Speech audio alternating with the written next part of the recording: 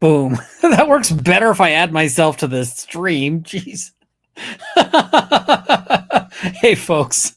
Of all the technical difficulties, that was one of the silliest. How's everyone doing? Oh, it's been a day, and no, I don't have a glass for. I had a glass. It seems to have gone missing on me. I've misplaced it. So, all right, we'll just rock and roll as it is. So, yeah, we are going over day 14 of the Karen Reed trial. And somebody's asking, did I get any more sleep? No. Oh, yes, I do have more forensic cups. That they just fell out of the way. So, forensic cups for yeah. The what happens day 14? Well, we get the cross-examination of Matthew McCabe and the direct examination of Jennifer McCabe. And it's really interesting because both sides put points on the board, but we're going to talk about that as we go because it's kind of mixed for both sides. We'll talk about that. This might actually be the most interesting day of the trial thus far. And you might be saying, oh my God, Runkle, how can you say that? We heard so many things about snow and so many things about a clear beverage at the bar. How can you say this could be the most interesting day? Yeah, it's been a trial. So I've got some, some cheap blended whiskey. Because this is really not the sort of trial for breaking out the good stuff. Let's have a look. So, yeah, as mentioned, we're starting off with the cross-examination of Matthew McCabe. And he's got a whole bunch of things to say. He's got a whole bunch of different bits and pieces. And, it starts out on direct. And I will say on direct, he seemed like he wasn't doing too bad on direct. He seemed like he was kind of a straight shooter in some ways on direct. We'll see how long that lasts. So yeah. Let's dive right in. I'm just going to turn up the volume on this so that everybody can hear it. And there we go. And yeah, we'll just pull this up. Okay. This will work better if I'm in the right window. I was like, why don't I have the pull screen up thing?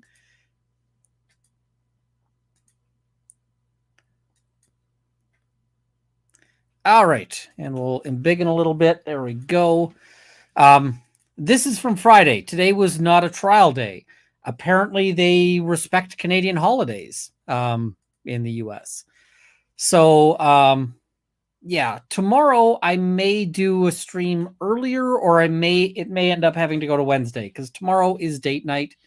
We'll have to see. It depends a bit on the weather because if the weather is good, Mrs. Runkle and I will probably be doing some gardening. But I am really excited to see what happens tomorrow because it's going to be an exciting trial. It's going to be an exciting proceeding. All right, let's jump in here and we'll see where things are going.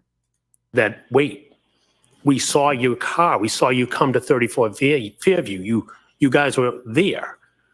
And I heard the response of, I don't remember. I don't remember going there. So he's saying she was lying about whether or not she was at 34 Fairview. And what, if any, other conversation do you recall in subsequent phone conversations that you overheard from them? At some moment, as I said, my wife had made a couple phone calls. In one of the calls with Karen Reed, she blurted that she broke her tail light, cracked her tail light, something to that effect while we were, while Jen and I were still in the bedroom and she was on the phone. So you see him saying, oh, she said that she cracked her taillight. This is going to be kind of the theme of today of she supposedly wants to tell everybody that she cracked her taillight, right?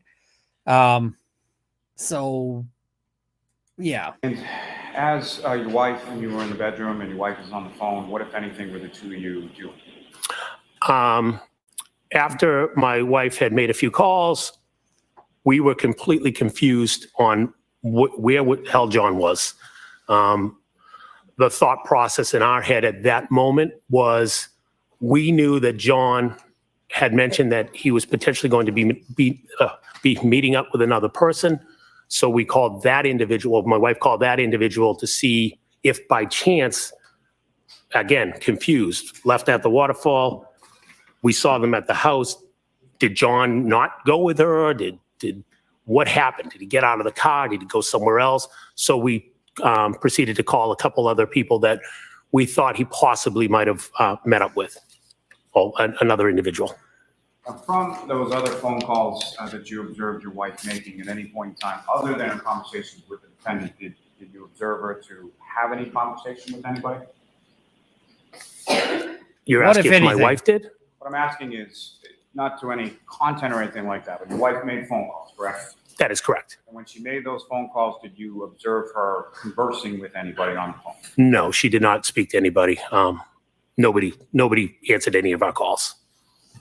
And at some point, did you yourself reach out to Mr. O'Keefe? Yes, I did. And how did you do that?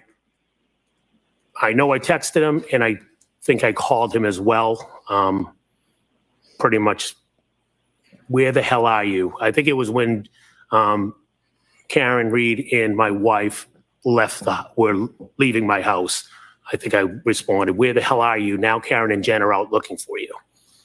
So he says that he's sending messages going, where are you? Where's, what's going on? Like, all right, now let's, we're almost at the next bit here guys, we're not doing a what if any drinking game. Those text messages, did you receive any response from Mr. O'Keefe? I did not. And with regard to those, you had Mr. O'Keefe programmed into your phone, is that correct? Yes, I did. And you would have prior conversations with him via text message and phone using that number that you had programmed into your phone? Yes. So no response to the text. As far as the phone call that you placed to Mr. O'Keefe, did he answer? Did you speak with him at all? I did not speak to Mr. O'Keefe. I forget, Now, what is it his job is? I think he's not a cop. But you and your wife proceed downstairs? My wife proceeded downstairs. I forget from the last time what his job was. And what is the next thing that you remember occurring that morning? Well, I was getting dressed. I put my jeans on. My wife went downstairs. IT guy, okay. She was going to make a coffee.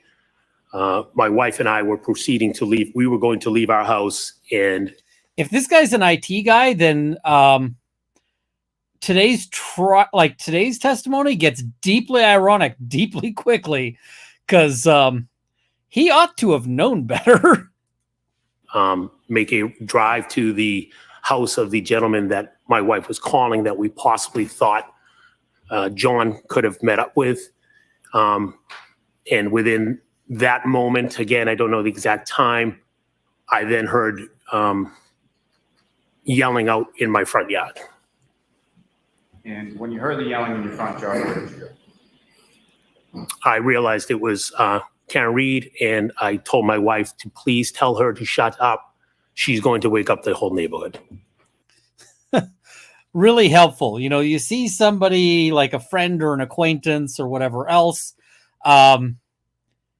screaming in your front yard, and his first response is to tell them to shut up.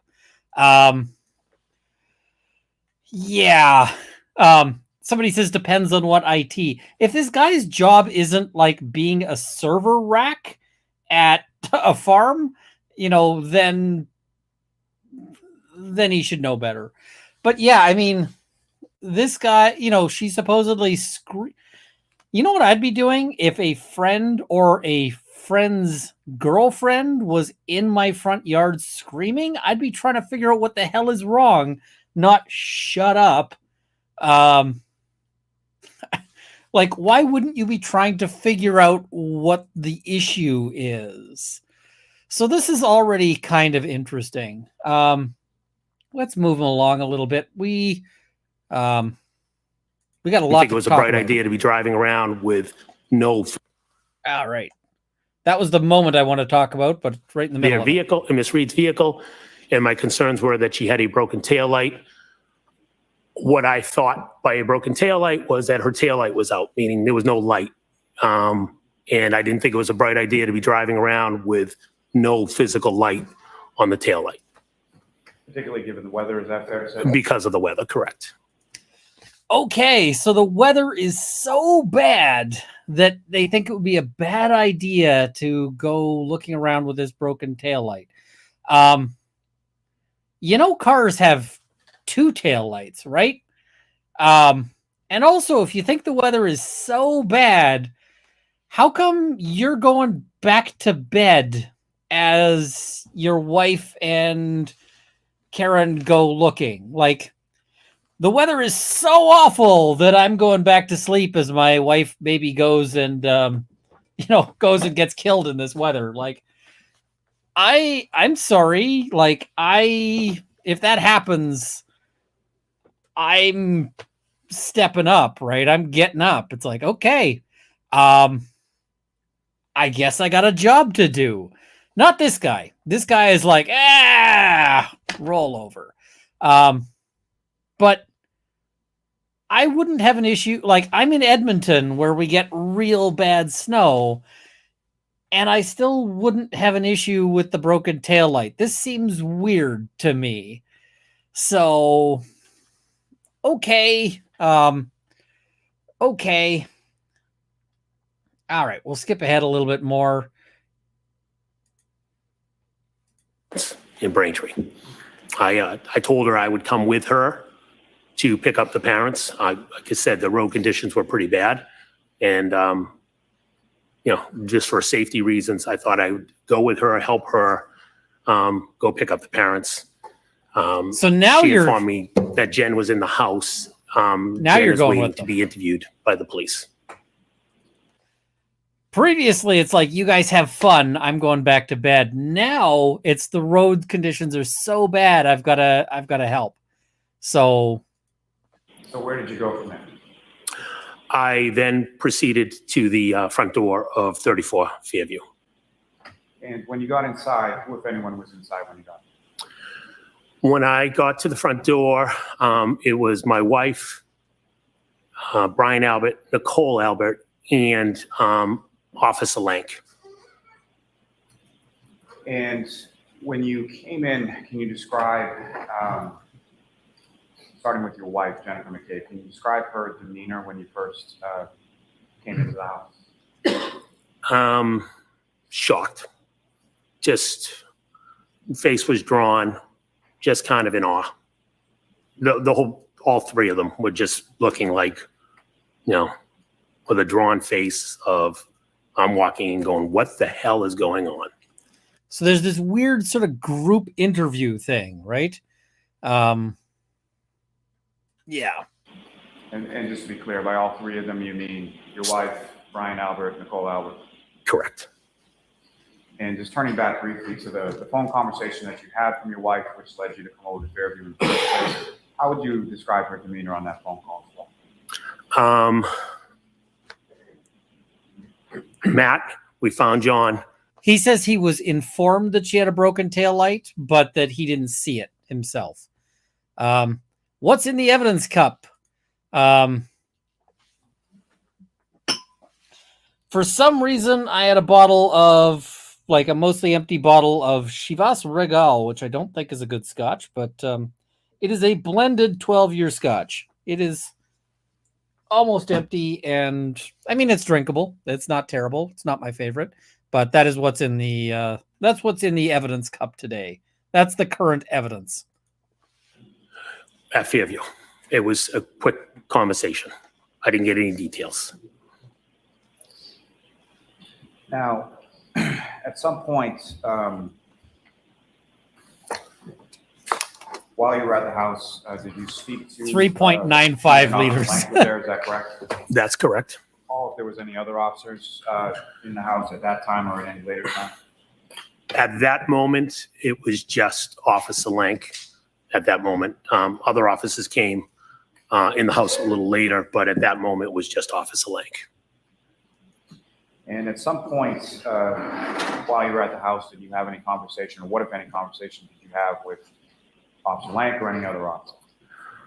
Yes, Officer Lank asked me to step outside, and we spoke briefly. He asked me about So he if I says he knew was what asked to happened step outside to speak to John. alone. Obviously, I told him no. I had no idea. I'm just finding out right now. He asked me when I last saw John. I told him I saw him at the waterfall. We saw him at the bar. We hadn't seen him. I believe, again, heat of the moment, I believe I said we saw his vehicle out front, but we never saw John. Now, at the house on Fairview, about how long were you there that morning? I'm going to say give her at least 4 hours From the time that you got there? from the time I got there, yes. And where did you go from there? When I left Fairview, I went back to my house on Jen and I's house, home. As your children were still there, is that correct? My children were all there, correct. And at some point after you arrived home, who, if anyone else, as far as police officers or anybody like that, came to your home that day? Two Mass State police officers came to my house. And did you speak with those officers? Yes, I did. Troopers from the state police, correct? Yes, that's correct. And as far as the troopers that you spoke to, do you recall what their names were? This makes me wonder if he was watching the trial. He's going to say a thing. He's going to say a thing, and it makes me wonder if he's watching the trial or like commentary about it, because watch what he says. Watch what he says here. So remember, there's two troopers that come to his house. We remember their names, but we also remember their nicknames. Did you speak with those officers? Yes, I did. Troopers from the state police, correct? Yes, that's correct. And as far as the troopers that you spoke to, do you recall what their names were? Yes, Trooper Michael Proctor and Trooper Yuri Buchanan, if I said it right. Right. If I said it right. Well, some other witnesses definitely said it wrong. We remember what some other witnesses said. Trooper Michael Proctor and Trooper Yuri Buchanan, if I said it right. Right. Closer. Now, I also love Lolly's response. Did you hear that? We're going to listen to it again. Do you recall what their names were? Yes, Trooper Michael Proctor and Trooper Yuri Buchanan, if I said it right. Right. Closer. Now, I love Lolly's response where he laughs a little and he's like, closer than you think. Lolly knows exactly what happened at the that also tells us maybe something about Lolly's Google searches, or at least that he's familiar with certain internet terms. And yeah, because remember we had a previous witness who called that particular officer Trooper Bukaki. Lolly is still thinking about that. And this is like one of the first things where Lolly actually seems like maybe a funny guy. People saying like he's got a sense of humor, he's got a personality. Yeah, I think he turns it off for trials, but you could see him having that little bit of a laugh here. It makes me think, hey, maybe Lolly might be a fun guy to have a beer with when he's not, in the trial. But this guy, he shouldn't be in on the joke. And he does kind of laugh with the joke. And I'm like, I don't know if he's watching the trial or not. It just, when I saw this, I was like, are you watching? All right, I'm going to take him up to 1 1/4. We'll take him back down at certain points, but let's take us to the next moment that I really sort of took note of here. Okay, just a couple more things about the waterfall. I wanted to ask you about... We're now on cross-examination, by the way. We skipped over to cross-examination. Brian Albert and Brian Higgins, sir. Yes. They were both there that night while you were there, correct? Yes, they both were there. And they are both pretty big guys, correct? Objection. Can you answer that? Yes, they're good sized guys. Objection to them being big guys. I mean, of course they're big guys. You can see it in the video. They're big, you know. Yeah. Did you see Brian Albert and Brian Higgins practicing fighting at the waterfall? Practicing fighting? Right. Did you see them kind of square up in a fighting stance to each other? I recall them grabbing each other. I don't recall them squaring up like they were fighting each other. No, they were playing a little grab ass with each other. I did see them grab each other. I don't recall a physical, hey, let's go duke it out. I do not recall that. Okay, so are you saying... I'm amused that he directly calls it playing grab ass with each other.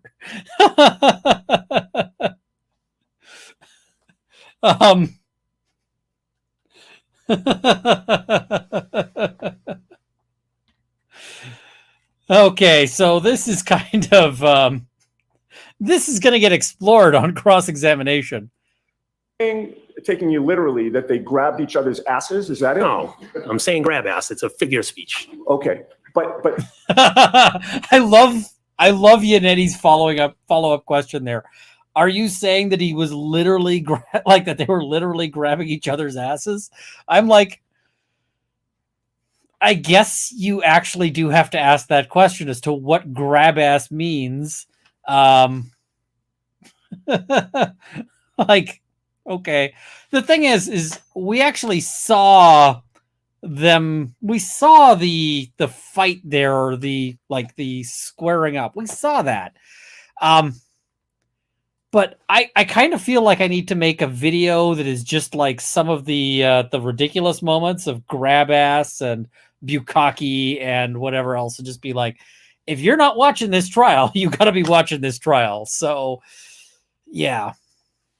what they didn't grab each other. They were in a fighting stance, weren't they? Didn't they crouch down low with each other? I'm telling you, I don't recall seeing them crouching in a fighting stance. I recall someone grabbing somebody. I don't remember who grabbed who. I just recall like a bear hug or something. I recall them doing a bear hug. All right, so you recall them, one of them getting behind the other one and kind of restraining them or grabbing them? I think there was a bear hug, yeah. That's what's in my memory. And you would agree with me that after closing time, Brian Albert and Brian Higgins were two of the people who went back to 34 Fairview Road, the Albert home, correct? Yes, that's correct. But All right, let's move on to our next moment. And this is one of the moments where you start seeing things begin to crack for Mr. McCabe. that very day, then it would be today, correct? Possibly, yes. It's almost 2.5 when years people later, link me, I have seen some of them. 2.5 years that have lived in my memory, yes. but your memory does not get better over time, correct? Objection. Sustained. On January 29th, Why was that sustained? That's a very common question. Here's the thing that happens all the time in criminal defense work, or really any kind of law, is you'll get witnesses whose story at trial is better for the other side than their story when they initially give it to the police, to whoever, right? And so you're often going to say, listen, your memory doesn't get better. You'd agree with me about this, right? And the thing is every honest witness will say, listen, you're right. Memory gets worse over time. It doesn't get better. You don't remember things better over the years. You know, the elderly are not famed for their superior memory.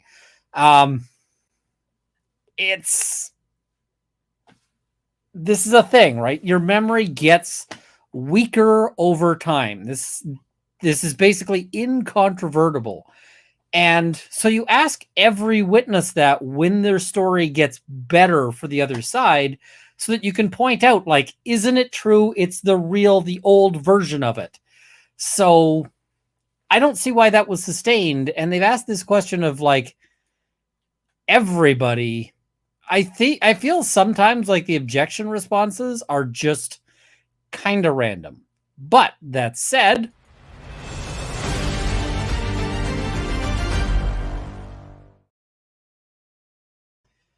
thank you, Canonical Heat, saying 3,051 watching, 745 likes.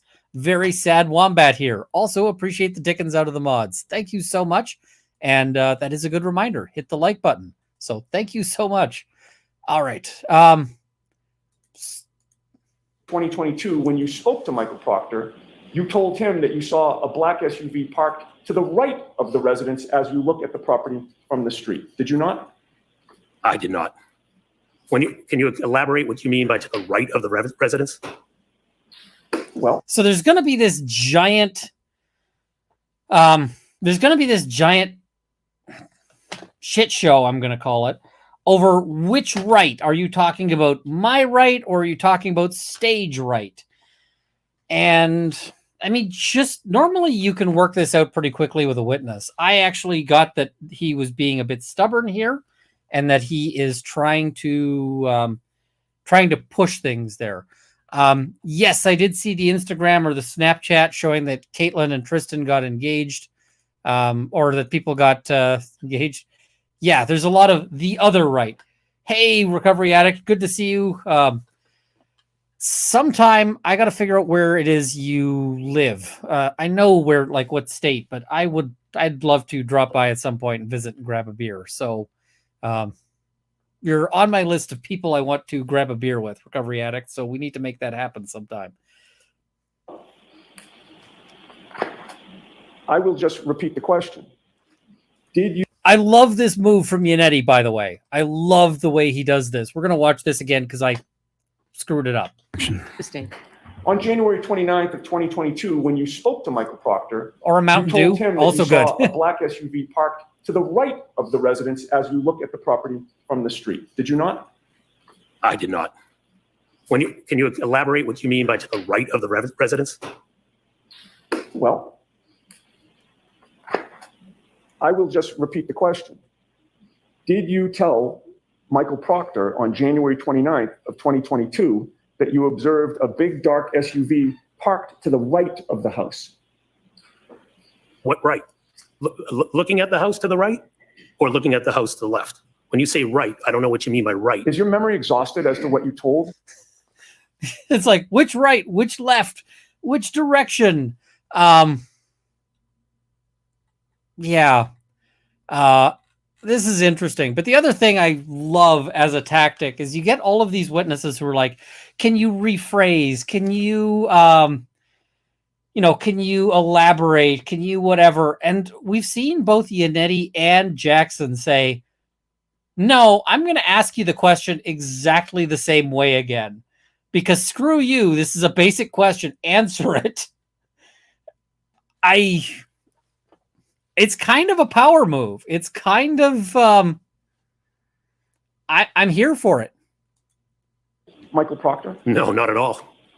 So if your memory is not exhausted, would you agree with me that while you were at 34 Fairview, you told Michael Proctor that you observed a big dark SUV parked to the right of the house? That could have been the second time I informed him of seeing the SUV. Okay. If I suggested to you that that was the first time, according to what you told Michael Proctor, would you dispute that? Objection. Sustained. Is your memory exhausted as to whether or not that was the first or second time, according to what you told Michael Proctor? My memory is not exhausted. Okay, so if your memory is not exhausted, do you deny telling Michael Proctor that you observed a big dark SUV parked to the right of the house? Objection. Can you answer that? I don't know if I can answer it. I believe it's the second question. All I right. told him I saw an SUV and parked in front of the house. Then I saw an SUV move further up the road, which looking out of the house would be to the right of the house. So that would be when I saw the SUV to the right of the house, would be the second time I saw the SUV. I've always stated. Holy fuck, never asked this guy for directions. So then you go to the right of the, then you drive there and you turn right, unless you happen to be the other direction, in which case it would be left, in which case, unless you're upside down, in which case it'd be back. Like, just answer the freaking question. Most witnesses, if you ask them, was it on the right or the left? They'll say, well, it was on the right if you're looking out of the house. Like, I feel like if this guy gives you directions to the bathroom, you're going to end up in a North Korean prison if you try to follow them. So, the SUV it can be a was in nervous front of the house response. if looking out the front door. Okay, so when you so you deny telling Michael Proctor that when you first saw the SUV, by the way, sir, is this funny? I'm sorry. This is not funny, sir. Not at all. It's been 2 years of misery. Okay, you're smiling now. That's why I asked. You keep repeating the same question. Well, I'm trying to get an answer that you won't give me, sir. When you talked to Michael Proctor on January 29th of 2022. This is something you've actually got to do sometimes, which is you got to tell a witness to stop it. Is this funny, sir? And the prosecutor doesn't object to this because honestly, he probably isn't happy with his own witness doing this either. I had one of my clients get up on the stand and he was testifying, and I've had to do this to my own clients at times. I've had to do this with my own clients where you have to tell them, I'm sorry, sir, is this funny? Like, do you need a minute to get yourself? Because, yeah, it's not good. You shouldn't be laughing. You shouldn't be smirking. And here what he's trying to do is he's trying to sort of smirk and mock the defense lawyer. He's trying to he's like, I'm tying you up with this bullshit over left and right. And now I want you to remember this. I'm going to take this back to 1 speed because this is a moment in the trial I want you to remember for future commentary. We're going to do more commentary. I've always stated the SUV was in front of the house if looking out the front door. Okay, so when you so you deny telling Michael Proctor that when you first saw the SUV, by the way, sir, is this funny? I'm sorry. This is not funny, sir. Not at all. It's been 2 years of misery. Yeah. Okay. You're smiling now. That's why I asked. You keep repeating the same question. Well, I'm trying to get an answer that you see how he's laughing. He's punchy. He's feeling confident. He's right now he's feeling pretty, pretty cheerful, pretty he's feeling pretty good right now. He's thinking, yep, this is doing, I don't know why everyone says cross-examination is hard. Like, I'm having a great time. I'm just, I'm throwing some shit at the defense lawyer. Everything is going fantastic. I'm in my happy place. I'm in my zone. You say he's nervous. We see nervous later. That's the thing is, I think I would say it's nervous if it wasn't for the fact that we see a very different response later on. And I think it's more of this. I'm the smartest guy in the room and you can't beat me. I love witnesses who think they are smart, who are not as smart as they are, or who don't really realize that that sometimes criminal law is not just about whether you're smart, but whether you realize that I've got, that the defense lawyer's going to have done their homework. Because you'll get people who are very, in some cases, you've got people who are, they might legitimately be doctors or something like that.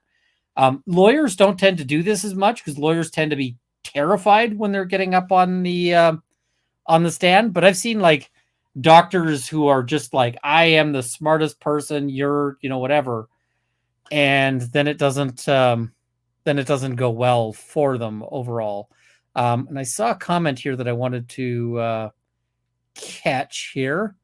Where was that comment I wanted to catch? It might just be, I might have just missed it.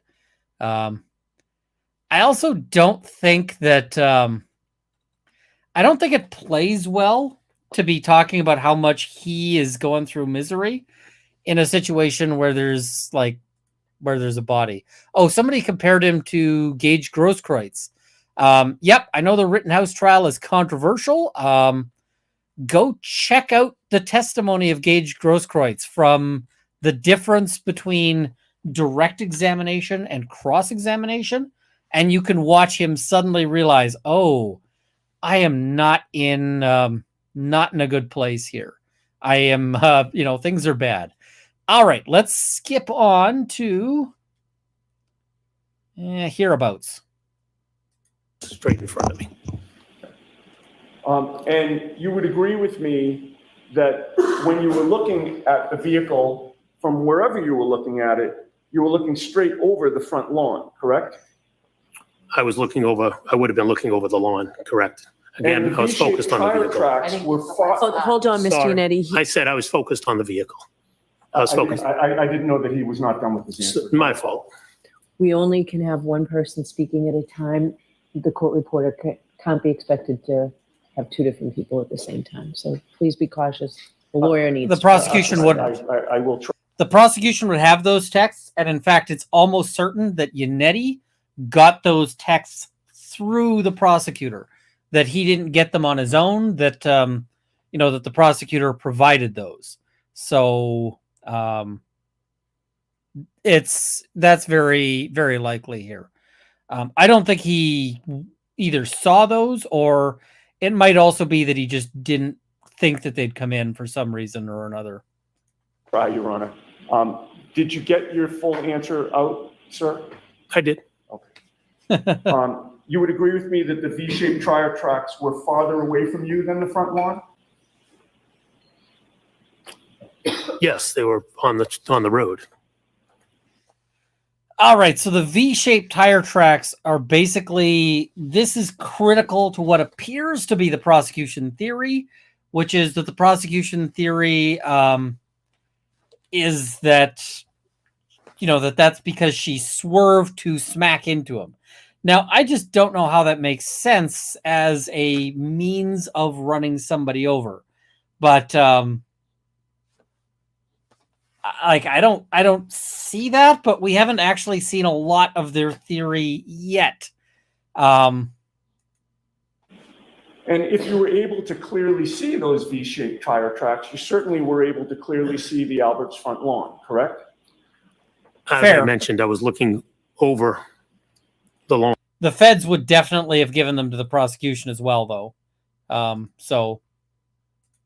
But I'm assuming the lawn was somehow in my visibility. I wasn't focusing on the lawn. Okay. Nobody I'm gonna focuses try on that the question lawn, again and see if I can get a yes or no answer. except like, Hank If you Hill were or able something. to clearly see the V-shaped tire tracks, you were certainly able to clearly see the Albert's front lawn, correct? If I looked at it, it's a confusing question. As I said, I was focused on the road. I wasn't looking at the lawn. But let me be clear. I'm not asking you if you looked at it. I asked if you were able to clearly see it. I would be able to, yes. He's like, I'm just trying to ask a very simple question. Like, could you see the lawn? And the reason why he's asking the simple question of could you see the lawn is, wouldn't you have noticed a dead guy on the lawn, right? Like, I'm sorry, when you look out on that, I'm just like, yeah. Yeah. We're going to talk about why he has trouble reading the text later. I see people commenting on that. Some people are talking about, is his vision no good because he can't read these texts? I'm going to talk about why he probably had trouble reading these texts. We'll get to that. Whoop. I don't make as much out of the he can't read the text as some commenters have. So. And when you looked out at that black SUV, and saw the V-shaped tire tracks, you did not see a 6'2" man lying on the front lawn, correct? No, I did not. Right, At and no you think you point in would have? time, whenever you looked at that black SUV, did you see John O'Keefe inside the vehicle, correct? No, I did not see John in the vehicle. At no point in time did you hear any yelling outside 34 Fairview, correct? No, I did not. At no point in time did you hear any scream of pain outside 34 Fairview, correct? No, I didn't. At no point in time did you ever hear any crash noises outside 34 Fairview. Objection. I'll allow it. No. What is the objection? Like, I don't get what the objection is about you didn't hear any crash noises. Like, either he did or he didn't. And last question on this point, at no point did you hear any noises at all outside 34 Fairview that attracted your attention? No, there's music playing in the house, so I didn't hear anything. Okay. Now, after being at the Albert... How loud were they playing that music in the house? Because, like, weren't they sitting there drinking and talking? Were people dancing in the house? Like, did a bunch of, like, 40-year-old cops suddenly decide to have a rave at this house? Or... Because, I'm in my 40s, and I can say when I have people over and I'm playing music, it's not super loud. It tends to be like, here's some background noise. We're going to chat. There's just something, there. But, like, are they, like, busting out the dubstep? Or are they,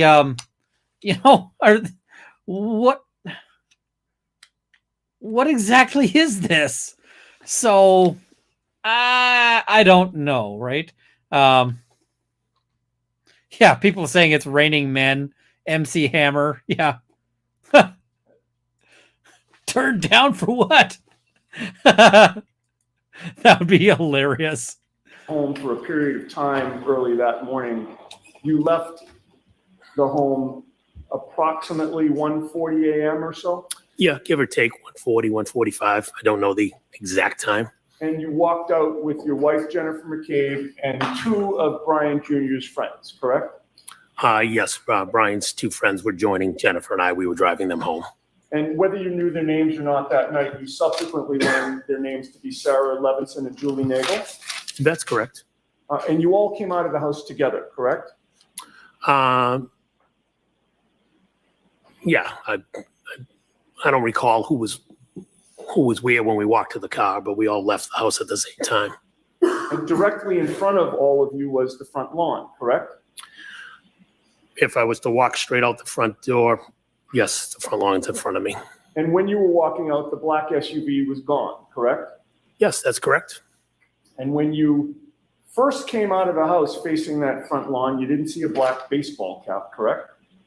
That's correct. Or a black sneaker, correct? That's correct. Or 45 pieces of red plastic taillight, correct? That's correct. Or even one, correct? That's correct. And once again, you didn't see a 6'2" man lying on the front lawn, correct? No, I wish I did, but I didn't. Well, let's talk about that, because you've apparently got a great vision for, like, tire tracks in the road. I noticed the V-shaped tire tracks, but I don't notice the dead guy. I kind of feel like you would notice the dead guy more than you would notice the tire tracks.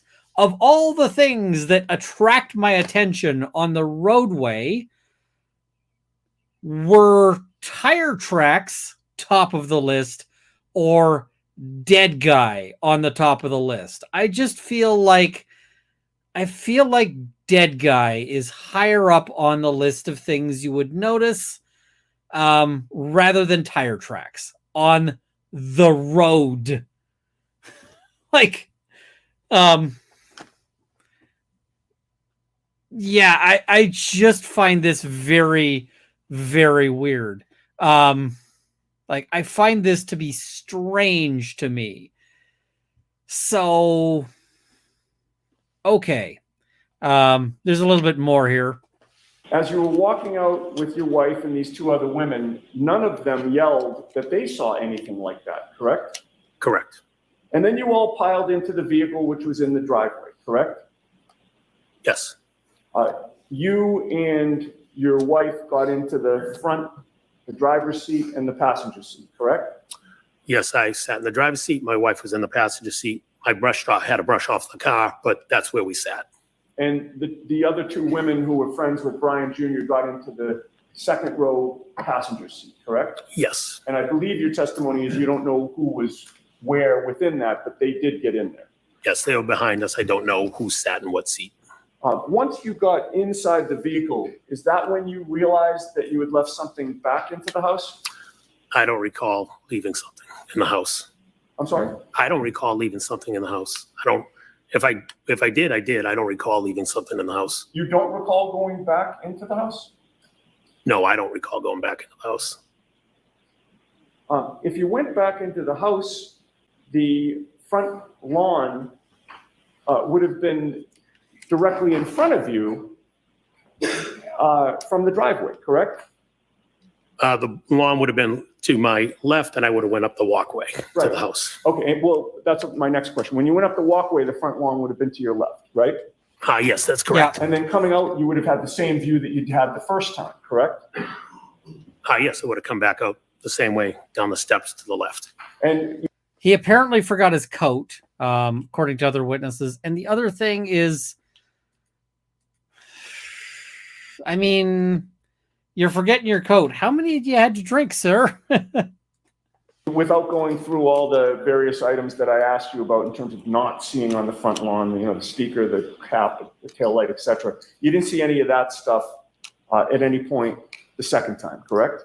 Correct. I did not see anything. Okay, so now you're finally back in your vehicle.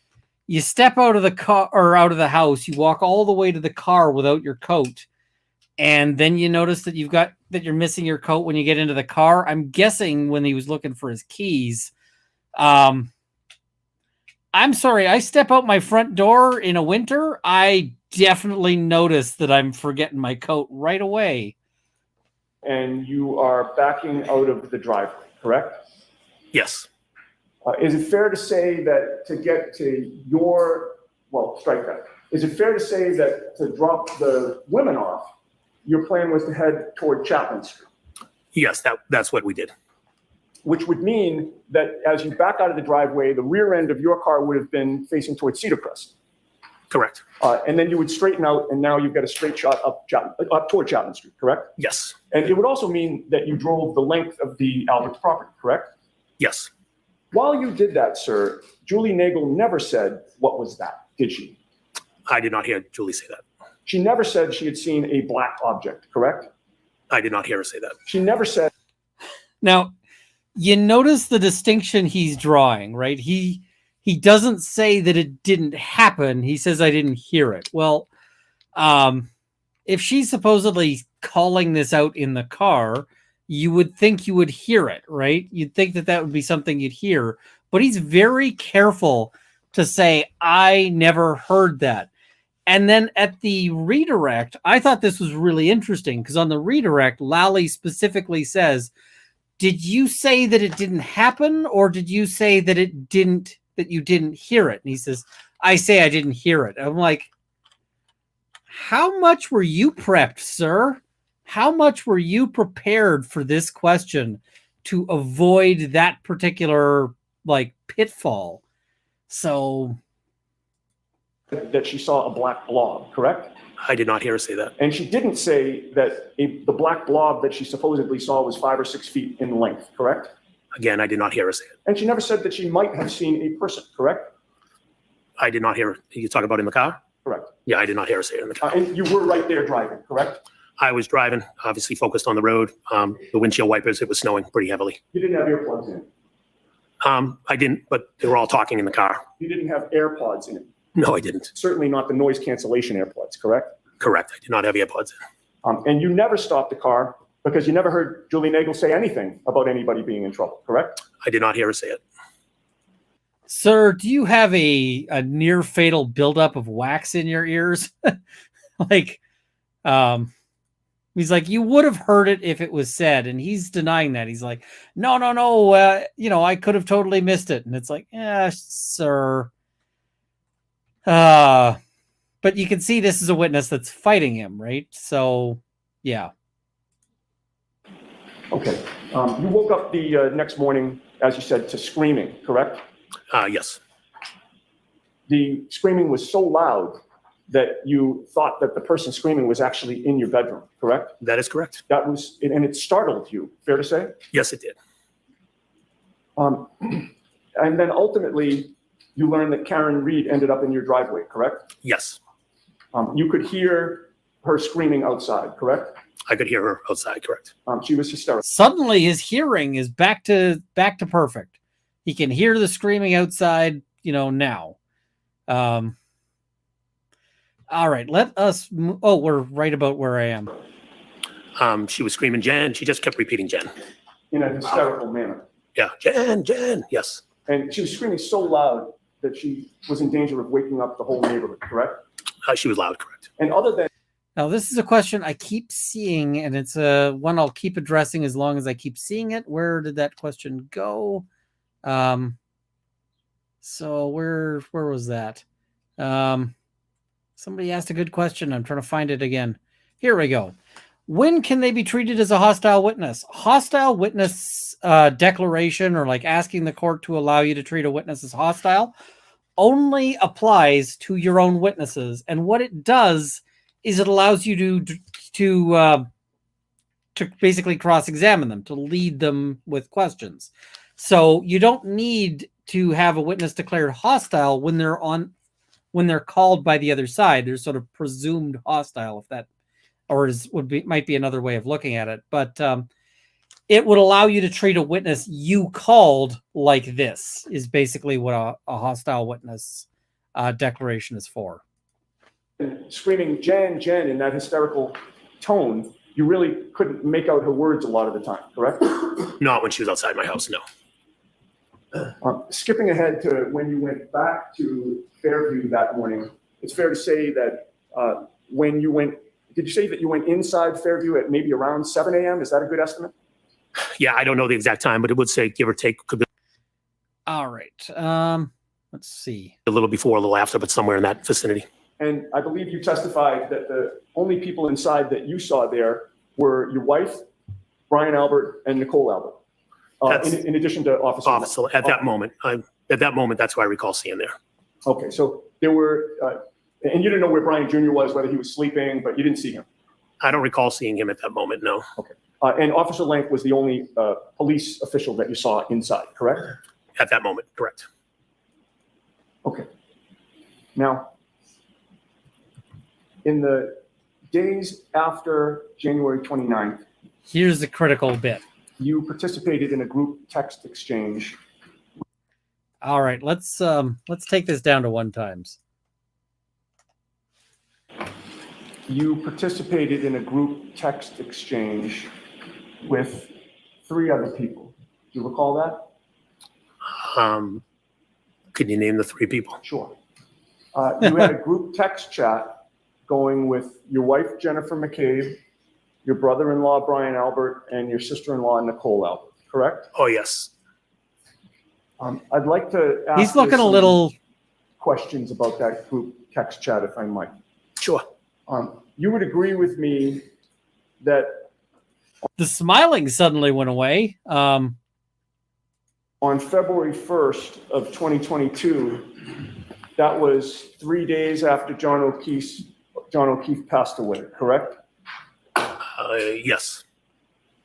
And at some point on February 1st of 2022, you were physically either at or near the You see, now is when he looks nervous.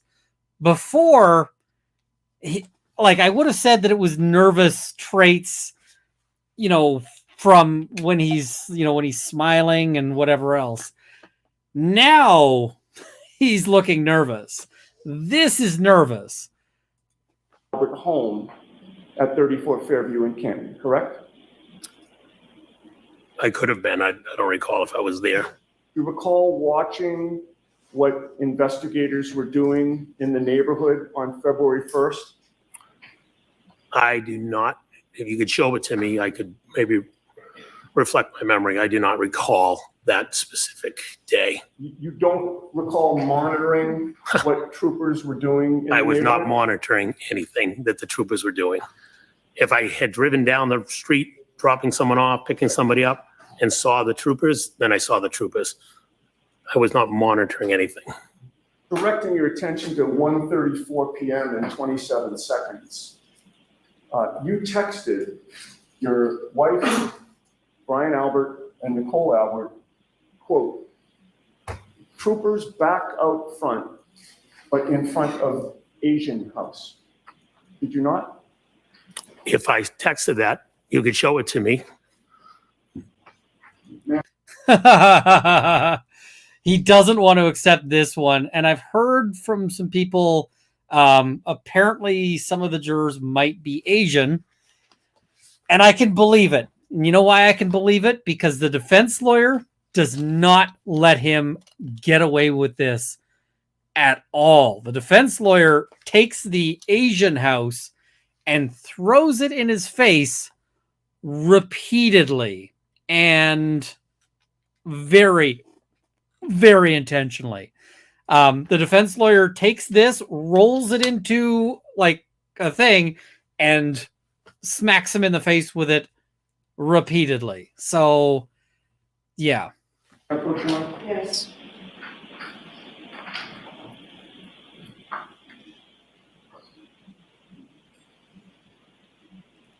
And I see,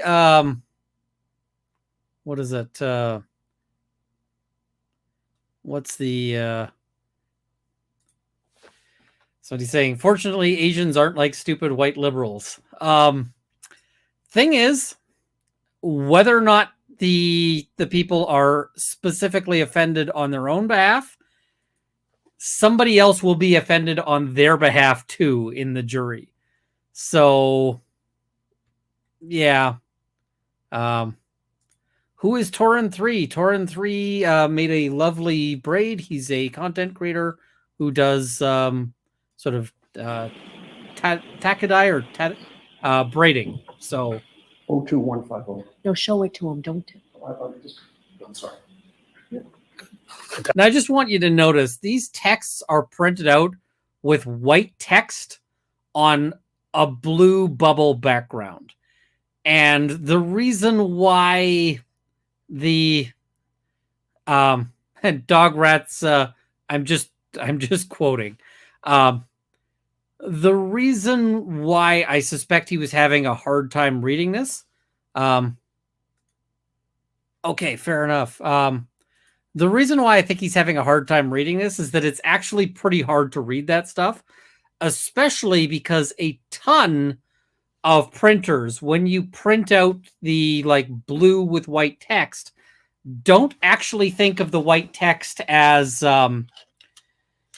they don't think of the white text as like something that's important, and so they just kind of let the blue bleed over them. I actually think he might, like, when he is having trouble reading this, I think it's actually legitimate. I'm not trying to, yeah. And, yeah, fair. So I don't think that there's an issue. Like, I don't think he's playing a game with him not being able to read it. I think it's just tough to read.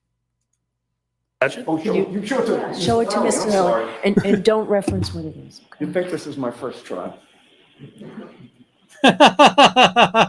He's a little self-effacing here, right? He's like, he made a simple mistake. Yannetti made a common mistake here, where before you show something to the witnesses, you've got to show it to the other side, so that the other side knows what the hell you're showing, right? They know what you're providing, so that they can object if they want.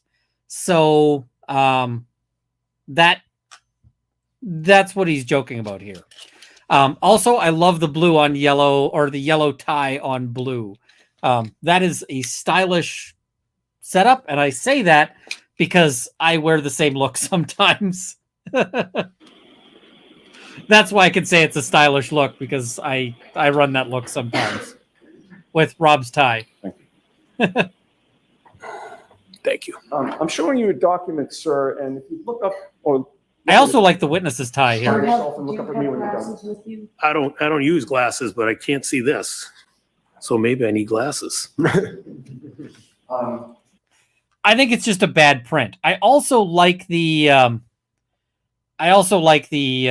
witness's tie. It's a nice tie. I'm making it out. I got it. I do have Is it a light? No, he says he doesn't. No, it's wear not. It's just dark, but I got it. He's like, I got it, but he's having trouble reading it.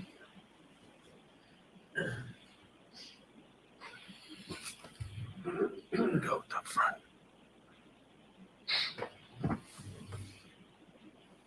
He's holding it up to the window. Who is it?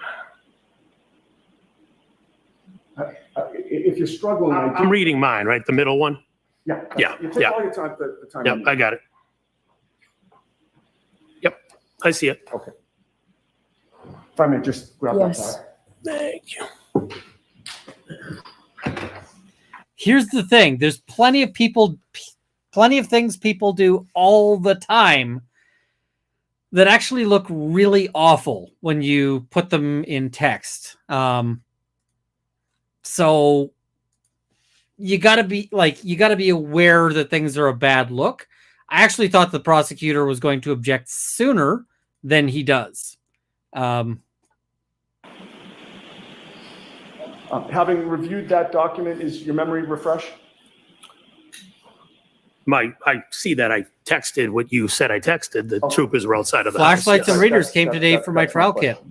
This I is agree. I actually am getting you a know, set of reading a glasses for page my trial kit that as well. contains the group text that you had with Jen McCabe, Brian Albert, and Nicole Albert, correct? Yes, And in terms of the question that I asked you, you now acknowledge that you testified troopers back out front, but in front of Asian House, correct? that's correct. Mr. McCabe, what is an Asian House? I actually did specifically mention this when they talked about the Greek couple, and when they were sort of making fun of like nobody can pronounce their names. I did mention that. I said if there's a Greek person on the jury, that might not be the best for them. Correct? You testified troopers back out front, but in front of Asian House, correct? That's correct. Mr. McCabe, what is an Asian House? The next door neighbors to the Alberts were Asian. So you mean that a family of Asian origin lived next door? Yes, They were the next door neighbors to your brother-in-law and sister-in-law? correct. They lived, if you come out of Fairview, they lived to the right of the Alberts. And Now he is accentuating this. You can see that he is, saying a family of Asian origin lives there. Like he's specifically, if he really wanted to be a dick about this, if Yannetti wanted to put this a little further, he could have said something like, do you know were they Chinese? Were they Vietnamese? Were they, what are like just to, he doesn't go that far on that. And I think that's because he's trying to keep it from being objectionable for as long as he can, because he's going to spike this into objectionable territory. did you know their last name was the Chungs? I had no idea that. I've never met them. I don't know their last names. I just knew it was an Asian family next door.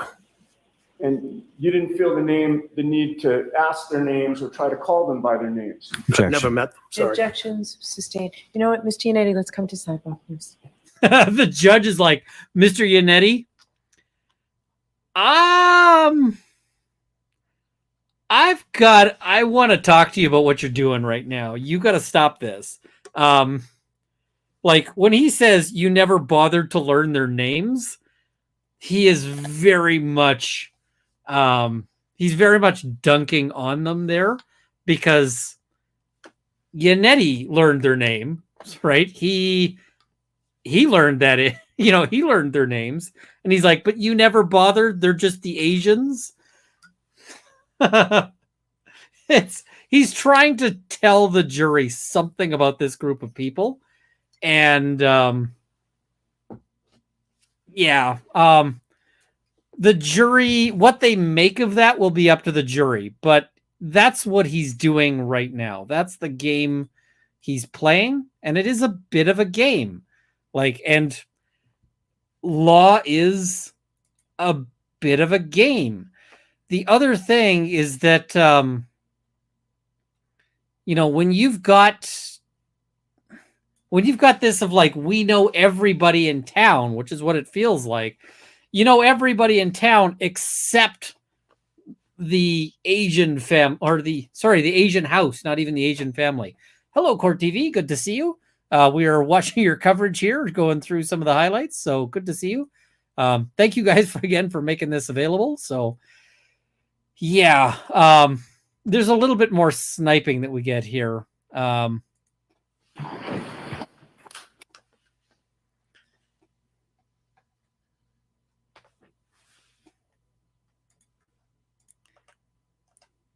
I'm just also going to note, I don't know the names of my neighbors. Although technically speaking, one of my neighbors is an abandoned house that is occasionally full of meth addicts. So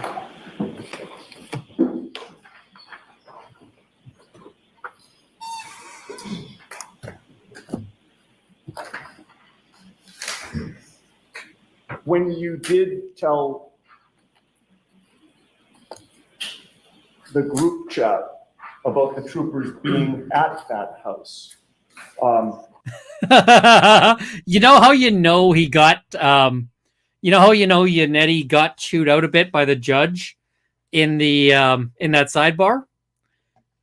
This is how you know. Tell the group chat about the troopers being at that house. At that house all of a sudden, right? At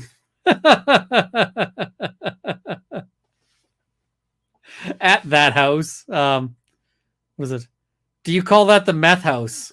My wife and I just sort of refer to it as the ruined house. It's condemned. It's had it's had that. Court TV's got a good question. What are y'all thinking the verdict will be? I don't know yet. It's too soon for me, because they might have better evidence to come. Right now, if somebody was to call time right now, like the judge says, pencils down, you're out of time. At this point, it was, it's that. Lol, if you call it the meth house, you're now discriminating against druggies. I feel like it's okay to discriminate against people who are breaking into a house.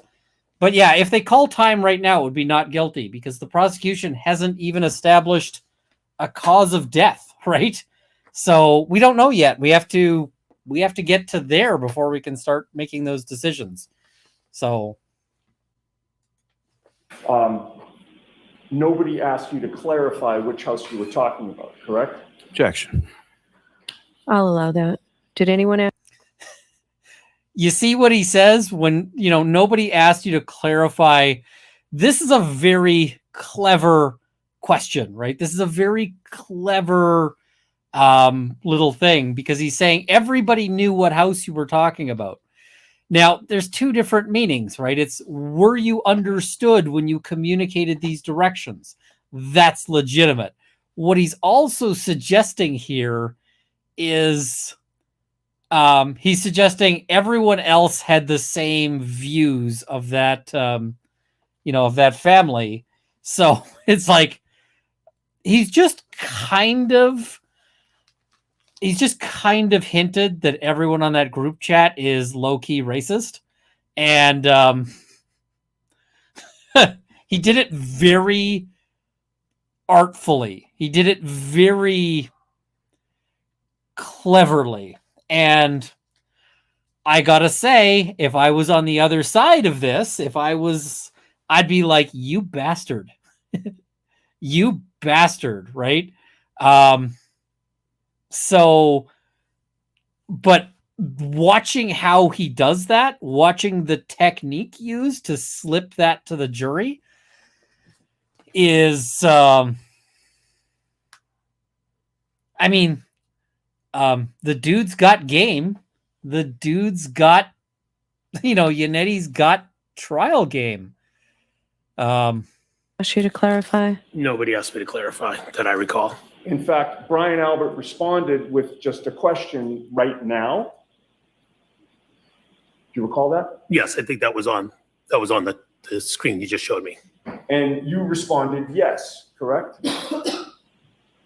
Did I get to see all the text or no? So,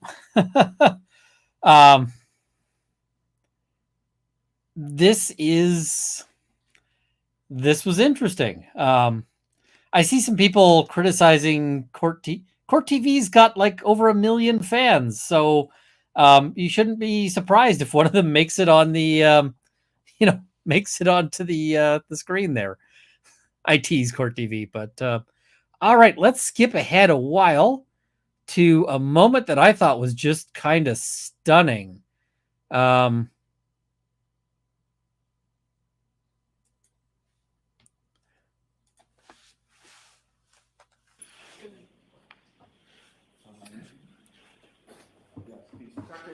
second public, please, Mr. Bates, on 2152.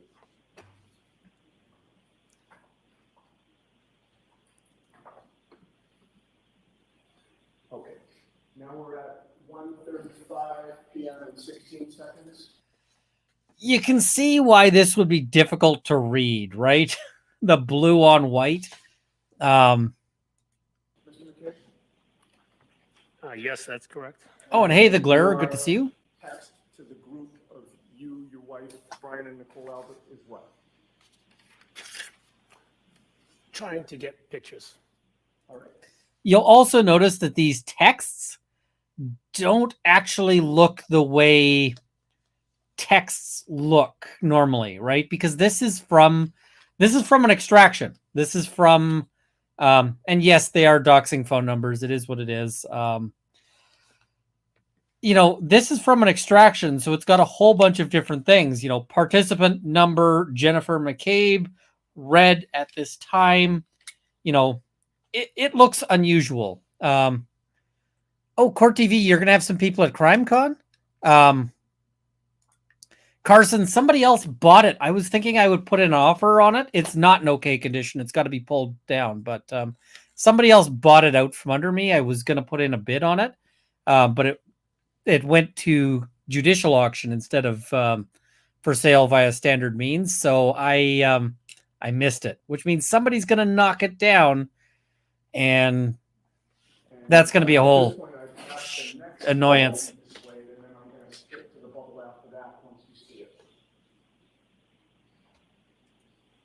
Oh, well, maybe I'll get to meet him. The next bubble comes from Brian Albert.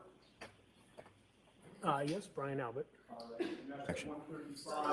I am kind of annoyed at the property being sold because ultimately I might have used that and then tried to build my dream house on that property and then sold this place and sort of do that transition.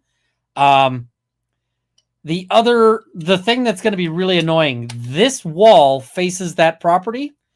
And so there's going to be so much construction noise. Plus, every time they do construction stuff, they always take down the fences. And all right, I'm seeing people saying that the court sound is low. I'm going to turn that up a little bit. And then I've got to fight with them about, like, there have to be fences here. They never want fences because it's in the way, but yeah.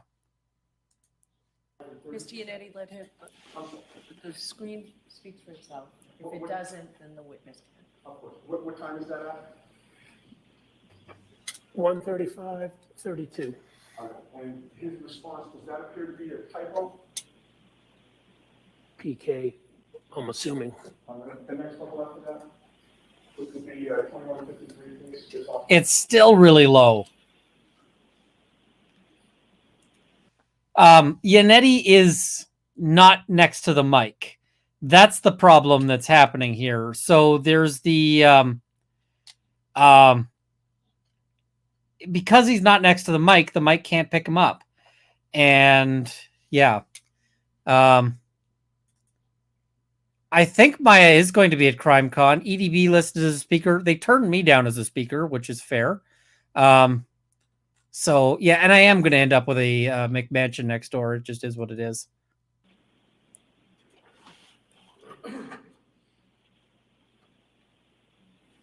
And that is from whom? Brian Albert, And the time there, are you able to make that out? does that say 135:34 or 138:34? Whatever it says. If you can't see it, you can't see it. Next. Sure. And his response was, Okay. does that appear to be correct in the PK? Oh, she canceled. That's I'd have to go tragic. back and Well, the previous one, you Next question. Sure. All right, we can take that off for a minute. I'd like to just go over two more areas of these group chats with you. You would agree with me that later. Don't do that. I'm going to be at same day on CrimeCon. February 4th, the four of you, your wife, Brian Albert, Nicole Albert, discussed in that group chat the fact that Michael Proctor was talking to Kerry Roberts over the phone, correct? Objection, Your Honor. Buyer's a developer. He's not going to. At 3:01. It's a numbered and company. 48 seconds, you commented on the interview of Michael Proctor with I Kerry Roberts. believe Did you they're not? on the line. Sustained. May we be seen? All right, this is the moment that I wanted to mention here. So Discussed in that group chat the fact that Michael Proctor was talking to Kerry Roberts over the phone, correct? Objection, Your Honor. Sustained. At 3:01 and 48 seconds, you commented on the interview of Michael Proctor with Kerry Roberts, did you not? Objection. Sustained. May we be seen?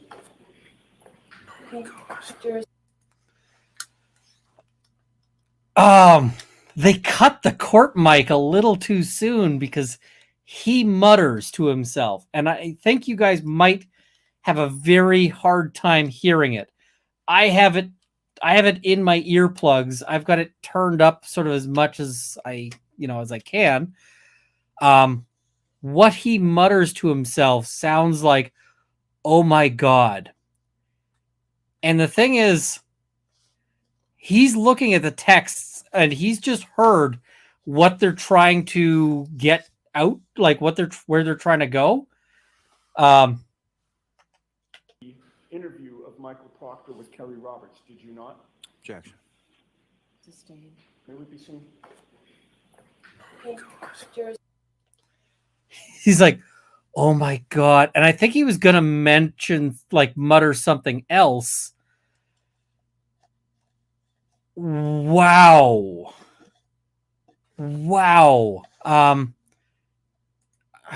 Oh, there's closed captioning. Okay. Does the closed captioning close caption that?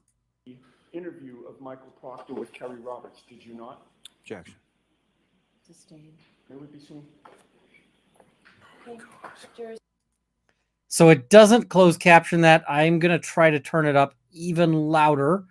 We're going to go to maximum enloudening for this. And let's try to, this might blow out some people's earballs, myself included. Interview of Michael Proctor with Kerry Roberts, did you not? Objection. Sustained. May we be seen?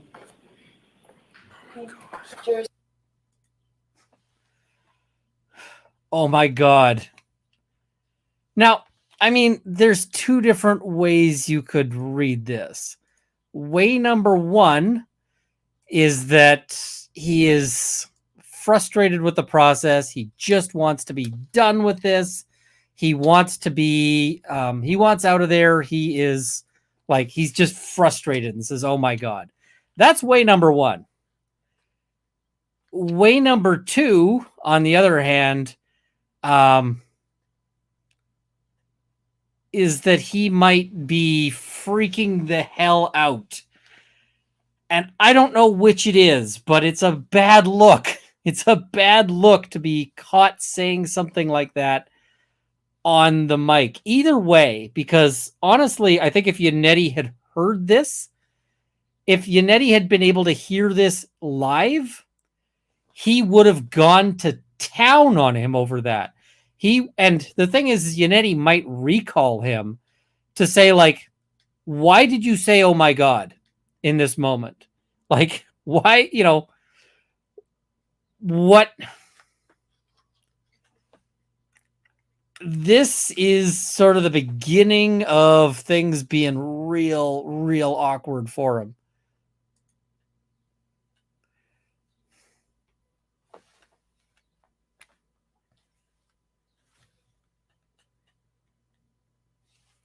I don't know which it is. Like, I'm just trying to be fair here. I don't actually know for certain. The first time I watched it, I took it as, oh my God, I am so screwed. Why the hell? The second time I watched it, I took it as maybe I'm a little frustrated, right? And holy crap. We are just going to, I hope this is not a typo again. Lori Letty with the typo super chat, maybe. $279.99. Wow. Runkle, I appreciate your work. And Hart, could you please explain your long-term goals more frequently and why? My long-term goals at this point, I want to open up a YouTube-funded law firm. And specifically, what I want to do is to run the law aspect of it as a charity. I want to run the law aspect just for free and just do entirely pro bono work supported by the YouTube channel. So you guys watch, you guys, see ads, you guys super chat, all of those things. And that would fund me being able to run trials for people who don't have the money to do it. So that is the goal. That's where I want to be in life. I never thought that was possible. Like, I always thought it would be amazing to be able to do law for free, but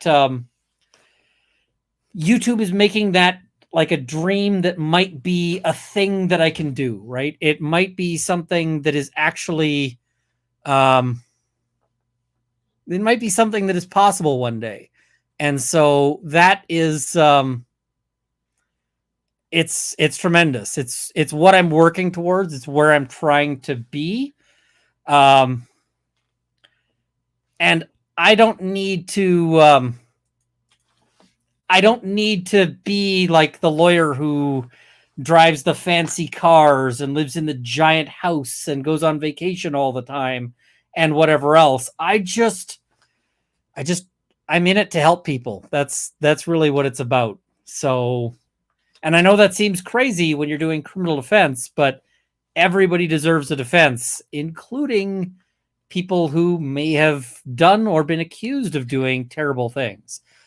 Karen Reed has been accused of doing terrible things, right? We'll see if she is ultimately convicted or not, but I am absolutely super glad that she's got great defense lawyers. Thank you, Court TV.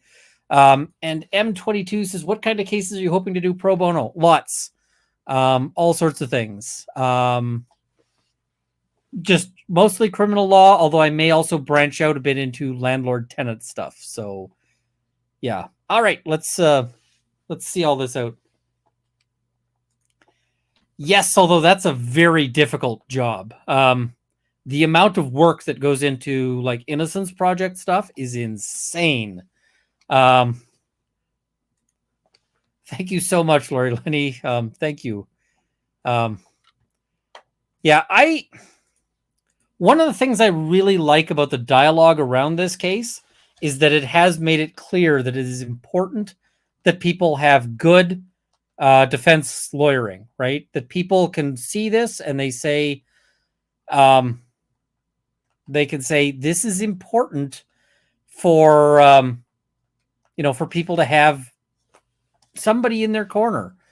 And the other thing is that ultimately, if let's say Karen Reed is convicted, right? You still want to know that if she was convicted, or any was convicted, that they had a really strong defense, that they had a really good defense.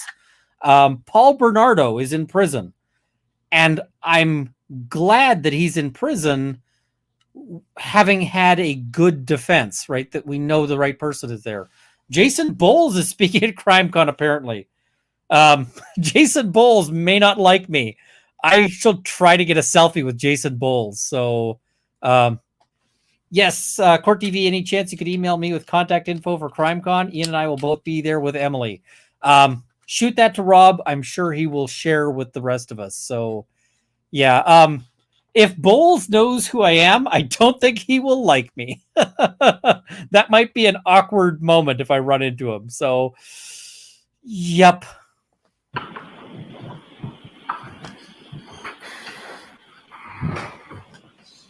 Bowles, Hannah Gutierrez reads. Hannah So I'd Gutierrez like you reads to not lawyer. leave the witness in the dark if there's something that he can have. What I'm going to do now, sir, is to hand Absolutely. you 3 more pages and ask if you can identify those. Thank you. I kind of want this to happen. I got to get him to sign. Chat, I need to, if Bowles is going to be there, I need to figure out what to get him to sign. I need to bring a thing to ask Jason Bowles to sign. Or somebody, oh my God, I need to think about what that should be. I got to figure that out.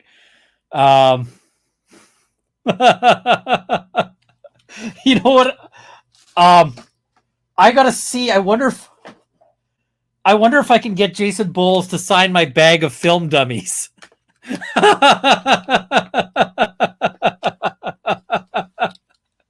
Oh man,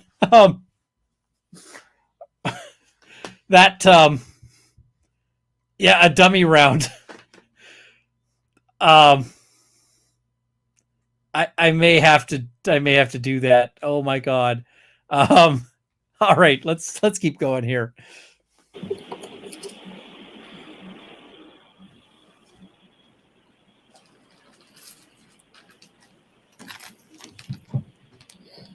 So for the people who sort of don't know, I've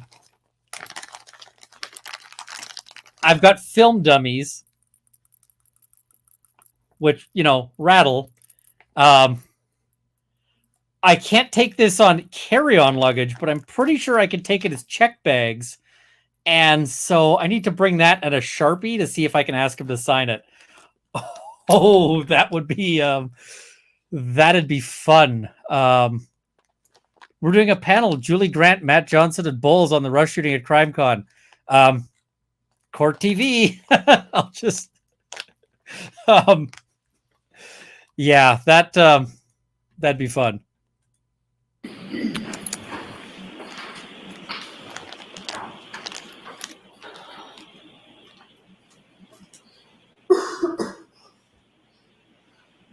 Court TV, if you can make us, have a meeting so I can try to get that signature, let me know.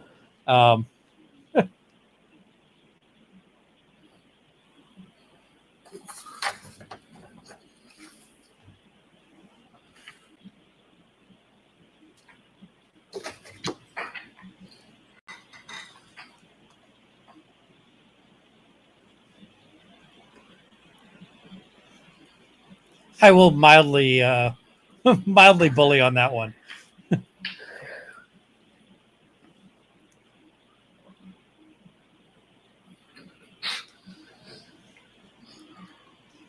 I gotta check. I gotta see. I think I can bring the dummy.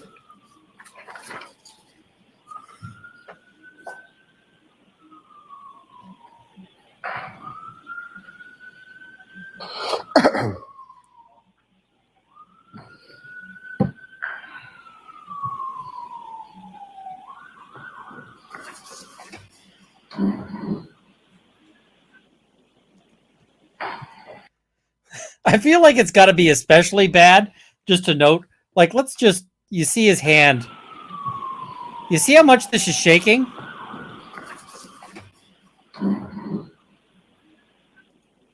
Watch the camera, or watch the page.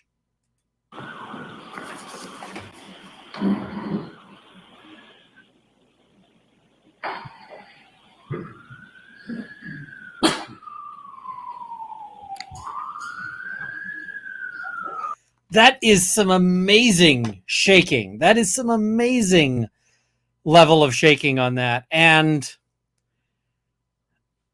I mean, I get why he might be having some additional trouble reading it, because he can't keep his hands straight. He is like, this is a moment where things have gotten bad for him. This is a moment where things are and people are saying, can the jury see this? I don't think they can. I don't think that they can see it at all. But he is vibrating, and this, like, the sirens in the background have also got to be a vibe. Why doesn't Jason Bowles like you? I'm sure I missed a good story. I had some strong criticisms of Jason Bowles. Lori Lenny, okay, seriously, I send that super chat. Not every single person has liked the video. WTF. Some people just, they, the button is to a bridge too far. But yeah, this is.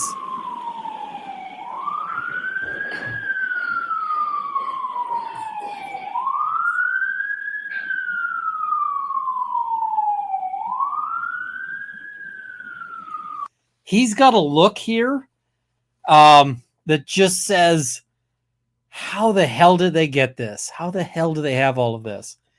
Could be a repetitive stress injury if he works in IT. I'm 40, worked in the IT field for 20 plus years, and my hands shake, but that's more the arthritis. I don't think so, because it wasn't consistent. If it was consistent, then I would say yes. But yeah.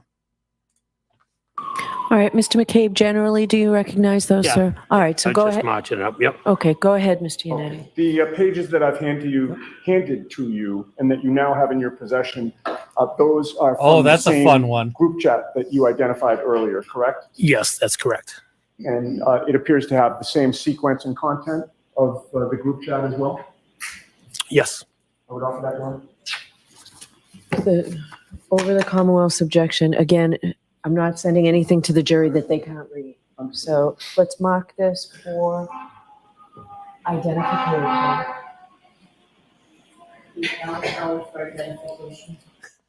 You see how before he was all smiling? He was all pleased. Watch his reaction here as he hands it back. They can't read. So let's mark this for identification. And the substance of those. That is not the face of a man having a good day. That is not the face. And before, he was spending his time kind of smirking and sort of mugging at defense counsel. Now he's like, oh, yeah. Now he's like, oh my God, what am I gonna do about this? This, like, the expression changes are just tremendous. So when I said watch him in that previous interaction, it's because now we're talking about, look at his interactions now. Look at how he's feeling now.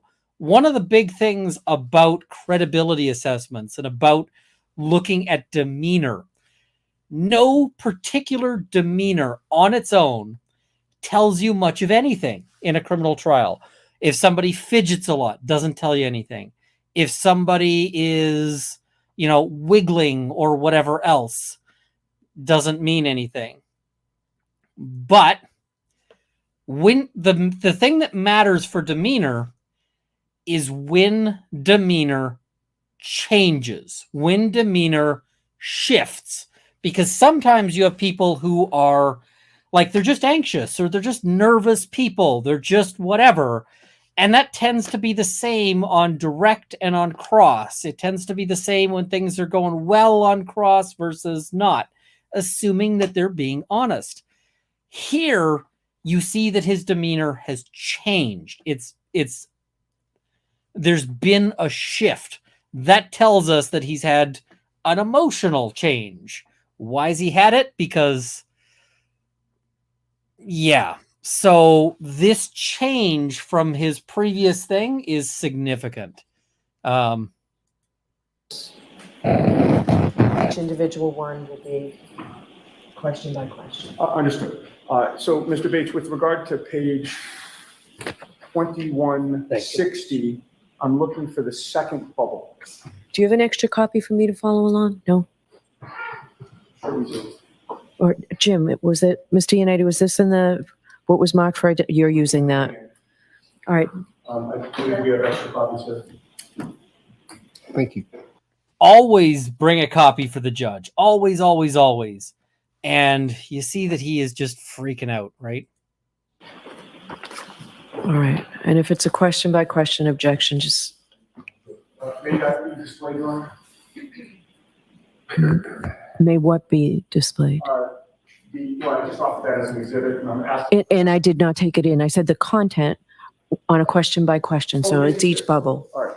I haven't seen his teeth in like 20 minutes. That at 3:01 p.m. and 48 seconds on February 1st, that you texted, quote, very weird that she's been barely interviewed. The whole dead comment was just told. I was supposed to have them talk last night and forgot to tell Proctor to call her. Do you recall that? I recall it, correct. All right. And those were your words, correct? Yes, they are. May that be displayed? No, it's in. We may display it later, but I'd like to move this testimony along. So that's in evidence. And then, So the judge is saying, stop putting stuff up on the board. It's in evidence. Like the jury can look at it. But the whole dead comment, like people have pointed out there's one really bad comment that is a mic drop moment at the end. But the whole dead comment, what the hell is this, right? in that discussion, at 3:03 p.m. and 15 seconds, it was Brian Albert who texted, quote, hope they don't think she's making it up after the fact for some reason, end quote, correct? Objection. I'll allow that. Why would you think she's making it up after? Why would you worry that they're going to think she's making it up after the fact? Except for this, right? Why would you be worried about that? Somebody's saying, have I considered streaming on Twitch at the same time? I haven't figured out Twitch at all. I'm just like, ooh, this, and you can see they're clearly discussing their strategy. They're discussing their planning. I was supposed to get Proctor to call her. They're trying to shape this investigation. They're trying to manipulate this exchange. They're trying to manipulate what happens in this investigation. And let me tell you, if I found a dead body on my front yard, like in my front lawn, I can tell you that the only texts you would be seeing me sending on that one would be things like, I don't want to talk about it, right? Yeah. Can you read the timestamp again? It's the second it's on page. page 02161. Oh, I found it. Yeah, Yes. it's in the middle. I got that timestamp correct? 3:03:15. I mean, I can buy one. And, I read that accurately. Hope they don't think she's making it up after the fact. Yes, that's correct. And then less than a minute later at 3:05 and 32 seconds, you replied, yes, she was hardly Rumble is interviewed, not and I ever think worked out for me just money-wise. answered what was asked. Oh, I'm sorry. Strike that. Strike that whole question. I skipped his next response, which was at 3:05 and 2 seconds, where he said, "But if they barely interviewed her, that's on them," correct? That's from Brian. Yes, that's correct. Okay. Now, with regard to that exchange, you would agree with me that you were talking about Kerry Roberts being interviewed by Michael Proctor, correct? I don't want to make an assumption. Do you have the text previous to this that shows that we're referencing Kerry? I do, and I'll show you that only to refresh your memory. Yeah, I don't want to assume something. I understand. I'm going to show you one page and ask you to look at it silently to yourself. Okay. And I've opened the packet for the page. Okay. Yeah, everybody's like, you need to like put your stuff up on Rumble. You're gonna make so much money.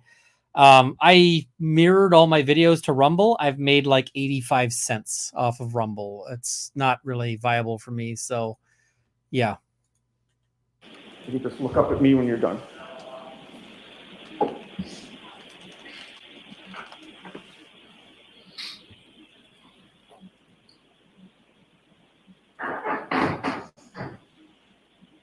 Yeah. Again, my assumption it's Kerry based. Can I go back another page? Feel free. He's like, do what you like. It's not getting any better, sir.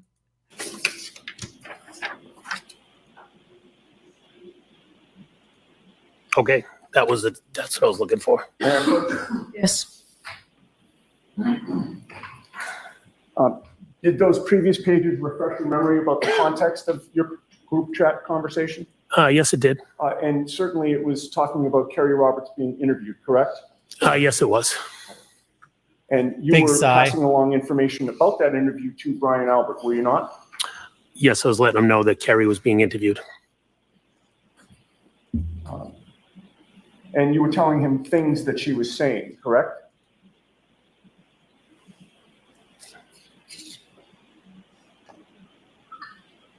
Remember you said the whole dead comment was just told? Objection, Your Honor. Sustained. All right, in any case, we're going to move on to the very last discussion that I'd like to ask you about.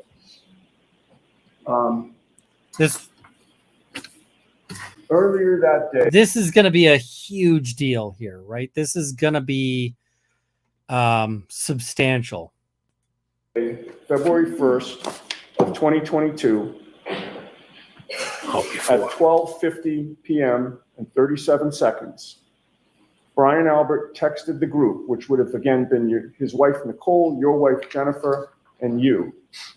And that text was... Objection, Your Honor. Okay, so I can't, which bubble on which page? 02148. Right, on which page? That's the page, 02148. Okay, so I don't have And it. the bubble is the second of the three bubbles. So I don't have it. I don't have it. I don't know what the objection's pertaining to. She's like, there's an objection. I can't figure it out because I don't have the thing. Jurors, I apologize that this is taking so long.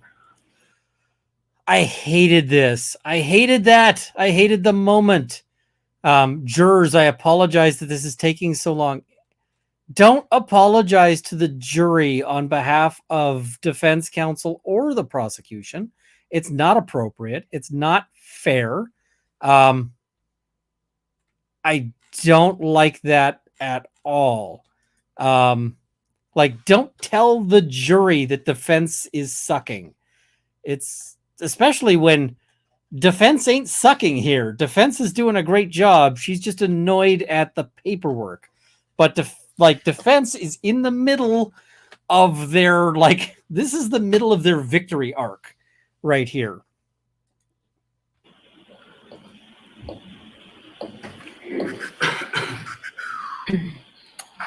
You know what, Ms. Giannetti, why don't you? That's for the court, Your Honor. And for the... So you're objecting to it, so I'm not going to let you say what it is. You can show it to the witness. Yes, will do. Which one is this?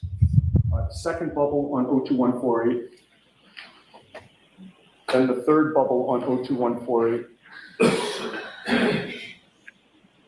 and then the first bubble on 02149. That's all I'll be asking him about. Thank you. All right, so I won't allow, based on the objection from the Commonwealth, the second bubble on 02148. I will allow the author of the third bubble It, on page 02148. no. The second bubble on 02148, Is not allowed into evidence. I need to be heard on that then. No, all right, I'll hear you at sidebar. She's like, I'm not allowing this second bubble. And he's like, I want the second bubble. I need the second bubble. I got to be heard on the second bubble. And you see, she screws up. The judge screws up. The judge says, no. And then she says, oh, I'll hear you.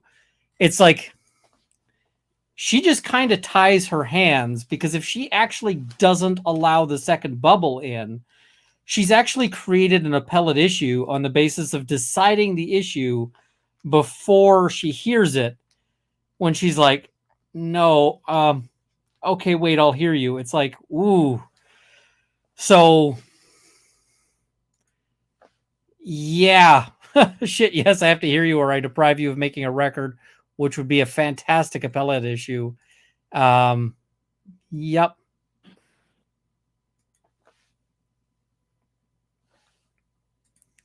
I've seen allegations of that. I don't know. I don't know. Chelsea Ramos says, if these texts were sent after the family had started getting harassed, I'd understand the United Front, but this is February 1st. Pre-harassment. Yep.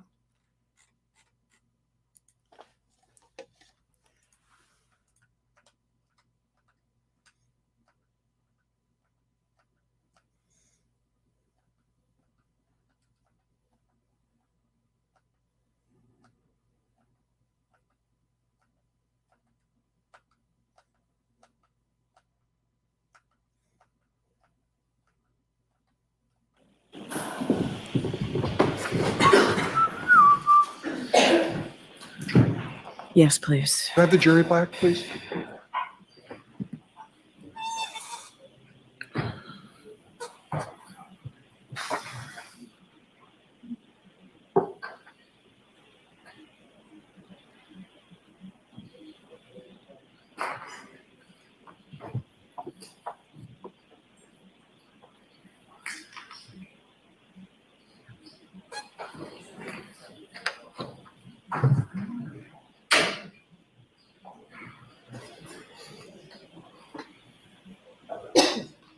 All right, I thought we were good to go.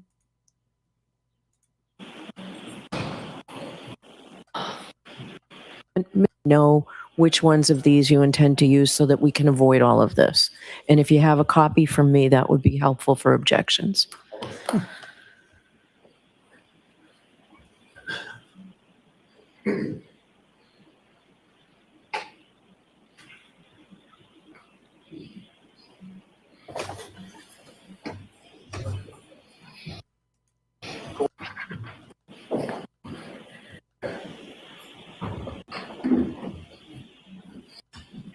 Giannetti. Thank you, Your Honor. Mr. McCabe, when we broke, I was just about to ask you about the last exchange here. You will agree with me. And you can hear the judge sigh.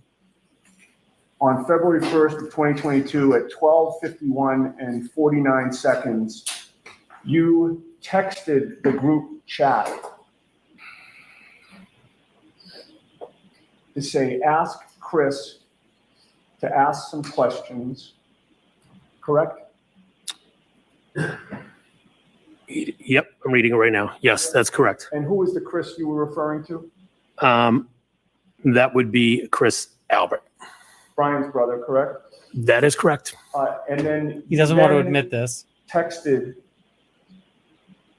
your wife, Brian Albert, and Nicole Albert, quote, tell them the guy never went in the house, correct? Yeah, that's part of the same text. Yes, Mr. McCabe, who was the guy that you were referring to? Does he have a name? that would be John O'Keefe. Does he have a name? Damn, that's a good way of putting it, right? That's a good way of, because this is, you're saying that your friend just was murdered, like, because that's their view of things, and you're calling him the guy? You're saying it's the guy? Your friend dies and you say the guy? Oh.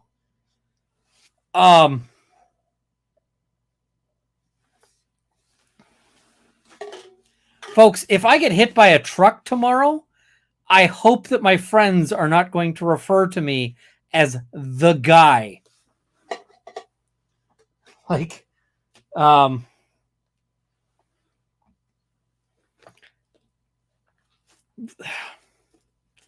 cannot imagine referring to a deceased friend as the guy in these texts. Whew.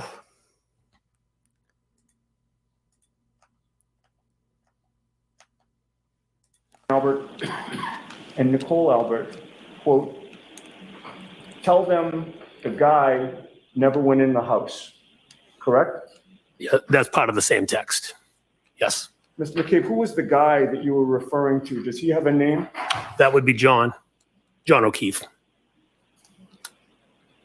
When you told the group to tell them the guy never went in the house, that was you talking about how you should all get your stories straight, correct? No. You would agree with me that your stories are. See, he's suggesting this, and these are the questions that you know that they're going to deny. You know they're going to say no, but the jury now decides whether they believe his answer. And whew. All straight in terms of the guy never went in the house, correct? Objection. Can you answer that? John never went in the house. It's not a story, it's a fact. Well,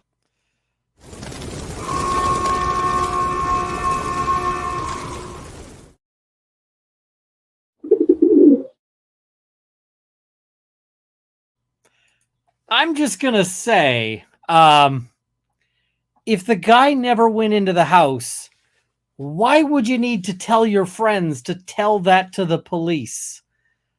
Why would you need to communicate that if it was the truth, right? I just don't see it. when you said, tell them the guy never went in the house, Brian Albert was on that exchange still, was he not? He was still part of the group text? Yes, Brian is on the exchange. And Brian Albert was the one to respond, wasn't he? Let me switch pages here. 51. He responded, did he not? Yes, he did. And then at that point, you knew Brian Albert was the oldest brother of the Albert family, correct? Yes, that's correct. The oldest sibling in that family, correct? Yes, that's correct. And in his response to your instructions that his younger brother, Chris, should say that John O'Keefe never went in the house, or the guy never went in the house, you would agree with me that he responded with one word, correct? Yes, he did. And in response to you saying the guy never went in the house, Brian Albert's response was, exactly, correct? Yes, that's his response. We're done here. All right. Commonwealth, any redirect? Just briefly, Your Honor.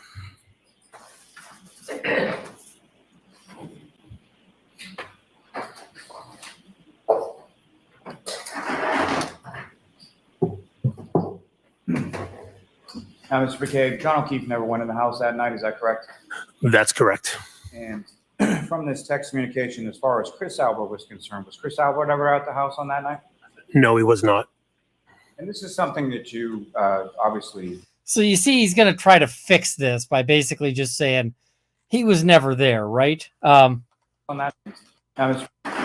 Just brief. Brian is saying with one word, correct? Yes, he did. And in response to you saying the guy never went in the house, Brian Albert's response was, exactly, correct? Yes, that's his response. All right, we're done here. All right. Commonwealth, any redirect? We're done here. I love that so much. I love the "we're done here." Yannetti just basically mic drops and walks away.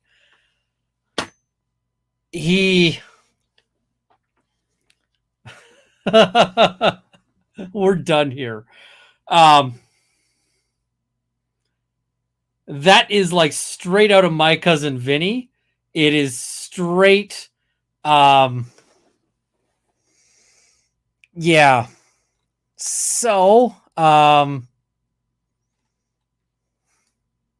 that was exceptional.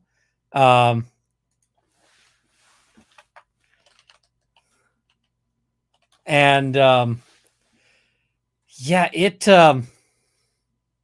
you rarely get to do that kind of that kind of slam there. So I thought that was just fantastic, and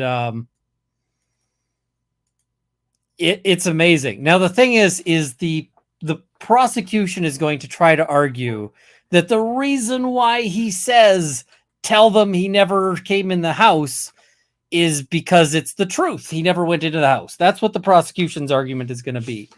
But rarely do you have to tell everybody that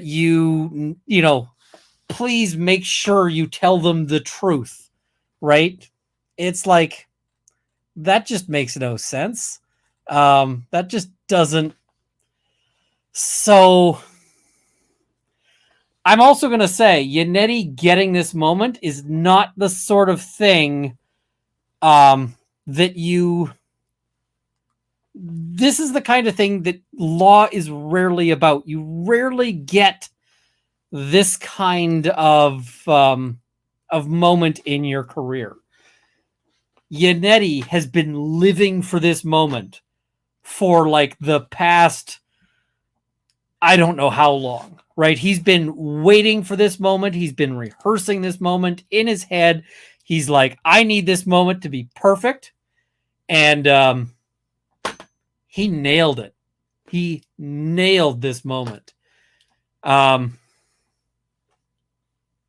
think that this is fantastic. And quite frankly, not only does this do some tremendous damage to his testimony, but it's also going to do tremendous damage to the next witness. Because if you think that this guy is a lying weasel who is part of a conspiracy, is trying to spin up a story, what do you think about his wife?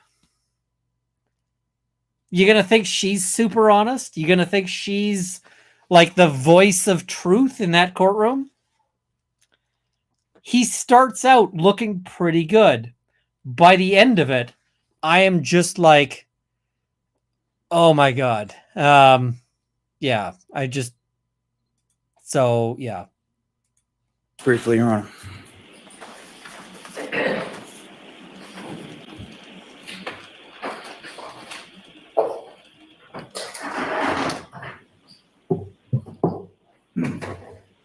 Now, Mr. McCabe, John O'Keefe never went in the house that night. Is that correct? That's correct. This is a good question. Somebody is saying, do you think the Commonwealth should have, I have to find it here. Do you think the Commonwealth should have brought this up, in their direct? Kind of. I mean, I don't know how you polish this poop, right? I don't know how you put a shine on this particular turd, so I don't know. I just don't know. Mama Bear of One says, please keep me in your prayers. My mom's dying of cancer. I'm so sorry, Mama Bear of One. I hope everything works out, whatever works out looks like to you. So, yeah. Vicky McNamara says, I can't get past the callousness of the guy. Thanks for these recaps. It is cold. It is cold. And from this text communication, as far as Chris Albert was concerned, was Chris Albert ever at the house on that night? No, he was not. And this is something that you, obviously, this death of John O'Keefe occurring, how it did, where it did, and why it did. That was something that you discussed. Can you keep your voice up? Yes, I'm sorry. This tragic occurrence, as far as what happened to John O'Keefe, his death, where, why, how, that was something that you discussed within your family, is that right? Yes, that's correct. Why? I didn't hear that Why one. was it a discussion in your family? You're talking about the immediately after? No one knew what happened. John never came in the house, so we had no idea what happened to John. And John was someone you were friends with, correct? Yes, that's correct. Now, did you ever tell anybody what to say at any point in time to the state police, to any investigator whatsoever? No, Did anyone in your family or in your presence ever tell anyone that in front of you? no. Now, you asked some questions about when you were looking out and you saw the SUV, correct? Yes, And your focus, as you indicated in your testimony, was on the SUV, correct? yes, that's correct. Now, during the time that you were looking out, did you ever see a pickup truck outside? I knew the pickup truck was out there, but again, I didn't look at the pickup. I kind of saw it, but was focusing on the SUV. And I saw a vehicle out there. Let's say that. my question is more so, as far as the tire marks that you were talking about in the road, was that before or after the pickup truck was in? It was after. So he's trying to fix all of this. Now, you right? have some questions about directionality and things of that nature as far as coming down Chapman or Cedar Crest, correct? Yes, that's correct. And so if someone had driven by the house, missed the house, and then went on to Cedar Crest, turned around, presumably then they would be taking a left or a right from Cedar Crest onto Fairview, is that right? Yes, if they passed the house, they would have come to Cedar Crest and turned around and come back onto Fairview. And you asked some questions about whether or not you saw Mr. O'Keefe from your vantage point in the SUV, is that correct?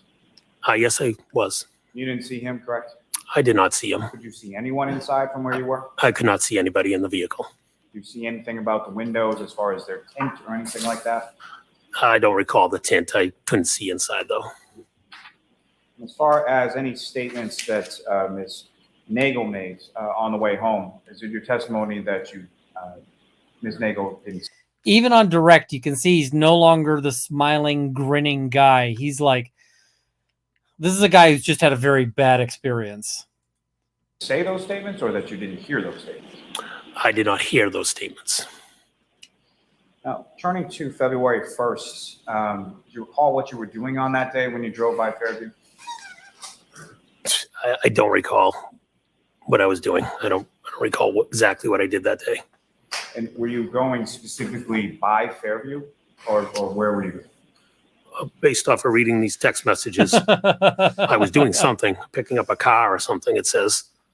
I don't recall where. And I cut down Fairview. Now, as far as your statement in those text messages where you said, looks like more has been dug up, you recall that? I don't recall it. I read it in the text message. Do you recall what that was in regard to? As far as what were they digging? Oh, sorry. I do recall. They dug out the snow. It looked like the snow banks. It looked like there was more snow dug out in the around the around the scene. And by the scene, you mean around where the flagpole fire hydrant that was? Correct. Yes. Do you recall any sort of change in the weather between the 29th and February 1st? I believe the temperature rose. Snow was starting to melt, if I recall. Now, when you and your wife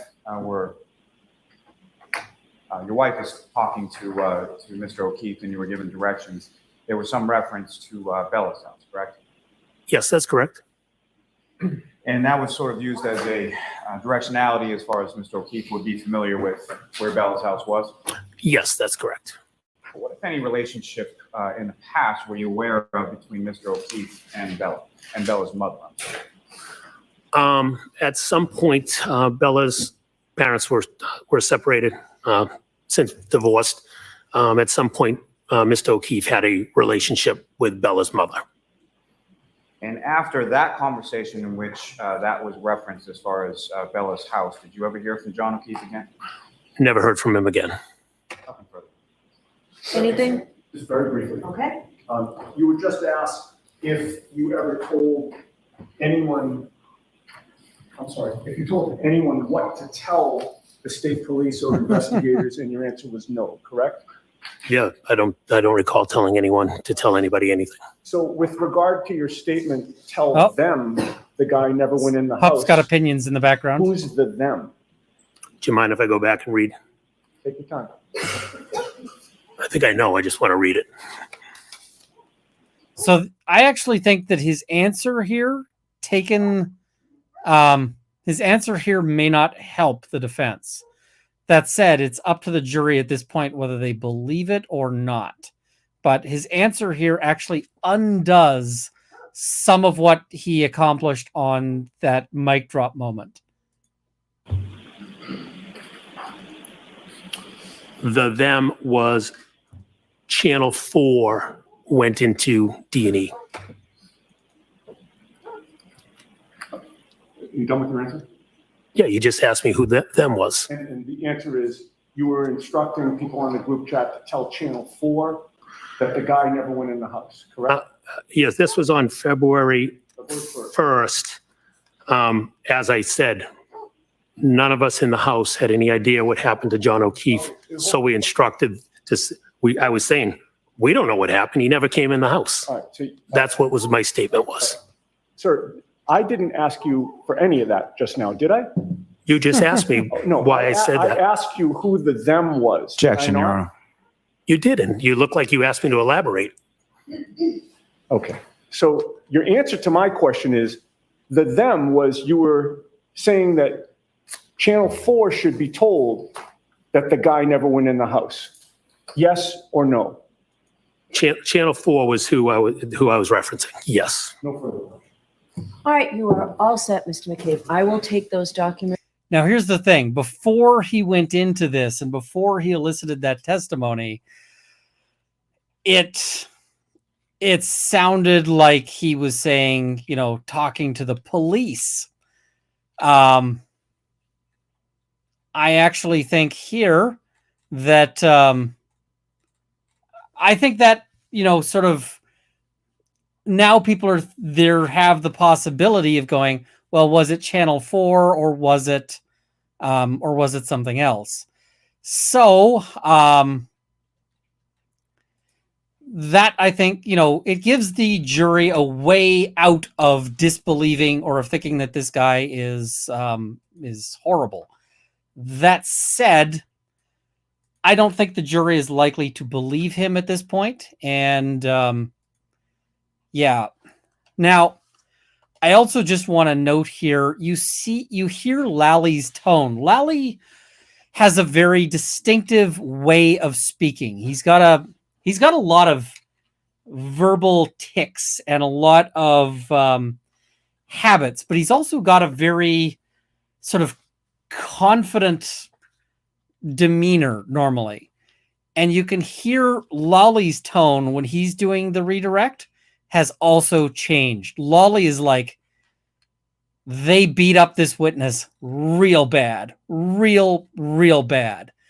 And Lolly is trying to recover from that. So this was a terrible moment for the prosecution today, but It is not unspinnable.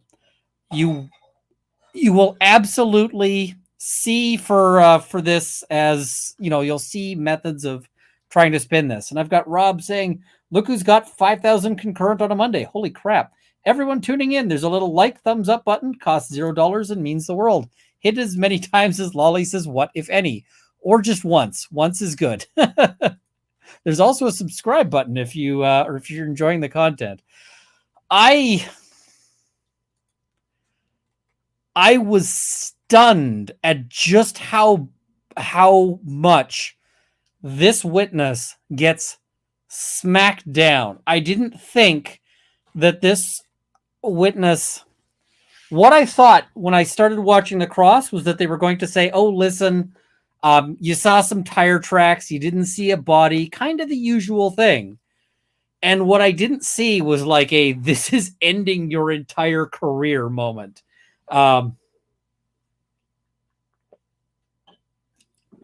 thought they just flattened him. And quite frankly, I think Lolly screwed up. I think Lolly screwed up in a big way. You know what I would have done if I was Lolly on this one? I would have asked him about this on direct, and I would have gotten him to acknowledge this on direct and to say, who were you talking about? And then he could say it was, you know, it was about, you know, it was about the news. I wanted to tell the news that, you know, all of this. But Lolly had a different approach. Lolly's approach was, I hope we could keep this out. I hope we can keep the jury from hearing it. And that backfires on him because defense got to introduce this. Defense got to control how it was introduced, and defense got to make him look like an absolute weasel on this one. And frankly, the bit about the guy, does he have a name? I was like, oh shit. When I was watching, like, because this is not a live reaction, right? I've got to get my trial, like my timestamps and all of that. When I was watching this on my own, I went, oh, like, oh my God. It was brutal. Lolly could have prevented it, but he tried to keep the texts out. He miscalculated on whether or not those texts could go in. And because he miscalculated on that, he didn't get to ease the impact of this. And so this witness just gets cooked on cross. Just cooked.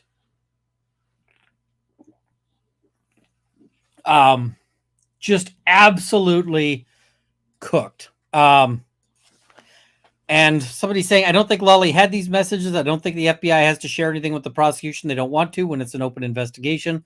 Here's the thing. The rules in this area say that when you have stuff that, you know, that is useful that you plan to tender in your defense, defense actually has a discovery obligation. And so defense would have had to turn them over if they have them. Lolly might not have noticed them if he didn't do the work to search through it. But, you know, if he didn't notice them, if he didn't know he had those, but I think Lolly my bet is that he miscalculated. My bet on this one is that he thought he could keep it out. And because he thought he could keep it out, he didn't ease the blow, right? Because you got to pick, right? You can't argue that it's inadmissible and then also ask your client about, like, or ask your witness about it. You just can't do that.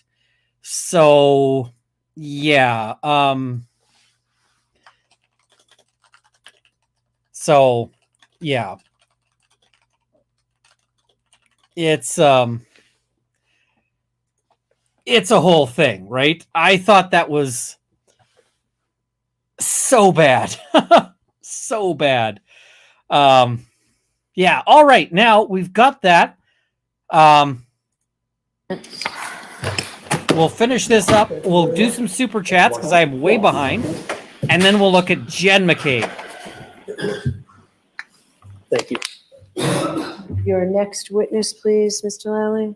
Yes, Your Honor. He looks pretty happy to be walking off that stage or off that stand. Okay. Let's cover some super chats. I have 86 super chats to get through. We're going to blast through them as quickly as I can. DSN, thank you for the 5 gifted memberships. Rainman YYC, thank you for 5 gifted memberships. Just because, don't be a lollygagger, be a lipizanner. Click that like button. Thank you so much. Need a megapint? Everyone rehome our phones after this group chat. Yeah, Chloe gets rehomed. The phones get rehomed. Jennifer Johnson, Runkle, why are you drinking out of blood evidence containers? Laughing face. Thank you so much. Jennifer Johnson says broken taillight equals reason to get pulled over by law enforcement. DUI concern? Maybe. Was he concerned because his wife was drunk? I don't buy. Somebody noted that Emily said this, and I think it's a good point. They said that as soon as they leave the waterfall, their stories start to get suspect. I think that's fairly accurate. Shanta says, love your humor, love your trial breakdowns. Thank you so much. Joy W101, which type of witness is harder? The I don't recall Colin or the over-explainer? Matt. I would say overall it's the I don't recall. The over-explainers tend to give you more stuff to work with, not less. Colleen Ben, thank you for the 5 gifted memberships. And Canonical Heat, thank you for the 20 gifted memberships. Allison, I can't stand the smiling. My father used to smile when he was angry. I think he's got sort of a mocking, bullying kind of tone with the smiling, but some other people have interpreted it as nervousness. It's however you want to see it. KRH, thank you for the membership. Colleen Ben, what right? Which what? The smile. Yeah, the smile gets kind of smirky, doesn't it? My baffled brain, to the right, to the left, to the left, to the left. Now slide. I'm not sure which song is being referred to there, but it's hilarious. KRH says, I smile at awkward times. I can't judge the smile. Only reason I judge the smile is because the smile goes away when things start going badly for him. Bobcat Red, to the right of the house. No, yeah, no. Other confusing answers. Jackie Lindy, as a witness, you should never try to outsmart the attorney questioning you. That's the job of the lawyer on the other side. Yep. Witless prosecution. Thank you for the YouTube membership. Love the username. Kim, Runkle, if you know, it appears that McCabe wasn't expecting those texts introduced by the defense. Would the prosecution have these texts? They would, because there's already been an issue of you have to turn over the evidence in this particular jurisdiction. So they would have had them. Equality, they might not have appreciated their significance, but they would have had them. Equality, so nice to watch your recap live. Thank you so much. Bella Brad, for you. How do you notice tire tracks and not a dead body, sir? What? I thought that was weird too. And the other thing is, based on the prosecution's theory of the offense, like based on their theory of the crime as to what's going on, I'm just going to embiggen myself while we do the super chats. It would be, if there's enough snow to cover and hide the body, there should have been enough snow to cover and hide the tire tracks as well. So yeah. Allison, thank you for the 5 gifted memberships. Captain Flatastic, no one saw a dead body. Was there even a dead body? Not until the EMTs get there. Carazola X, not guilty. Riley Yates, I have questions about Schrodinger's Jeep. Yeah, that Jeep seems to come and go. Stephanie 1208, Matt, however, didn't mind drinking and driving, though. Solid. Stephanie, love your smart and hilarious commentary. Free Karen Reed. Thank you so much. Billy's Momzilla, but does he know his right from his left? He doesn't know which right to know from his left and which left to know from, which right. Equality, I feel so bad for Officer O'Keefe's family and friends. I tend to focus on the witnesses' BS, and they focus on their own misery. But the family lost their son, brother, uncle, father. Such a tragedy. I agree. And whatever happens, I feel terrible for those kids who were orphaned twice. And I kind of feel bad for the brother who's sitting there in court, who's been there every day. I can't imagine what he and the other family members are going through. KRH, when backing out of a driveway, lights shine on the yard. Solid point. Would have helped see a body. Alex, he doesn't have RBF. He has resting smirk face. Yep. Robin 742, why was he surprised by the text? Didn't the prosecution know about them? Would they not prep him on it? You'd think. Rev Spins, thank you for the 5 gifted memberships. Alex says, I don't know if my last super chat went through, but I don't mind supporting Runkle's pro bono funds. He is resting smirk face, not resting bee face. Lol. Yellow Pill NP, they spoke of the Greek couple with their names, and some of them made fun of their names for being unpronounceable. Lindsay, the text messages are from extraction, and all the background information is in each bubble. Looking at the coding for each, have to find the account or actual text in those lines. That's true. Vomit Fountain, the verdict will be that it was snowing. Yes. Elaine Hargate, thank you so much for the YouTube membership. 9 Inch Nails Gal, first live in a while. Midge is in a parrot stage, and well, trials aren't kitty kid friendly or kindy kid friendly. I'm still catching what I can, and miss you and Rob. Miss you as well, 9 Inch Nails Gal. Good to see you in the chat there. I get what you're saying. Sometimes you don't want the kid to repeat a runkleism at school. King Ginger 333, find out who the buyer is and make them an offer. It's a developer. It's a numbered company. They're not going to be interested in talking to me. Jordan Patterson, I'm confused on whose phone this is from. Why would he have his brother-in-law as Uncle Brian A? Is there a 5th person not mentioned? I can't speak to that. Emma Zay, thank you for the 5 gifted memberships. Sculptures, cool username. Thank you for the YouTube membership. 9 Inch Nails Gal, this goal is why I'm a member. One small drop of water from lots of people will become an ocean. Thank you so much, 9 Inch Nails Gal. Cat Not Williams, thank you so much for the YouTube membership. Lots to learn for your future dreams of a pro-person law firm. Thanks. Much appreciated. So Kurt Eaton, make sure flash is off if you get a selfie with JB. He does have a shiny forehead. Cindy, a dummy round box for signing with Jason Bowles. Yep.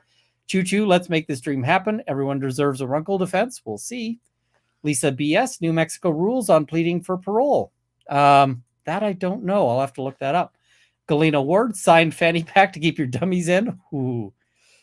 Jackie Lindy, imagine being the family member of someone killed and finding out 5, 10, 20 years later that the prosecution put away the wrong person. It's true, and there's a real possibility for that. Ian Paler says Court TV is stirring the pot. Fair. Skeesy, have Bowles signed a fanny pack labeled dummies. Susie Vez, for your noble dream, Ian. Thank you so much. MLA Farm Boy, are the grip scales removable on your 45 revolver? Bowles could sign one inside face. I'll have to see. Ohio Palm Mom, this is why defense pushed to change courtrooms so the jury can get a good view of these moments of the weaseling. Absolutely. Mickey for the Better Evidence and Better Evidence Cup Fund. Thank you. Christy Kemp, thank you for the YouTube membership. I accidentally broke a glass that my wife liked, so that's not a good thing. Joey Jones Donnelly, after these comments, I wouldn't vote guilty. Yep. EE, can these witnesses be sanctioned for lying under oath? If it can be proved. I think it's very hard to prove perjury. Very hard. Danielle Bosshard, thank you so much for the YouTube membership. Golden Girl, my text to the family would be, I can't believe she hit him. Did you guys see anything? I can't believe this happened. Not, tell them the guy never came into the house. Yeah. That glazed over look. Will you have any after CrimeCon meetups in Nashville for those not attending? I don't know if I can. I will have to. I mean, there'll probably be one in the evening that you could attend, even if you're not going to CrimeCon. So that probably is a thing. I got to get this planned out. Southern Mom, why can't all of these texts just come in? Also, how does he know what is being said to detectives by others at the time of those texts? It's a solid point. Ms. Shorty, thank you for the 5 gifted membership. Mimsy, thank you for the new membership. I'm thinking, and Mimsy were the Borogoves there. Marbled Cat, what, if any, name does the guy have? Oh my God. Yannetti, you missed the chance. You so missed the chance to go, what, if anything, was the guy's name? Oh man, that would have been spice. Oh my God, that would have been amazing. Yannetti, you did great, but I will always think, What if you managed that one? That would have been amazing. EE, thank you for the 5 gifted memberships. Brentwood Chic, who needs enemies with friends like this guy? Shaking my head. Yep, referring to the guy. Maybe I had to take 30 showers to wash off the ick after Friday. The McAlbert clique are classic frenemies. There is a lot of ick going on. Viper class, don't forget to like and share. Thank you so much. Lori Lenny, thank you for the 20 gifted memberships. And Tess, thank you for 20 gifted memberships. Matilda, hello from the Netherlands, 4:25 a.m. Hello, that's got to be rough. I'm sorry. Just because blood is thicker than vodka water and a splash of crystal light. Love it. Nita Megapint, thank you for the 5 gifted memberships. Fiona W., thank you for 10 gifted memberships. Lori Lenny, I have pups and an African gray parrot you would adore. Smear your DNA on the like button. Heart, heart, heart. Ian deserves it. Thank you so much. Megan Brogdon, it's been 9 months. Totally worth it, especially now. Thank you so much, Megan. Valerie C., only your plate number embedded on his burn car can save the Commonwealth, or on his bum can save the Commonwealth. Yeah. And if they had that, that would have been like front and center, you'd think. Tara Rayner, if he didn't see him in the SUV or on the lawn, then she didn't do it. I'd have thought someone owns a Yukon Denali. Karen said she left him waterfall 1 of 2. And Tara Rayner says Chris went home soaked. I'm thinking John was dropped off there with Chris and with Hothead Colin there. Just a thought. I don't know what happened ultimately.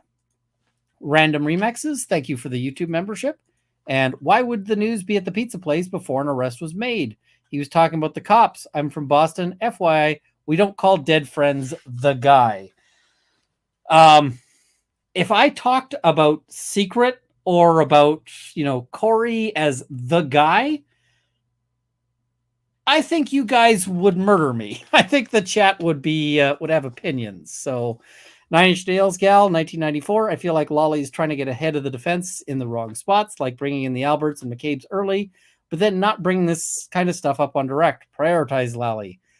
I don't know his strategy. I'm still trying to figure that out. Mark Headley, thank you for the YouTube membership. Carson Pratt, let's make it 87 super chats. Thanks for the recap. Matt looked like such a how can we avoid slandering weasels? Fair. Riley Lynn, Commonwealth saw the text and thought, yep, consistent with our story. Could be.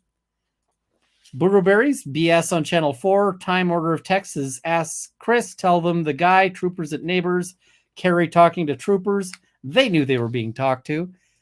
I kind of agree that I don't buy that story. Nicoletta Zhooks, I'm not sure how to pronounce that. I'm sorry. I really enjoy your recaps, especially when I can join you live when my cats wake me up at 4 a.m. like today. Greetings from Hungary. Greetings. I'm sorry I don't know how to pronounce the name, but I will try to figure that out. 9 Inch Nails Gal, not only Ruckleisms, but the misnamed trooper. That is not a word that needs to be repeated at kindy or the shops. Yes. Kid at kindergarten. Trooper Bukaki. You're like, oh, no. Ends with me being questioned in depth. Fair. That is accurate. And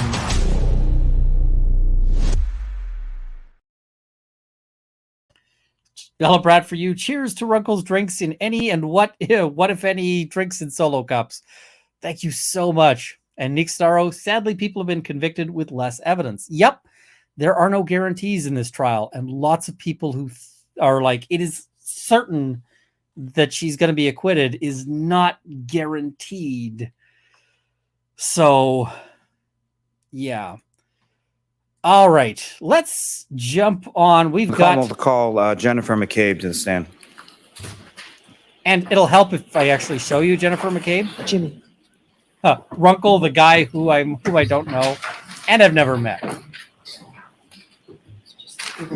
All right, let's briefly talk about Jennifer McCabe. Jennifer McCabe is really the witness who so far puts the prosecution on the map. And what I mean by that is that if Jennifer McCabe is believed, then there's a whole bunch of evidence against Karen Reed now. If she's believed. And I'm just saying that's a big if. I'm going to talk about some of my issues, but this is like the prosecution needs some evidence So far, they've had no evidence, and so they're doing better. They're doing better on that, but the question will be, there will be a huge issue as to whether or not she is able to hold up on cross. I have some concerns, and I'm going to tell you, as a defense lawyer, when I was watching this, I was starting to plan out the cross-examination in my head, and I don't even know the background. I don't know any of the text messages that they have. I don't know any of that. I don't know any of that stuff. Also, I saw a question in the chat. What happened with Gimlet Silver? I was running a contest on the Win Gimlet Silver event, or on the Win Gimlet Silver page. Did I move the silver into the big giant safe? I gotta see. I think I did, and I can't get into that drawer right now. The prize was silver coins, real silver coins. So 10 silver coins, 1 ounce each. Somebody won it. It required a very difficult puzzle. So it took a long time. But yeah, I don't think she did all that well on direct. I think there was a lot of problems in her testimony on direct. And so we're going to talk about her testimony on direct. We're going to skip over a whole lot of it because she starts off with the usual. It starts off with the usual begats and what they did at the bar and all of that stuff. And now we're going to skip over to when it starts getting interesting as to her saying things that might actually be an issue. Marmar won it. Mostly, but not always. I mean, there are times I go to bed with it on. More often than not, I take it off, but there are times that I do sleep with it. And with respect to this particular evening, do you recall? Emily Zelko says, what are the begats? So you know how the Bible has this lengthy section where it's like, and then, Jeremiah did, or begat, so-and-so, and this big long list of the family tree. I've been calling it the begats every time that they go into like, and then how do you know this person? And how do you know that person? It's like, I call that the begats, and it's getting really, really obnoxious here. So yeah. Opening of Matthew. Yeah. It's the hardest part of the Bible to read through if you read through it consistently. So, yeah. Whether you had it on or whether you took it off or even had it on at all that night? I don't recall if I had it on that night. Now, I think that's her back to that smartwatch. last exhibit, as far as the phone calls were concerned, Mhm. were there certain phone calls that you made to Mr. O'Keefe's phone around the time that you were observing the vehicle outside? Yes, Do you recall making any phone calls to Mr. O'Keefe at that time? I don't. Fair to say that no point while you saw the vehicle outside did you have any conversation with Mr. O'Keefe? I didn't.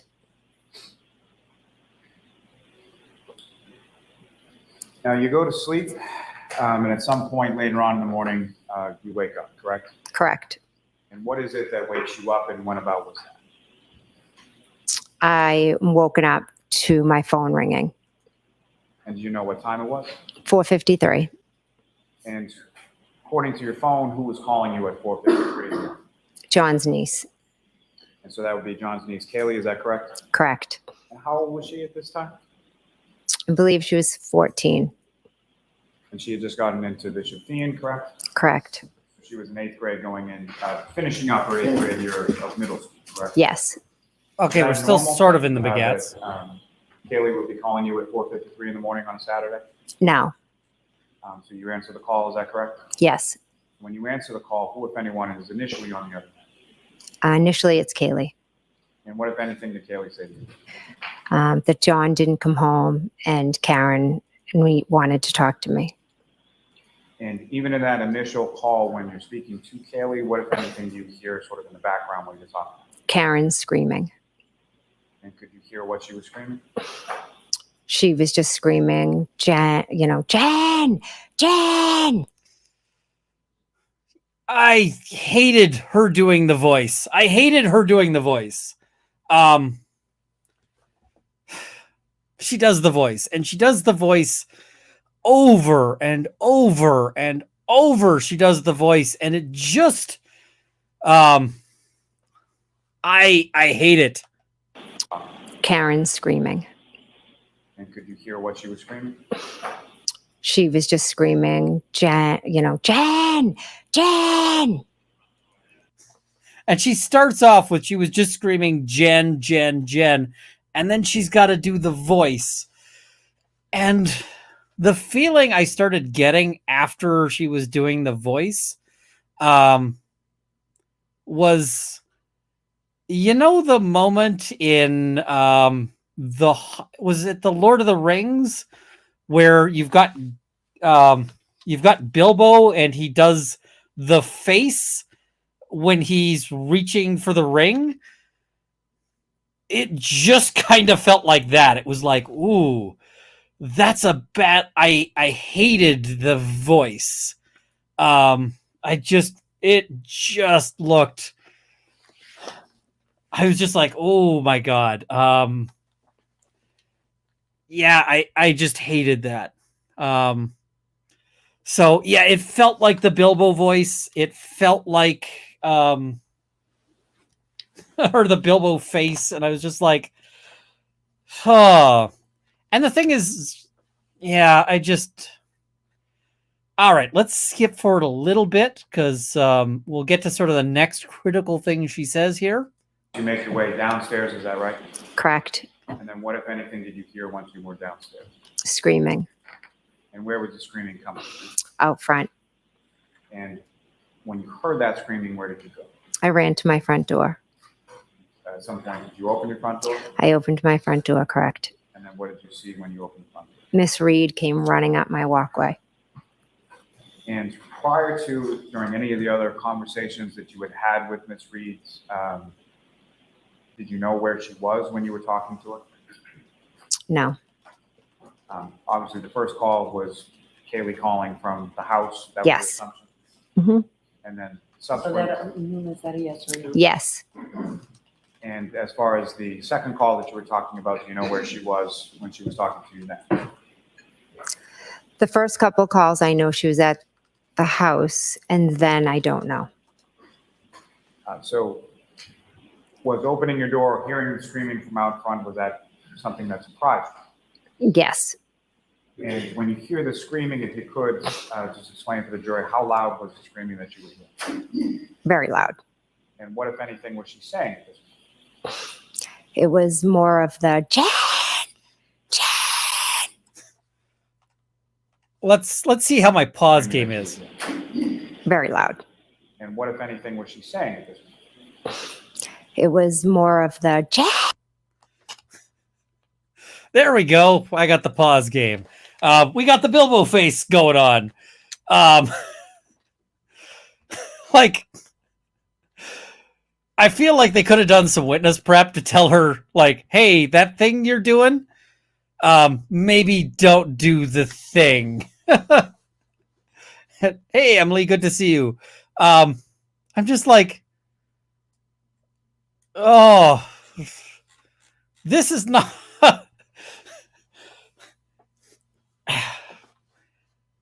I don't know. It kind of made me feel like, at one point I took my first dog to the vet, and as soon as I walked in, this cat just started hissing at me, and it's kind of the same as like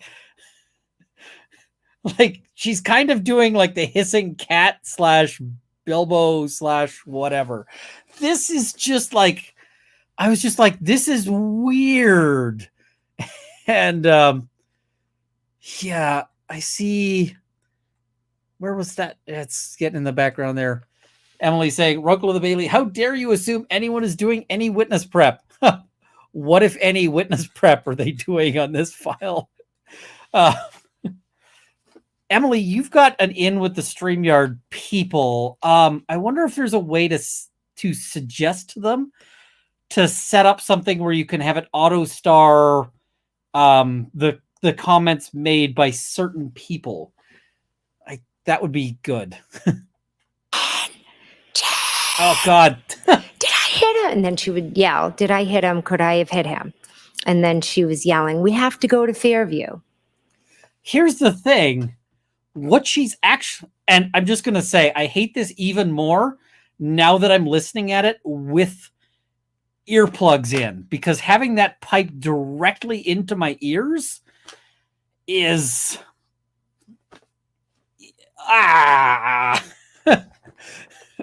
yeah. I actually think that her testimony on this point, on this particular issue, is kind of helpful to the defense, because she says, could I have hit him a lot, according to her? And the thing is if you think you just ran somebody over, do you say, could I have hit him? That sounds to me more like somebody who's freaking out. And so they've got this theory of intentional murder on the basis of like a jealous rage. And I'm going, how are you establishing a jealous murder on the basis of jealous rage if she doesn't know if she hit him? I don't see it at all. And the prosecutor tries to take this and tries to spin it, because she starts by saying, could I have hit him? And then I hit him. And the prosecutor's like, so she said I hit him? It's like, ooh, that's kind of dishonest, because you're trying to leave out the other bit. I did not like that at all, right? And in addition to Ms. Reed, what, if anything, else did you see when you opened up the door? Just, Ask in a better way. Yeah. Did you see a vehicle? yes, And where was the vehicle and what did the vehicle look like? it was in my driveway. I believe the driver door was left open. And what kind of vehicle was it? A black Lexus. Consistent with what you had seen outside of Fairview the night or earlier in the morning. Yes. And so as Speaking of what, if any, she's coming up your walk towards A your lot. front door. Running. Yes.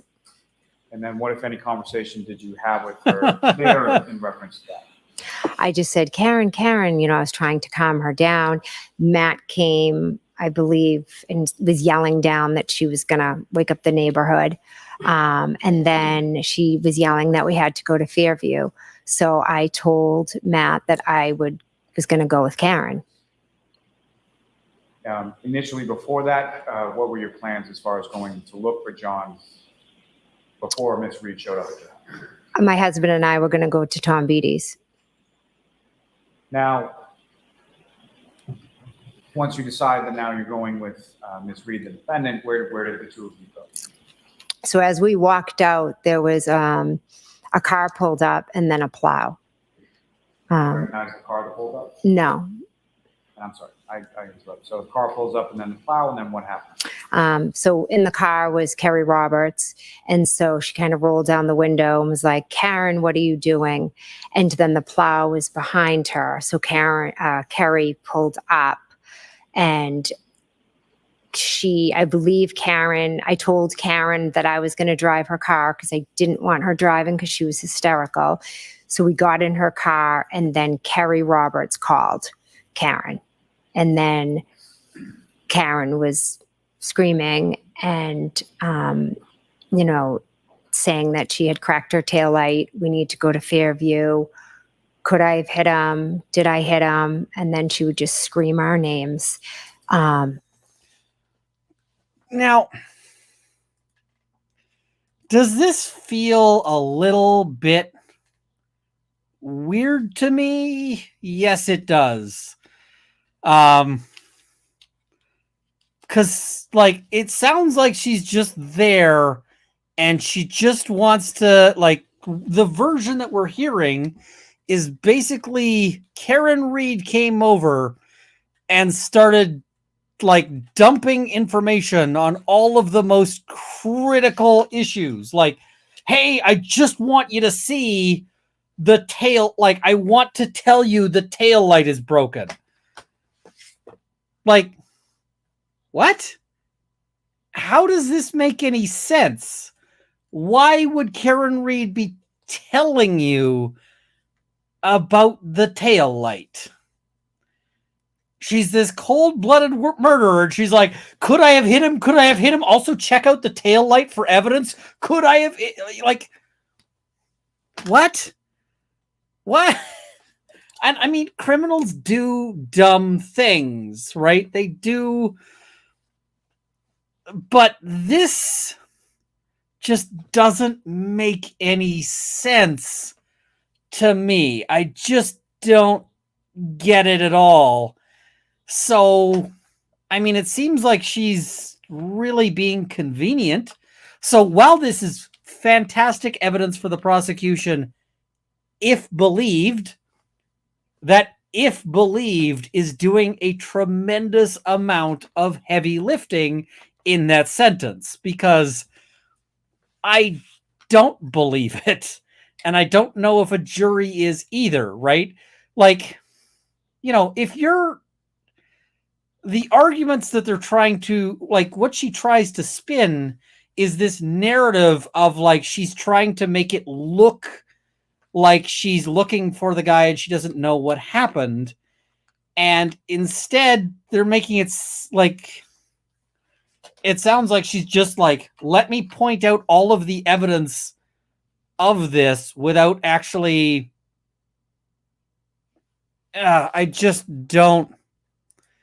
I don't get it at all, right? Like, if she was gonna pass along all of this evidence to the prosecution, why, or to, you know, Jen McCabe, why wouldn't she just be confessing, right? I just, yeah, most people don't draw attention to the victim when the victim is not at their home. Karen raised the alarm about John. She could easily have just gone to bed and not done anything. And, like, nobody would have found him for longer, you know, probably until morning. It actually sounds like Karen Reed was the person who was most worried about him. We've heard that she was freaking out. We've heard she was shouting. We've heard she was, you know, hysterical. Like, this doesn't sound like somebody who is, you know, yeah, it just makes sense. Kerry was telling her to shut up, that we needed to just go back to John's and we'll drive in one car and let's go to John's. Maybe he's there and he's passed out and you didn't see him. When you open up, Okay, so that we needed to just go back to John's and we'll drive in one car and let's go to John's. Maybe he's there and he's passed out and you didn't see him. this is really interesting. Carrie says, let's go back to John's house. Maybe he's passed out and you didn't see him at John's house. I mean, I guess maybe he was drunk and decided to sleep like in a closet. It's been known to happen. But I found it was really interesting that that the argument of drunk and passed out and didn't see him is really parallel to how John O'Keefe is said to have died, of being passed out in the snow with all of these people mysteriously not seeing him. So,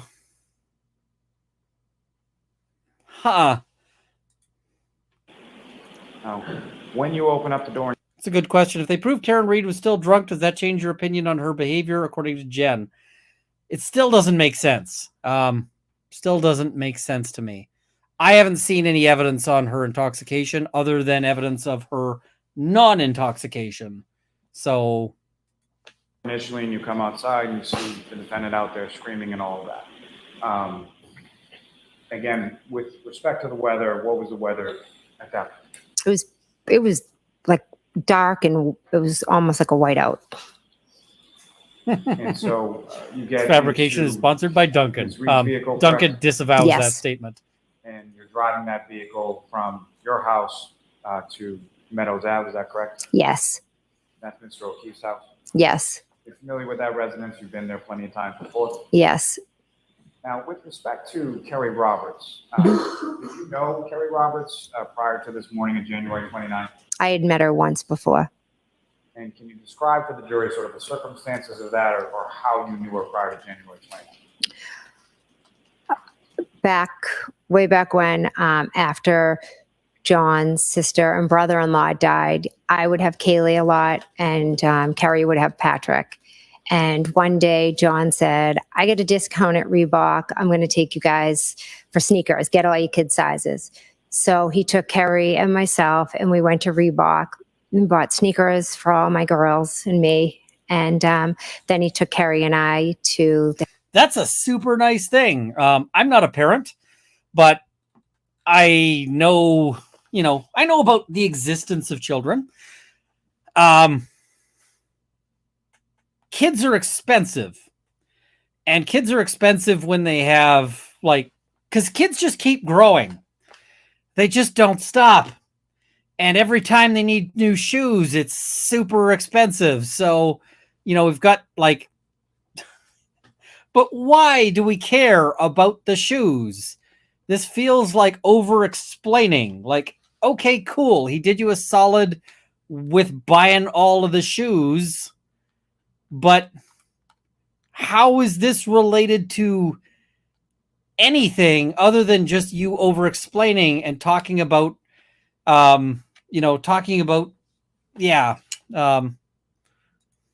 hillside for lunch just to thank him for, helping, because that's what he did. Now, was Kerry Roberts someone that you had as contact saved in your phone? Had you ever texted her or called her or talked to her over your phone before? Lolly is now asking every witness whether they were contacts in the phone because the defense was making hay on that. So now he's asking this every time. He's playing catch up on all of this as we go. All right, let's we're at a moment that is kind of critical, and I don't know that anyone else noticed this, or at least I didn't see any discussion about it.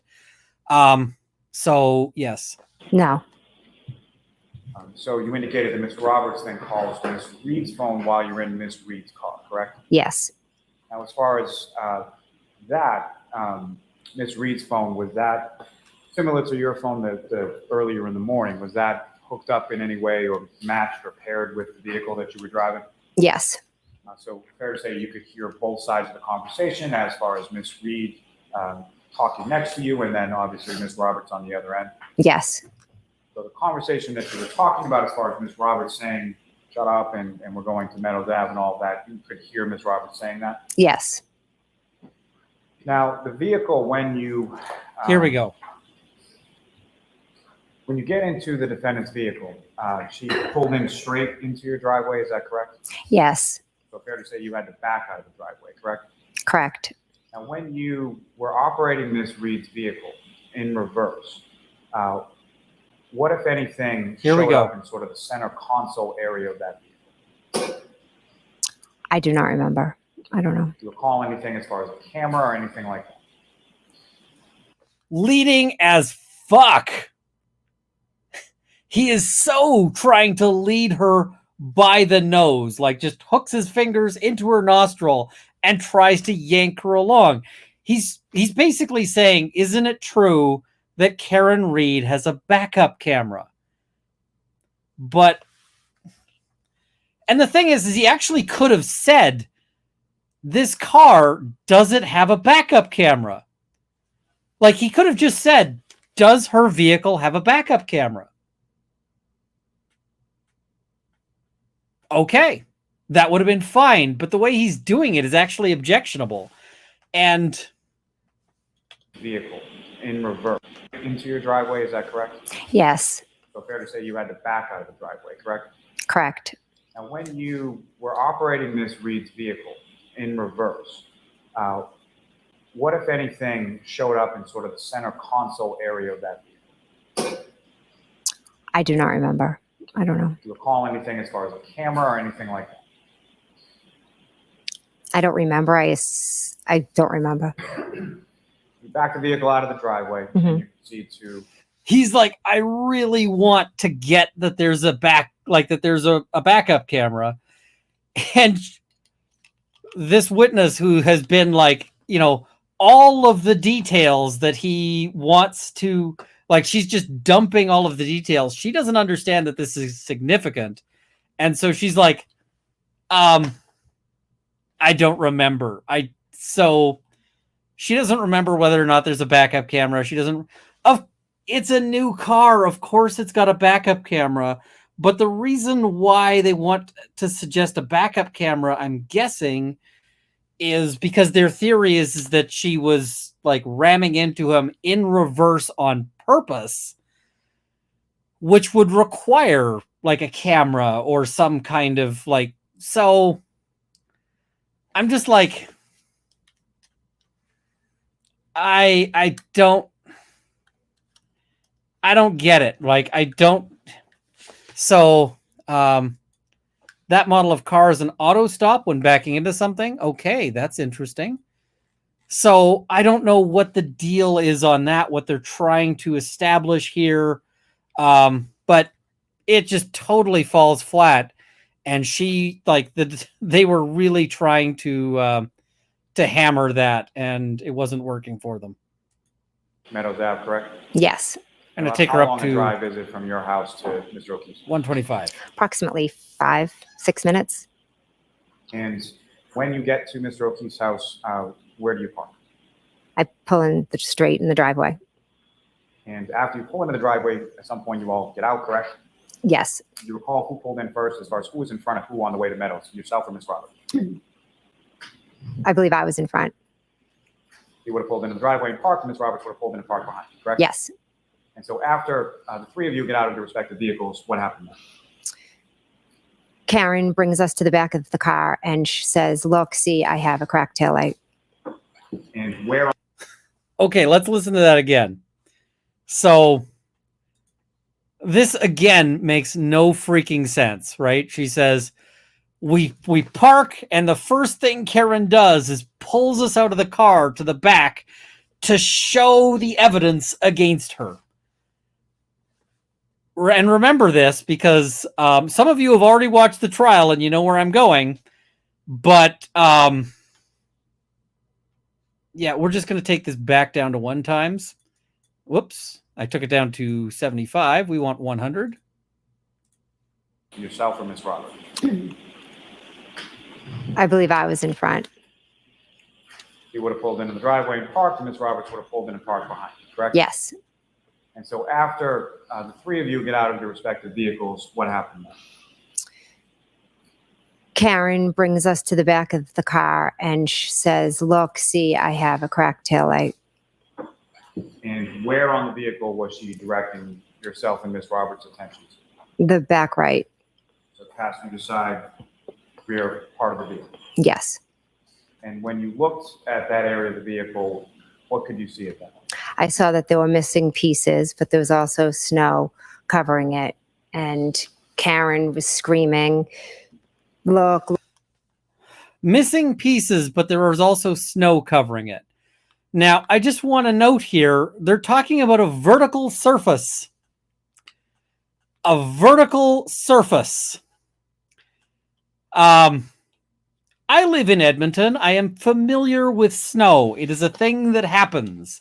If I had thought of doing this a week ago, I could have gone and taken pictures because we actually got some additional snow. You know how many times I have snow on my rear view, like my rear lights? Almost never, unless the snow is really sticking hard. I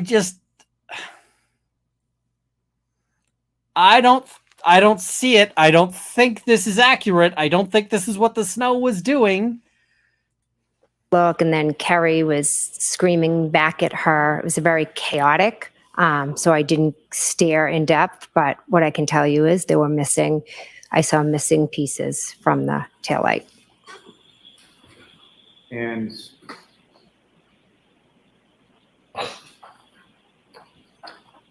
at some point, about how long a period of time is this that you're out in Mr. O'Keefe's driveway looking at the cracked tail? Not long, because then Kerry's, yelling at her, telling her she's crazy and that she was driving around drunk and she could have hit anything, and kind of rushes us to go into the house to look in there for John. Your Honor, with the court's permission, I would ask if I could publish on the screen what's been marked as exhibit number 2. Okay. Oh yeah, this is going to be a real number 2. A real number 2. Yeah.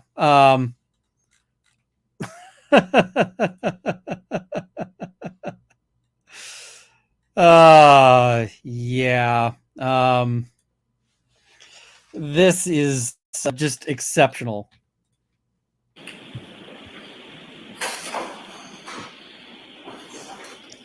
And Mr. McCabe, do you recognize what's up on the screen? I do. What is it?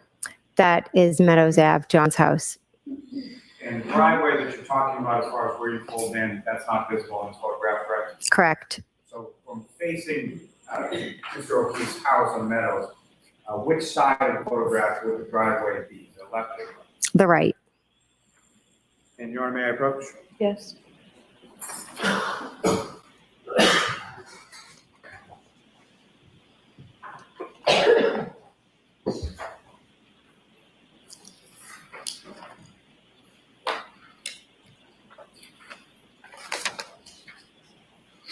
I gotta say, the police really own nice houses in this town. It's a good point. Couldn't have been. It's a good point. Couldn't have been sticking to a vertical surface like that because it was dry enough to blow off with the leaf blower. Solid. It's the wrong kind of snow for sticking to that kind of surface. Just asked you to look at that, look how it's finished. They're in the wrong town. Jury here doesn't know snow like I know snow. They need to call a snow expert. They need to call a snow expert. Okay.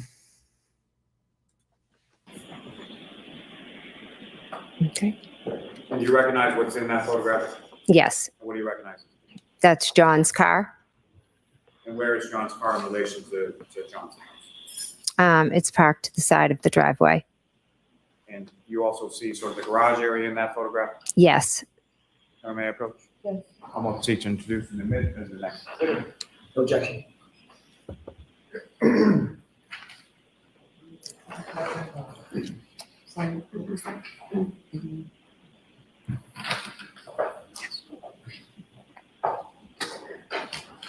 Your Honor, with the court's permission, if I could publish that to the jury now as well. Okay.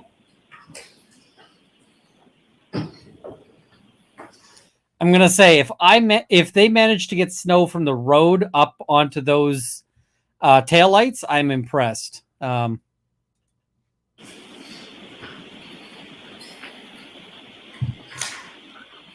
Mr. McCabe, with reference to what's up on the screen, is that the photo that you just had for you? Yes.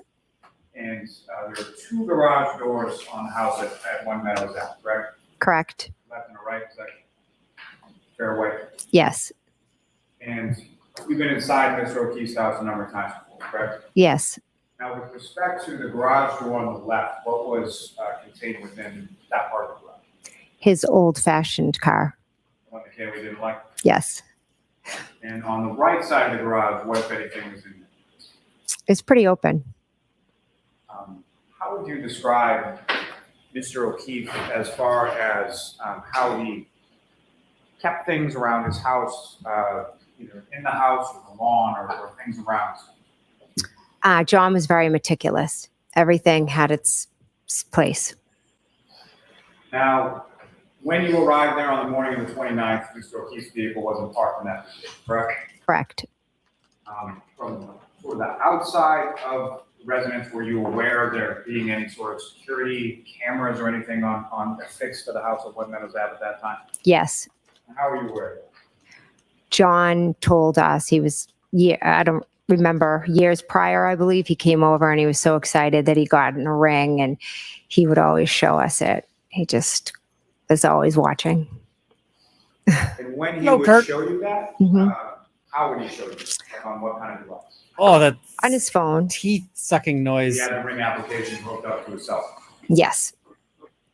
Now, with respect to that morning when you arrived, They're like, he wouldn't stop talking about the Ring camera. Yeah. if you could, using the laser pointer, just sort of delineate for the jury whereabouts you had parked Ms. Reed's vehicle when you pulled in, if you see it in the photo. I think that was So his kid it'd be who right thought there it was an 'cause John's old-fashioned car car. was further over Mr. O'Keefe's car was further over to the fence. towards the fence. Yes. And so when you arrive there, you're looking at the taillight, and then at some point you go in the house, correct? Correct. How did you get into the house that morning? The right garage door was open. Now, is that something normal as far as when you get to Mr. O'Keefe's house and the garage door is open in a snowstorm? No. And so you go in through the garage door and then you go into the house, correct? Yes. And it's going to take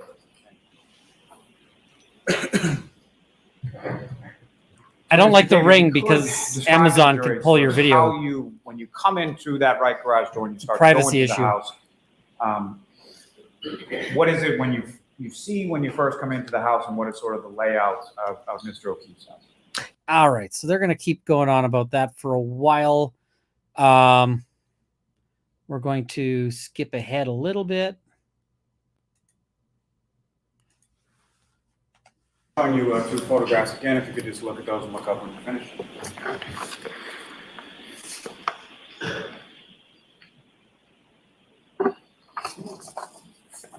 Did you recognize what's in those photographs? Yes. And what do you recognize those to be? The defendant's vehicle. And, may I approach? Yes. You want to call them up to speak to introduce them as the next two exhibits? No objection, Your Honor. Thank you. That's what I'm looking at getting as well.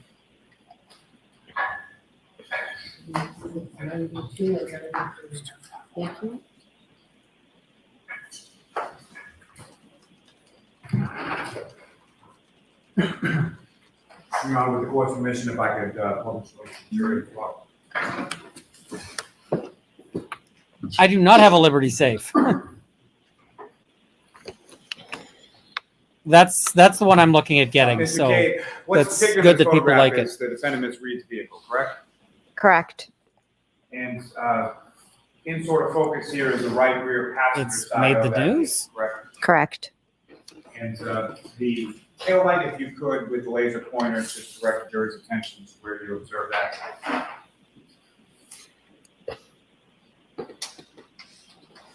I love how they're getting the laser Yeah, pointer to with point these respect to things. what's depicted in this photograph as far as any damage that you observed to this taillight area on the rear passenger side, is that consistent with what you observed in the driveway at One Meadows Ave when the defendant was showing? Correct. Minus the snow, etc. And Ms. Gilman, if I could have the next exhibit.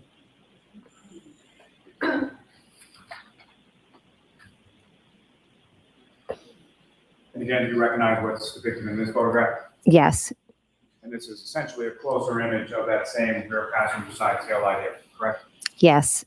Again, what's depicted in this, is that consistent with what you observed minus sort of the caked in snow when you were in the driveway of Mr. O'Keefe's house on the morning of the 29th? Yes.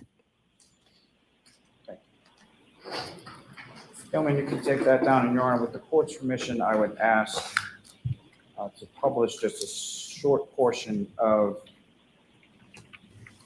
actually, I'm sorry. If I could publish a portion of what's been marked as Exhibit 6, which is the Ring camera from the driveway. Okay. All right, here we go. This is the Ring camera from the driveway. Keep in mind what we've just heard. Ms. Gilman, if I could have video number 154 from the driveway.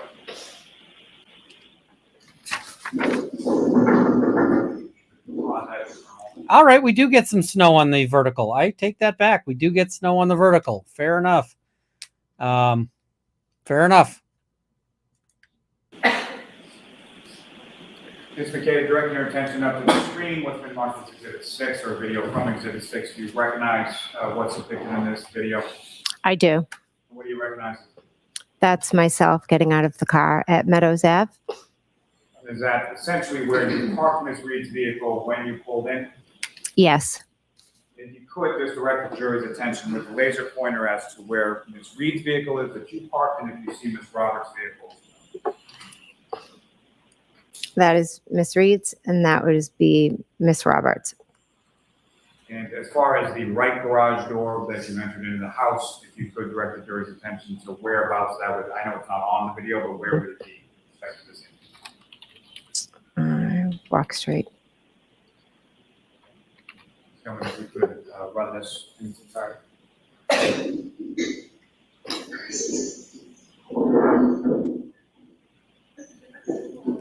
Wow. So supposedly, actually, I think we need this for, we need.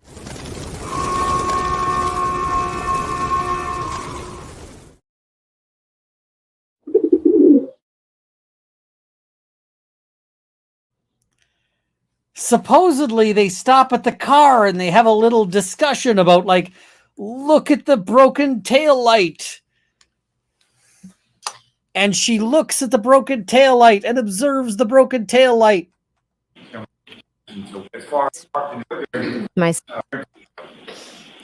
Let's watch it again.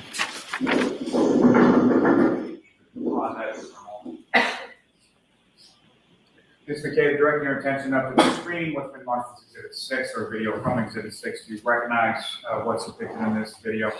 I do. What do you recognize? That's myself getting out of the car at Meadows Ave. Is that essentially where you parked Ms. Reed's vehicle when you pulled in?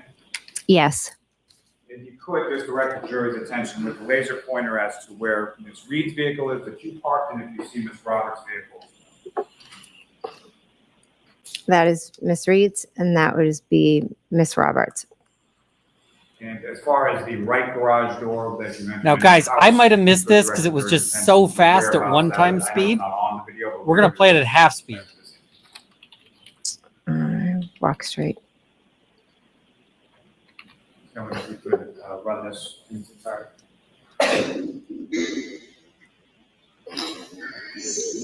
All right, so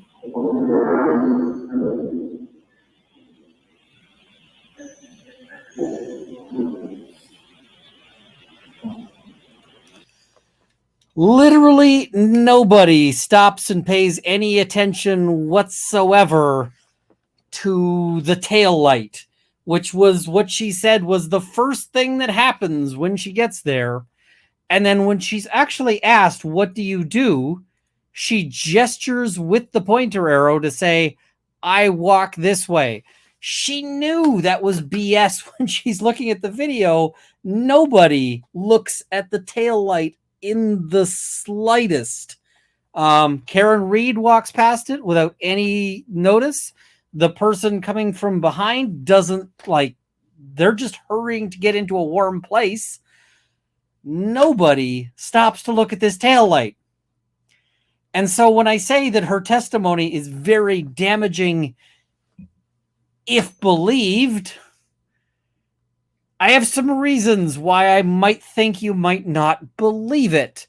Because, like, where does this thing that you say happened actually happen? We've got the video. I don't see I don't see what you're saying at all. I just not. All right. So yeah, she says, hey, the taillight damage is the same. We stopped and checked it out.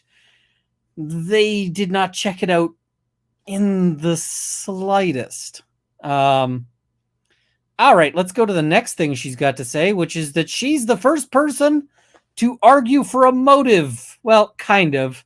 There was that stuff about like on the cruise, she might have kissed some random dude, which didn't seem to land very hard because everybody after that says they got along great. They were lovey-dovey. They were super cutesy with each other. She's got a different theory entirely. She's got a different notion entirely. Pushing up in between Carrie and myself. And she's just screaming, Carrie, Carrie. Her Stop with the voice for name over and over, my name over and over, and repeating certain phrases. Could I have hit him? Did I hit him? Carrie is yelling at her to shut up, to sit back, to buckle up, to look for John. And while this is going on, what, if anything, are you and Ms. Roberts doing in the front seat of the car? We're just, she's slowly driving and I'm just peering out the window looking for John. I mean, it was a crazy situation. She's screaming, he didn't come home. Could he be walking home? Where is he? So we're just looking out the window, looking for John. Now, during the time that this is going on and Ms. Reed is sort of screaming in between you, was that continuous, or what, if anything else, did you see her doing in the back seat while you were going from Meadows Avenue? I didn't see her doing anything. She just continuously screamed that. And then as we got by different landmarks, she then... Really? She's continuously screaming, Carrie, like...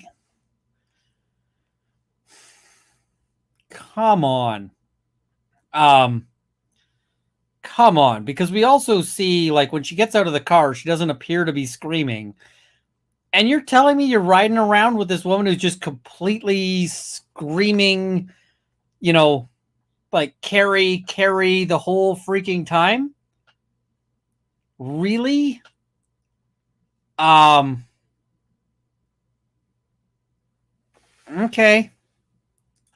And started, you know, screaming, asking if John could be at certain people's houses. And whose houses was she asking if John could be at? If she could be at Bella's house. Referring to the directions that you had provided the night before? Correct. And so that would have been, Bella was a child who was around the age of Kaylee and your daughter, correct? Yes. And there have been some years in the past dating relationship between Mr. O'Keefe and Bella's mother, correct? Yes.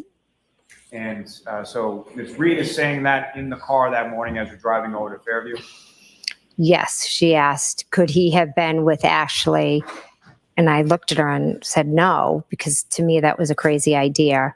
And then Carrie had mentioned, oh, do you think he could have called somebody else that lived on a street over? And she started screaming, who's that? Who's she?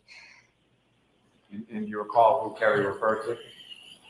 Yes. And who was that? A woman that John had previously dated.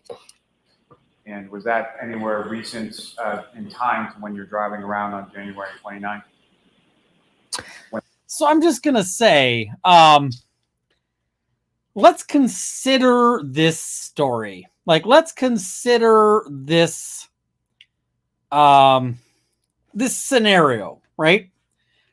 You know, just close your eyes and envision this. You've got a woman who is freaking out about her boyfriend not coming home. And you start immediately, like, you start immediately saying, oh, he could be with any number of his exes? Like, are you actively trying to fuck with her? Like, they're trying to say that she's jealous, right? Because she's freaking out about this person. How does it make any sense to start being like, you know, could he be banging his ex right now? Would you actually do that to a person? Like, I'm just trying to envision this actually as a thing, right? Like, I don't believe this conversation happened. This conversation feels like it's very convenient as a way to point the finger at this motivation of jealousy. And like, how, right? Their evidence isn't that like, they're saying she was bringing up Bella, right? So if she's freaking out about jealousy, why would you go, oh, could he be with this other ex? Like, I don't buy it. But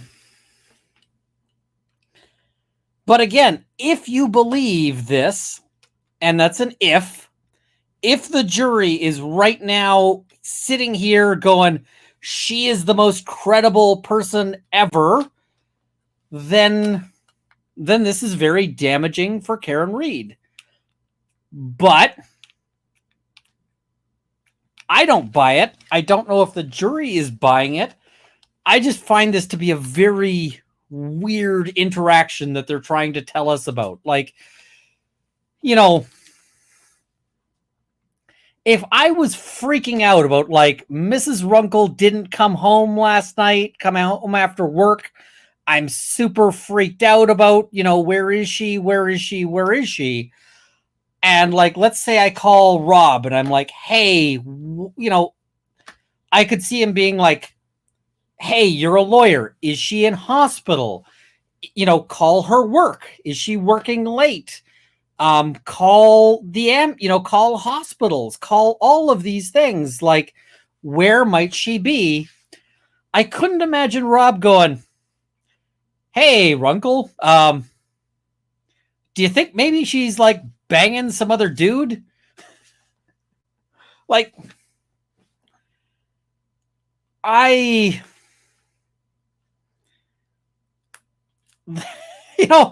what kind of sick bastard would you have to be to start like throwing that into someone's face when they're freaking out about, is this person safe, right?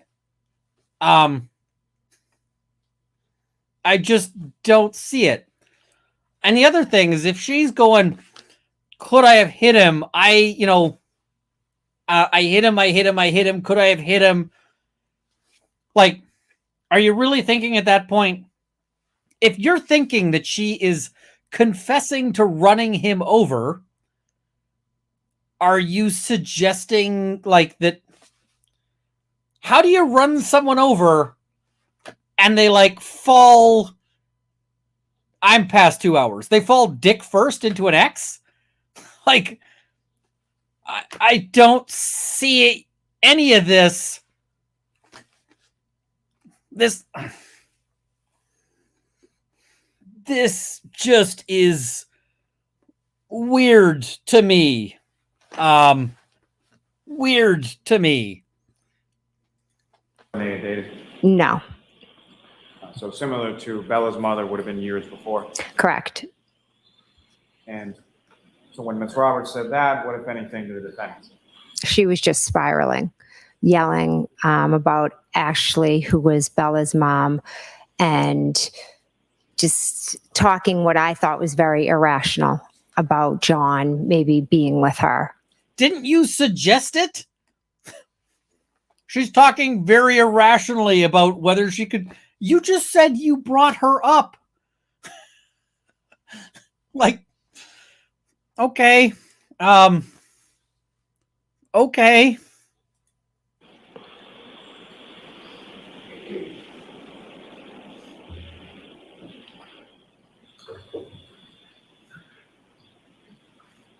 So you're looking around outside of the vehicle as the vehicle is going down towards Fairview, is that correct? Yes. And you recall how it was that Ms. Roberts came about coming to Fairview, similar to the night before? Did she come in from the Chapman side or from the Cedar Crest side? Chapman. And as the vehicle turns from Chapman onto Fairview, what, if any, conversation was going on at that point? Well, Bella lives on that street. So that was when that conversation was being had. Also, just a continuation. It was just like continuous screaming of our names. Carrie screaming at her to sit back. And then sometimes she would sit back and almost like be quiet for a minute, and then it would start all over again. So there's the old line of with friends like these, who needs enemies? I think this is more with friends like these, you'll need defense counsel. Now, as you were coming down Fairview Road, what, if anything, were you saying to Ms. Roberts did Ms. Roberts know where she was going as far as where your sister lived? No, I told her that my sister lived at the bottom. And then as we got closer, I said, just past, see where those trees are? Just past the trees is my sister's house. And as you got in that area, sort of the trees, from the residence of your sister at 34 Fairview Road, trees that you're talking about, where are they in relation to the property? They're at the start of the property is the trees, and then their property begins. And so the flagpole area and the fire hydrant that you were talking about in the earlier exhibits, is that in the same area as the trees? Yes, a little. It goes the trees and then the fire hydrant, then further up is the fire hydrant and the flagpole. As you're coming down Fairview now, approaching 34 Fairview, the house would be on which side of the vehicle, on the driver's side or the passenger side? The driver's side. And as you approach that area where trees and the flagpole and the fire hydrant were, what, if anything, happens then? We drive past the flagpole area, and all of a sudden Karen starts screaming, there he is, and she's banging to get out. All right, so here is another essential part of the prosecution's theory. They're basically saying nobody else can see this body. This body is like the predator. It just, it vanishes, it goes invisible, and you can't see it at all. And so, okay, cool. This body has like stealth camouflage. It, but somehow she sees it, and the way she's able to see it is because she knew it was there, right? So that she's able to spot it but like, do we actually believe that this body is like, like, did he leave like wearing Harry Potter's cloak? Like, what is the story here? And banging on the door in the back seat? Yes. And at the time that she's saying this, were you able to see anything outside of the vehicle? I saw nothing. And what, if anything, when she's banging and kicking the door, banging on the door, what did Ms. Roberts do? Miss Roberts unlocked the door. Karen got out. Miss Roberts looked at me and said something like, she's crazy, or she's batshit crazy, something like that. And when the defendant gets out of the vehicle, where is it that she goes?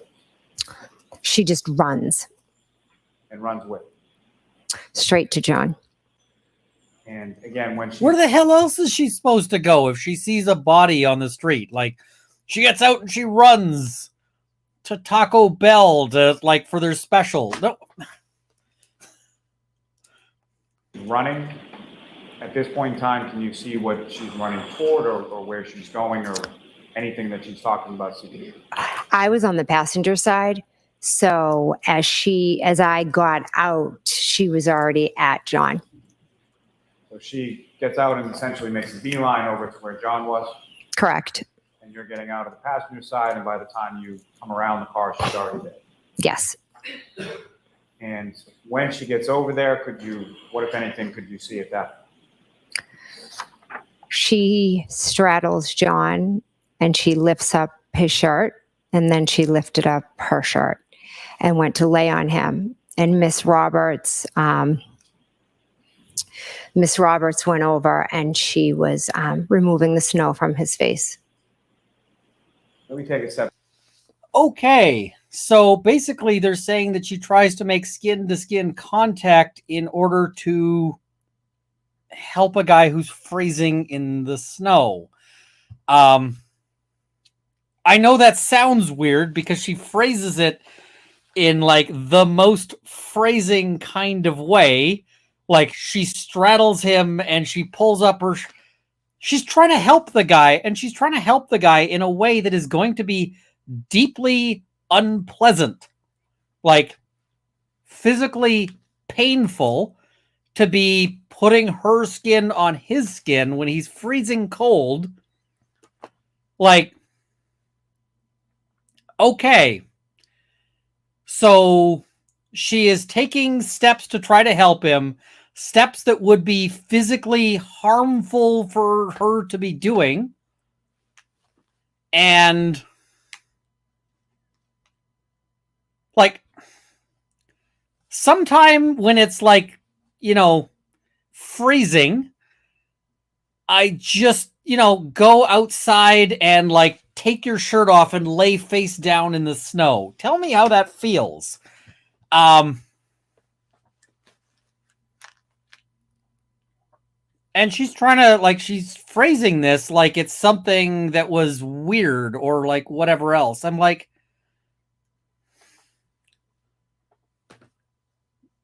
that actually convinces me more towards her being like, if you were hoping that if you tried to kill him, is that what you do when you want somebody dead? Now, I think the prosecution's argument here, would be she's regretting it now. She's worried that she's gone too far. She's trying to save him. And I'm like, if you already think he's dead in the snow, you're not going to hurt yourself in this kind of way, right? It is going to be painful, but she's trying to help.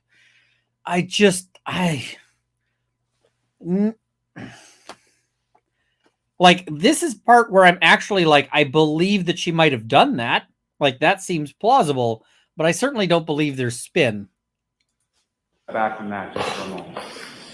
And Your Honor, with the court's permission, I would ask to publish just a portion of what's been marked as Exhibit 12. Okay.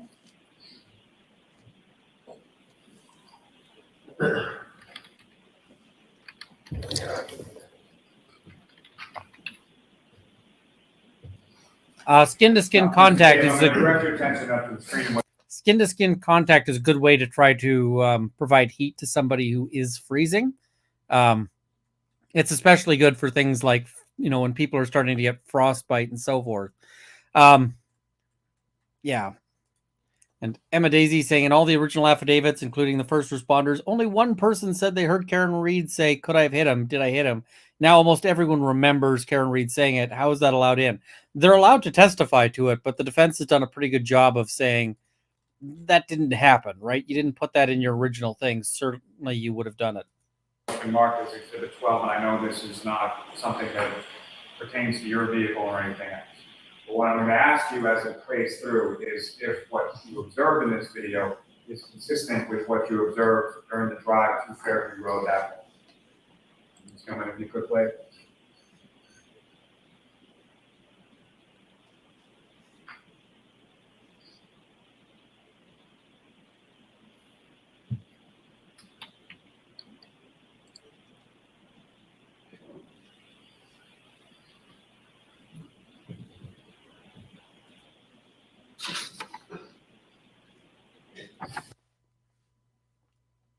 Yeah, if you actually murdered somebody, would you really bring like everybody you know to like to see the body and like?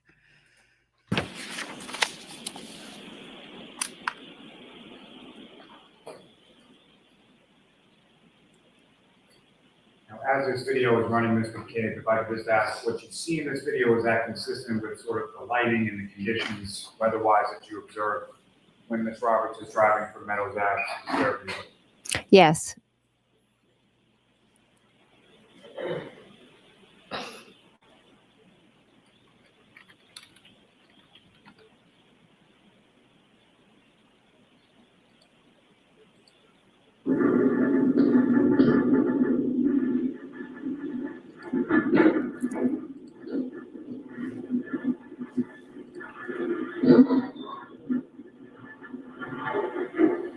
Yeah, slow warmth, not the. You don't want to warm somebody up with like a blowtorch or whatever.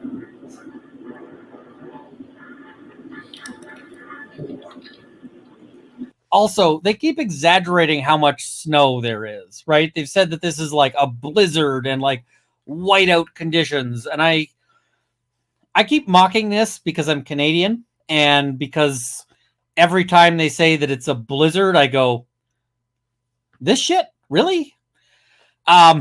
But here they're talking about it being like whiteout conditions to say that there was no visibility, that you couldn't possibly have seen anything. And I can tell you, in this kind of snow, you can see for miles because this kind of weather, like you can see forever. I go hunting in this kind of weather because you can see a deer from forever away, you know, even with this kind of snow. Like, just now, this snow is not great for hunting because it'll get the animals to sort of hunker down and, you know, whatever else. But this is not bad visibility. This is stupid, right? I've been in whiteouts. I have been in scenarios where like you walk 10 feet and you turn around and you can't see, like you can't see where you just came from. I've been in that kind of thing. But like you're telling me you couldn't have seen a body in this? Nah, bro. No.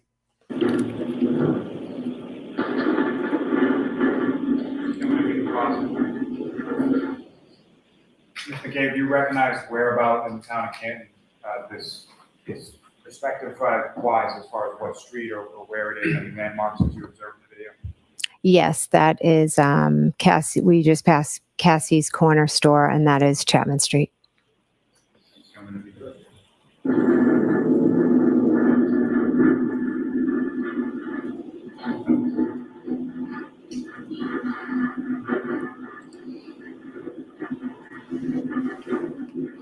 All right, so we're getting to hear lovely road noise.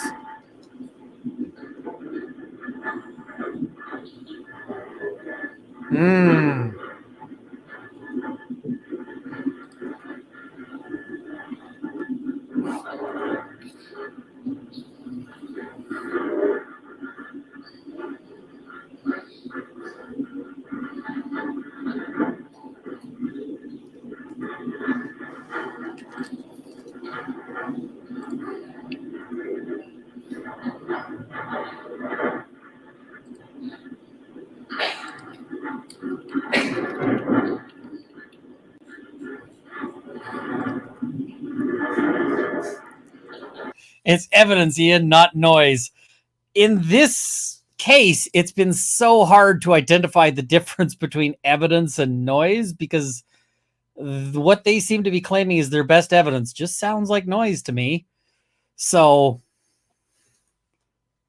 It was on repeat. Could I have hit him? Did I hit him?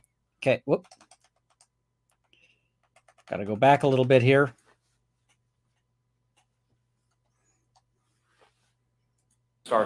Responds and arrives on scene, is that correct? Yes. Do you know about how much time? I kind of feel like there is that. Let's stall this out to make them cross-examine tomorrow. The thing is that's a risky strategy because you're giving them all day to prep for, like all evening to prep for that cross. Maybe they just want to ruin the defense's evening and like prevent them from doing anything else as they prep for this one. So It was in between when you hung up with 911 and when the first responders start to arrive. From when I hung up, maybe a few minutes. I'm not exactly sure. And do you recall whether or not it was police or fire or who showed up first? Police. And is that the officer that was in that video or that cruiser that was just up on the screen as the last visit? I didn't see the officer, but I've in the video, heard it but might I be know Jackson it was doing it, but I'm here Officer for either Saff of was the them. first officer to arrive. Yeah, all weekend So to then, prep. After the officer arrives, what happened? He was trying to figure out what had happened. Karen just ran around screaming, my name, Kerry's name. Is he dead? Is he dead? It was on repeat. Could I have hit him? Did I hit him? More officers started to arrive. So she's apparently running around screaming, could I have hit him? Did I hit him? And like, nobody else notices? Like, I'm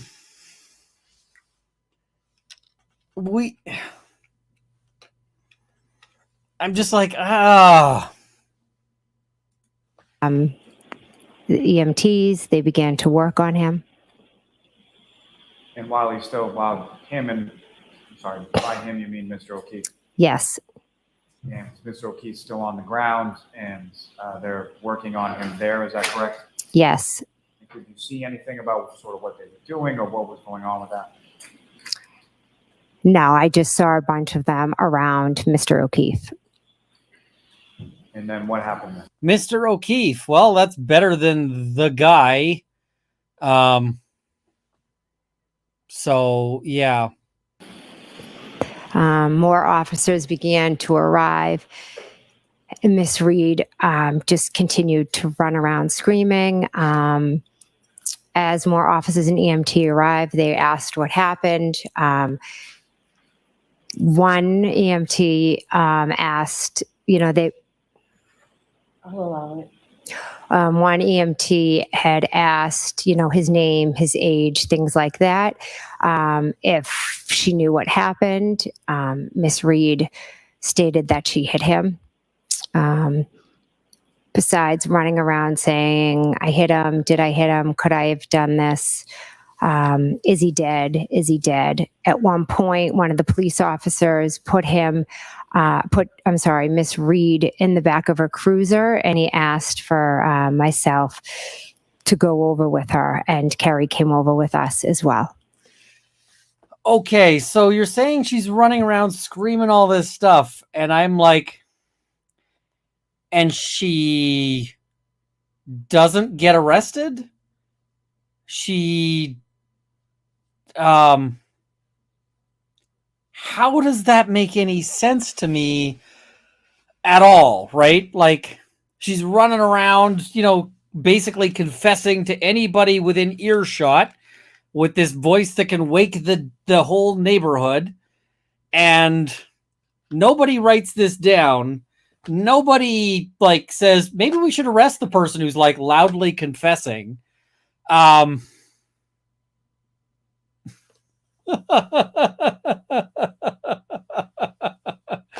mean, I guess this is the police force that relies on the evidentiary solo cup.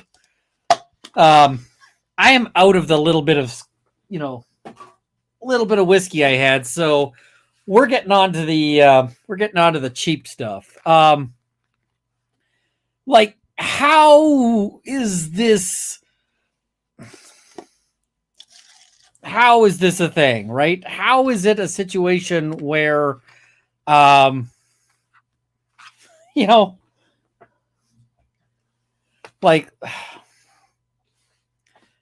went, she went up to the cops and she was trying to confess, and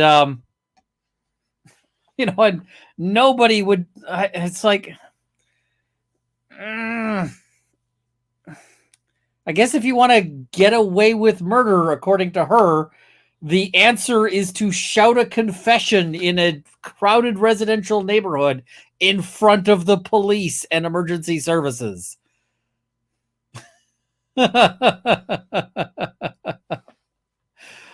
Okay. Sure, boo. I'd like to just take you back to when the paramedic is asking for information, biographical information, things like that. You indicated that the defendant said, I hit him. I hit him, I hit him, I hit him. Now, before you had made reference to statements she made with sort of qualifiers or questions as far as could I have hit him or did I hit him? Is that what she said at that time when she was speaking to the paramedic? No, she was earlier. It was could I, did I? When she spoke to the paramedic, it was crystal clear. I hit him. Now, So, okay, if she starts off with could I, and then she transitions to I hit him, this might be somebody who's freaking out and doesn't know what the hell happened and is blaming herself because that's what people do. Yeah. one of the officers takes her over to the back of a cruiser, is that right? Yes. You were over in that area as well? Yes. Who, if anyone else, was over in that area?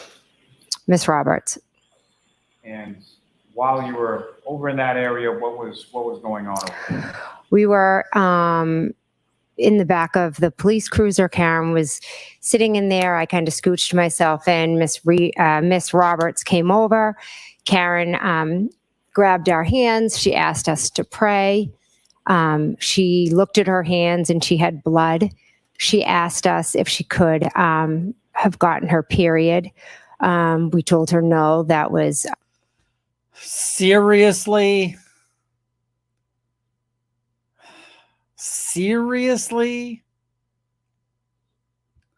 I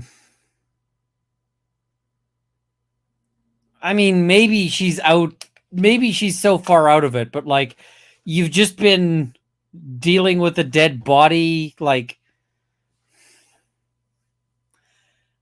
I'm gonna guess that of all the things she touched with her hands in the course of this interaction, and I'm gonna have to phrase this very carefully, which vodka is not helpful for, but it is helpful for just dealing with this particular bit of, oh my God, bullshit, that we got to roll this again.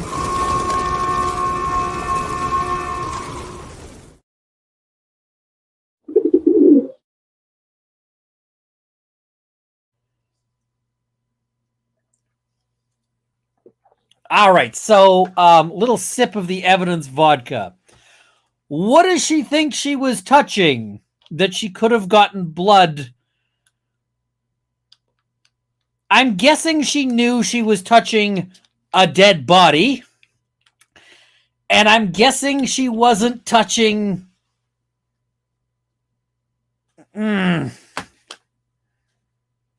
whatever the fuck this is about.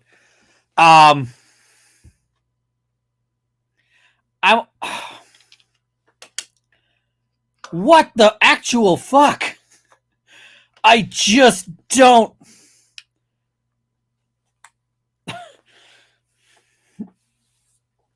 Okay. I mean, maybe she's completely in shock and just like...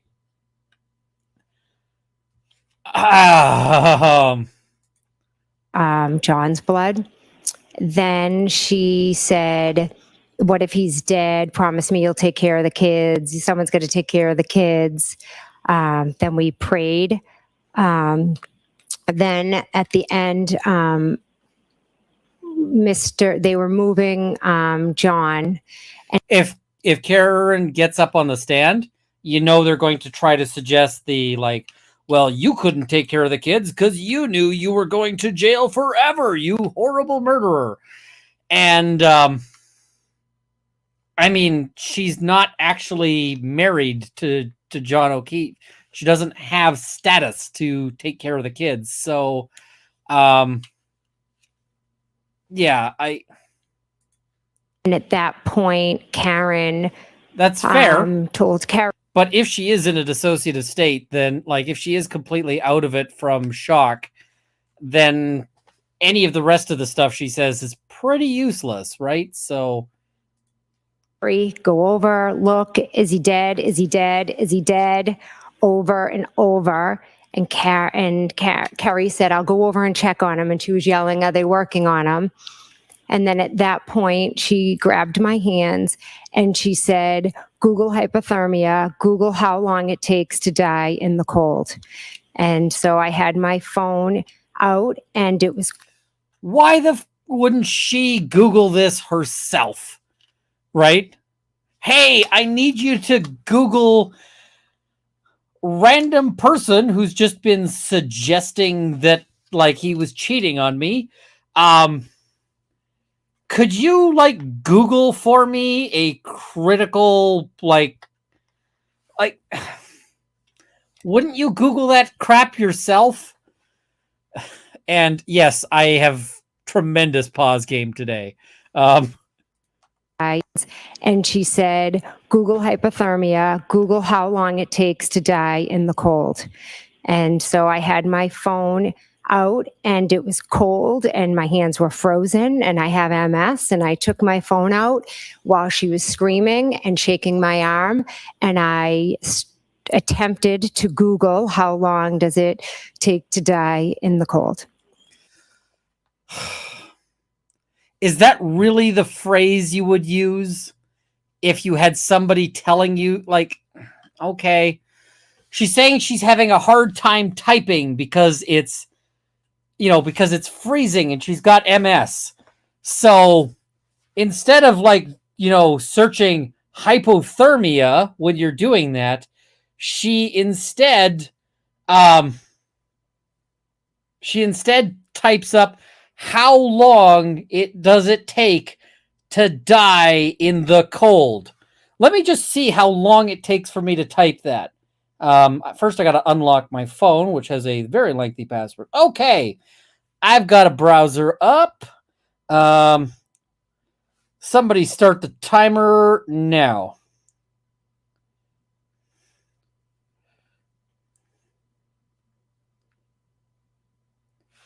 That was a long time. Why wouldn't you just like, yeah. Why? This doesn't make sense to me. This story does not ring true. And when you conducted that search, that was at the defendant's request on scene sometime after 6 a.m. on that day, correct? Yes. You recall whether or not that came up as far as you're searching Google? Is it something that you typed once or more than once? If you I believe I did it multiple times because as I was typing it, I don't know what else was coming up. She was screaming. Really? You typed multiple times? How long does it take to die in the cold? Really?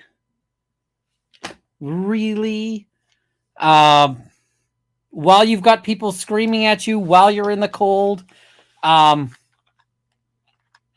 maybe that seems more like the kind of search that you would do at home when you're comfortable, pursuant to the defense theory. Yeah.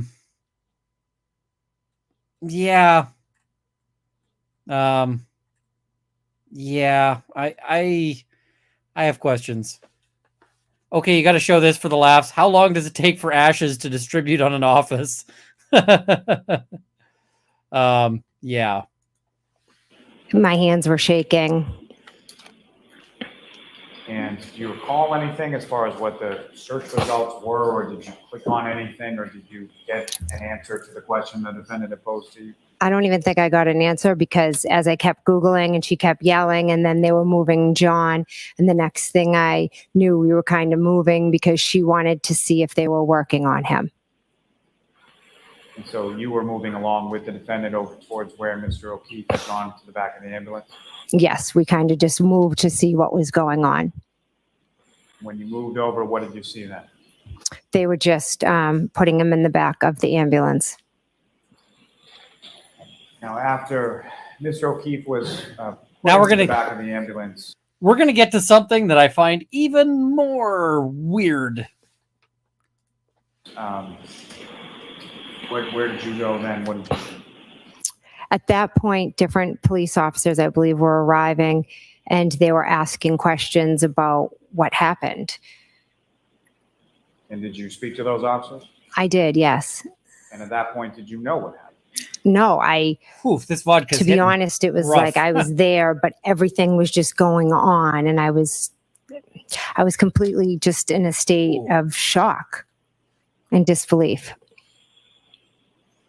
And that sort of period there, how long did that go on? So I talked to a few officers. We tried to just give them, you know, he didn't come home. We went out looking for him, kind of just the brief overview. And then one of the police officers asked me to go into the house and to wake up my sister and my I brother-in-law. really do. And at some point while you were outside, did you try to contact your sister and your brother-in-law? I believe I called my sister, Nicole. And when was that in relation to everything as far as medically that was going on with Mr. O'Keefe and all? I think I might have called her right after I got off with 911 possibly. And then, you know, she didn't answer. And that's when I was walking over, I believe, to John. And she didn't answer the call when you called her initially? No. And you recall calling either your sister Nicole or your brother-in-law Brian Albert prior to going into the house? I don't recall. I know I did call Nicole at one point. I'm not sure if I called Brian or not.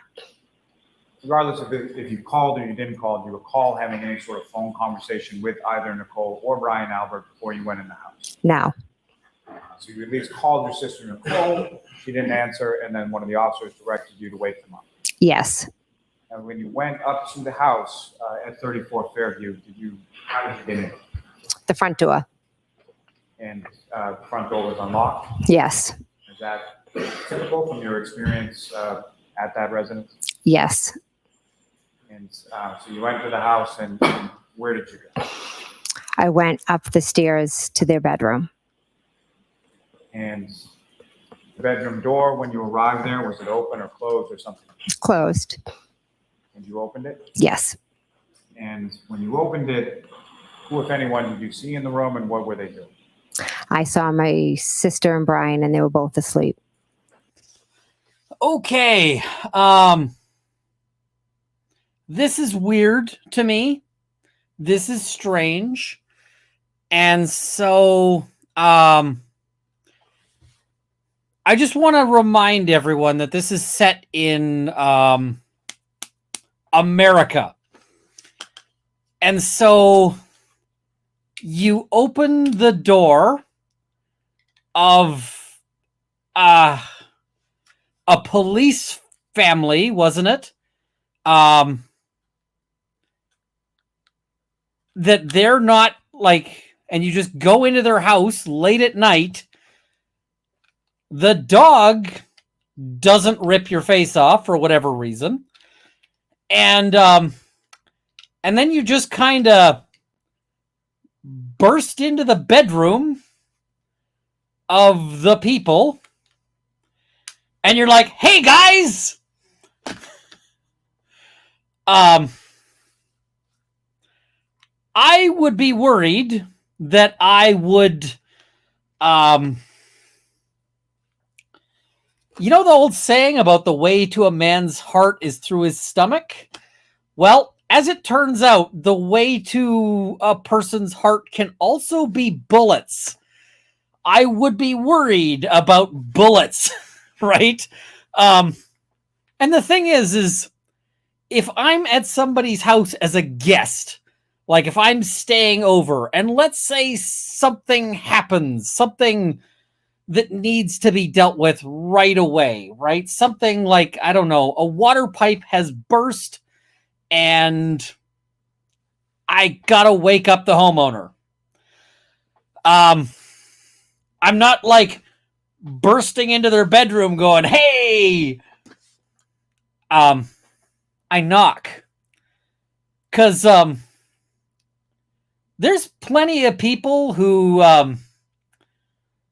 plenty of people who, you know, sleep naked and maybe don't have their blankets on.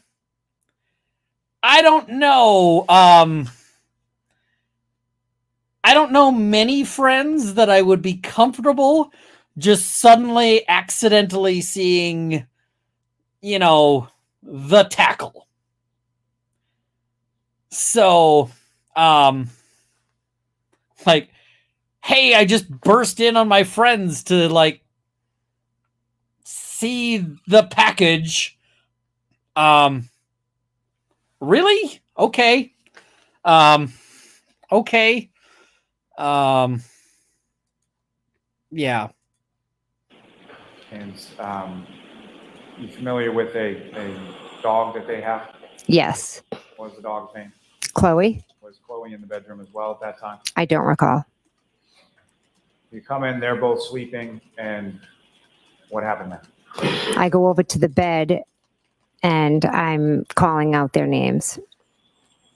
And how long were you calling out their names before you got any kind of response?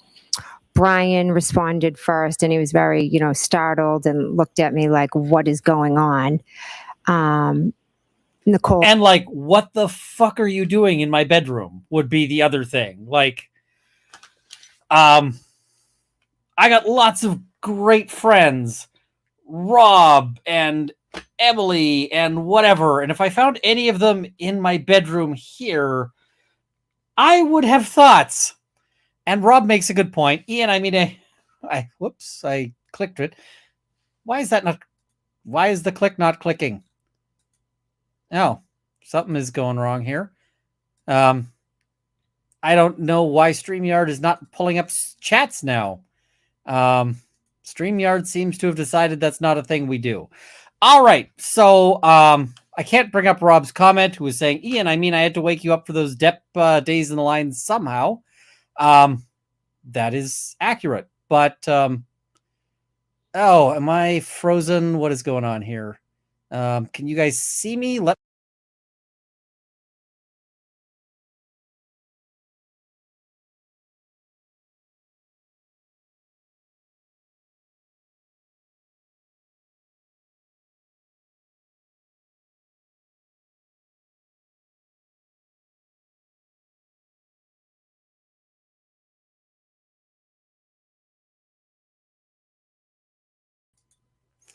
All right. Sorry about that. My internet connection decided to do an internet connection. I don't know where we left off. So yeah. That was a whole moment. I was trying to pull up a super chat and pull up a chat from Rob and it was not pulling up. And now it's lost forever. So it is what it is. Rob was saying, mentioning, he's like, hey, I had to wake you up for the Depp trial somehow. And to be fair, at this point, I'm a guest in Rob's house. And also I was staying in a room that had giant windows. It's like, yeah. Okay. So let's, yeah.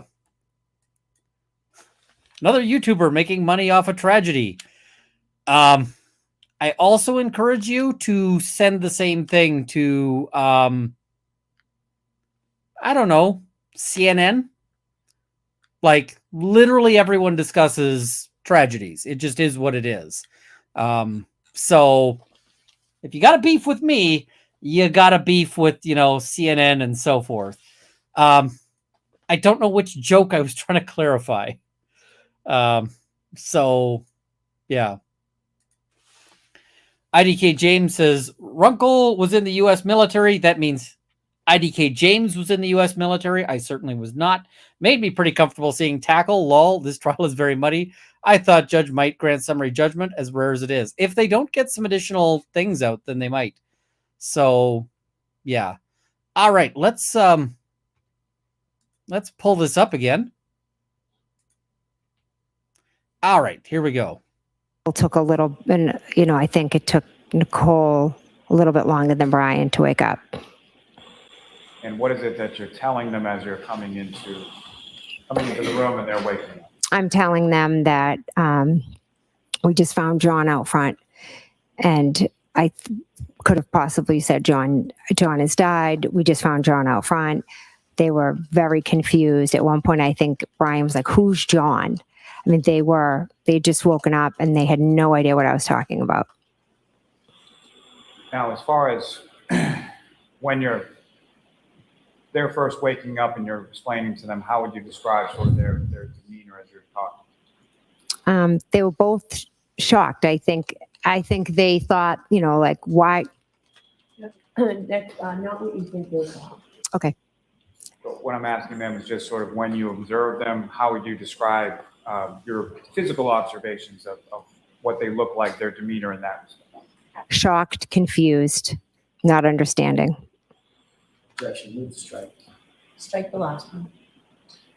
Now, as far as this conversation that you're having with your sister and your brother-in-law in their bedroom, how long was that going on? He makes it sound so weird. Like, with this conversation you're having with the sister and the brother in the bed, it's like, oh, that sounds saucy. But I mean, I gotta say, if somebody burst into my bedroom, I would be like, hey,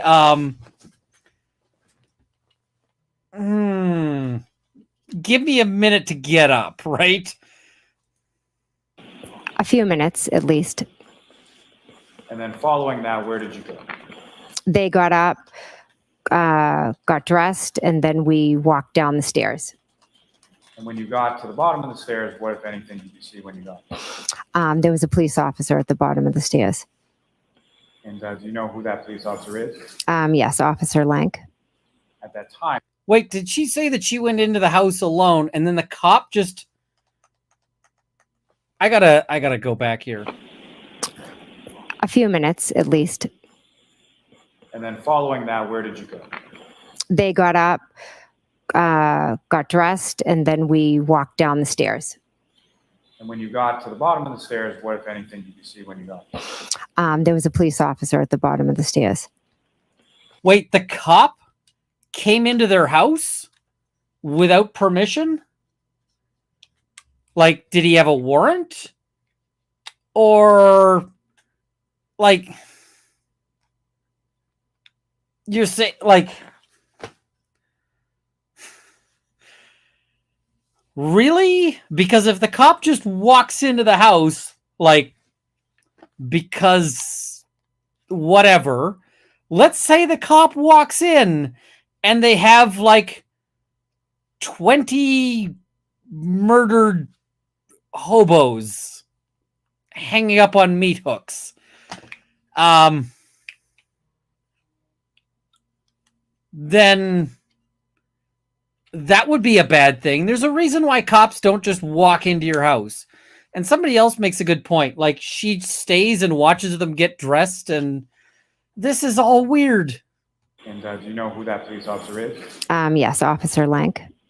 At that time, did you know who that police officer was? I did, yes. How did you know? He's from Canton. He was, I don't know, 5 years older than me. I knew him kind of growing up, who he was, and met him through the years. You're aware of who he was? Yes. So now Lally is like, you knew this guy, right? Because they've been burned on several witnesses with that, where defense counsel gets up and is like, isn't it true this person like donated a kidney to you? So, yeah. And were there any other officers with him initially? No. Now, before you go into the house, do you know where Ms. Roberts and the defendant were, or what they were doing when you went to the house? I am not smashed, my friend. I believe they put Karen in a car. I'm just and always like this. Only if you know. Only if you. Okay. If you know. Do you know? Karen was in a car. Kerry was walking all around. Now, as far as Had 3 drinks in the 4 ambulance hours. with Mr. I'm O'Keefe, not at the really time even that you feeling go it. into the house, was that ambulance still there? I'm not 100% sure, but I believe it had left. And when you come downstairs with your sister and your brother-in-law, and the officer's there, you have a conversation, is that correct? Yes. Where did that first conversation occur? In the hallway and then into the kitchen. And from there, you mentioned that there was Officer Lank at one point. Were there any other officers that joined that conversation at some point? Hours later, yes. And so during that initial conversation, you're talking to the officer, who, if anyone else, not what they said, but who, if anyone else, is speaking to the officer? Brian and Nicole. So they're having a big old The conversation collective initially powwow. with the officer, do you know about how long that went on? I don't. A few minutes. And you'd think that they would like separate out the witnesses, record this interaction, any of that stuff. Nope. And following that conversation, what did you do, or what happened? My husband arrived. And had you called him? Yes. And when had you called him? I called him when I was walking in the house to wake up my sister and Brian. So as you're walking in, you call your husband Matt, and then he arrives at some point after. Is it after you're done talking to the officer, or while you're talking to the officer? The officer was still in the house, yes. This cop feels like an NPC from one of the like Skyrim games or the other games built on that sort of engine, where like sometimes an NPC wants to talk to you, but then you like go into your house. So the NPC just spawns in your house to talk to you. Like, yeah. And so in that vein, as far as when your husband comes in, the officer's there, correct? Yes. Did you see your husband talking to the officer as well? Yes. The officer asked him to step outside or step to the side, and they spoke. And then what happened then? The officer told me to stay. I'll allow that. I told her to stay. The officer told me to stay, and that he said that the state police would be coming to talk to me. And so you stayed at the house at 34 Fairview, is that right? Yes. You know where Ms. Roberts and the defendant are? Yes. Carrie came up. The first thing Officer Lank said was, I used to be an adventurer like you until I took an arrow to the knee, and then he despawned again. Up, and she had told me that she. Not what she told you. Next question, Mr. Miller. At some point, did you see Ms. Roberts and the defendant go somewhere? Yes, to pick up John's parents. Objection, move to strike. I'll strike that. And as far as they left in Ms. Roberts' car, is that right? Correct. Ms. Roberts was again driving. Correct. And at some point, did you observe them come back to the house? Yes. And about how long was it between the time they left and the time they came back to the house? 5 minutes, approximately. And after they came back to the house, what, if any, other activity did you see outside as far as first responders?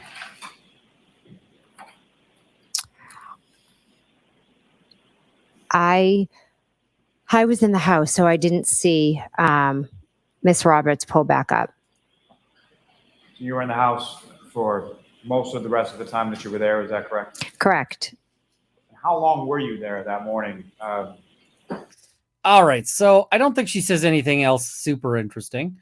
At this point, we'll wrap up her testimony. The rest of this time is basically Lally running out the clock. I don't think that anything super exciting happens here. Victor, you're hanging out with us. One of us.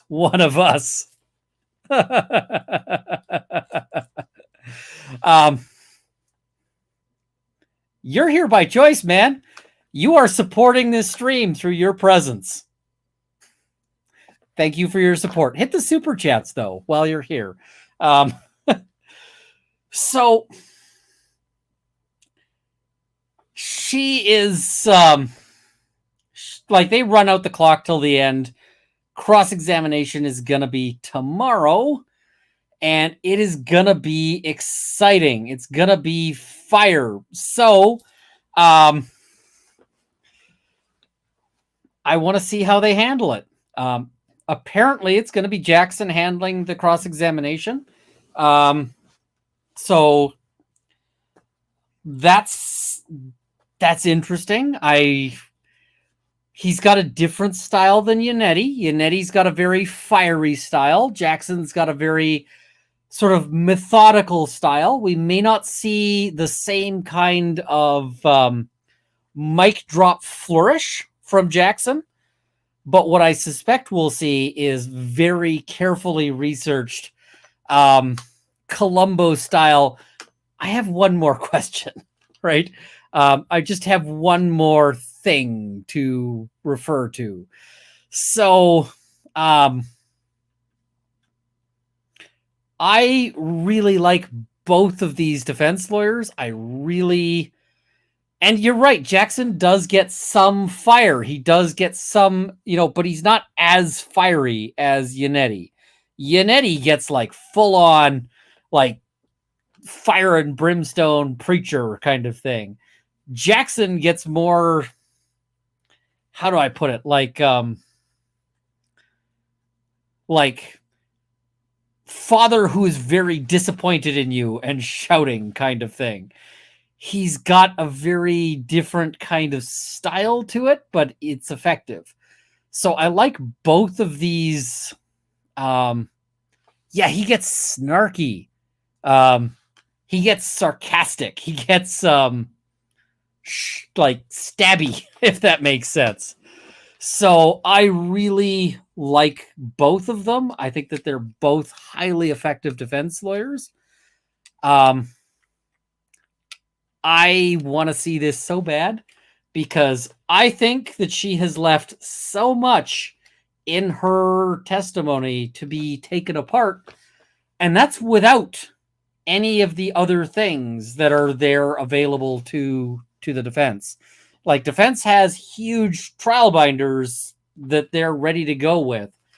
And this, like, in Hannah Gutierrez-Reed's trial, we saw Bowles kind of fumble around and not landing the punches. I was basically, a lot of the time, I was kind of shouting at the screen going, come on, Bowles, land the punch. Jackson and Yannetti don't have that problem. They land punches. They swing and they hit. So I am very much looking forward to this. And I also got to say, I really like Jackson's style. I want to see how this goes because I'm a little bit of a snarky guy, as was phrased in, I forget which trial it was. That was Ben Chu in the Depp trial. So I'm a little bit of a snarky guy. So I appreciate that. I like that. So we will see. We'll see how that goes. All right, let's people are astounded that I'm commenting that I'm snarky. Let's go through the super chats and then we'll wind up. Hopefully everyone is ready to go to watch trial coverage tomorrow. Emily is probably, she does great coverage, so check that out.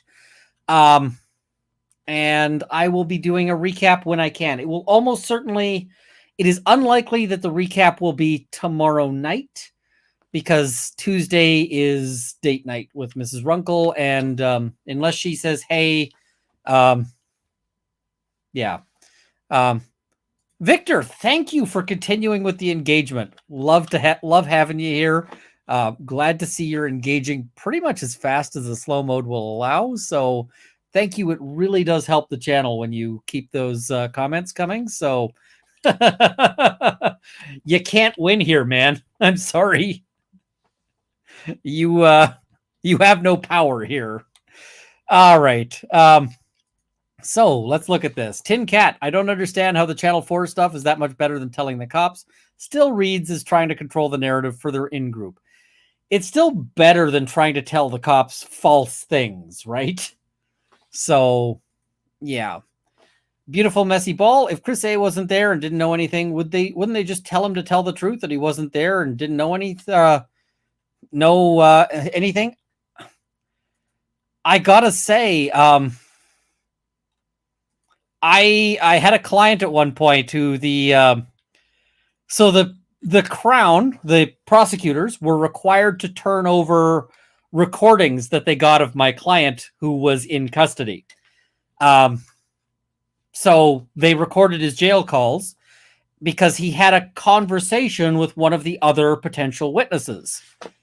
And the witness says, "What should I tell the police?" And I see that in the jail call log. And I'm like, oh shit.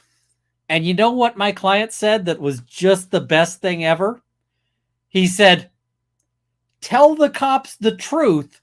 I need you to tell the cops the truth because I wasn't doing anything." And the prosecutor tried to spin that like it was my client saying that, this was in conversations with me. They tried to say, like, your client was trying to tell him to tell the police that it's not his fault. And it's like, did you miss the part where he says, tell them the truth? Because if you want to tender those recordings, fan-freaking-tastic. Victor, I'd love to hear what misinformation you think is in the literal trial stream, because we're watching the trial coverage. The weak sauce there. Tara Rayner, Jen needed a Kleenex moment like Amber Heard. The fake sniffing made me so angry. I'm genuinely excited for Cross. She was well prepped for direct. Cross, nah. I don't think she knows what's coming. Megan Brogdon, it's 1 p.m. in Australia. I was going to get a haircut today because my hair is touching my ears. ADHD, but I can't do anything else until this is done. I will let you get a haircut fairly soon, assuming they're still open. Iceman 2.0, what happens should JM call in sick tomorrow or feigns an issue not being able to be cross-examined? If I was defense, I would ask for her to be brought in a wagon. If she skips, I'd be like, well, warrant, please. We have a subpoena. I want her here.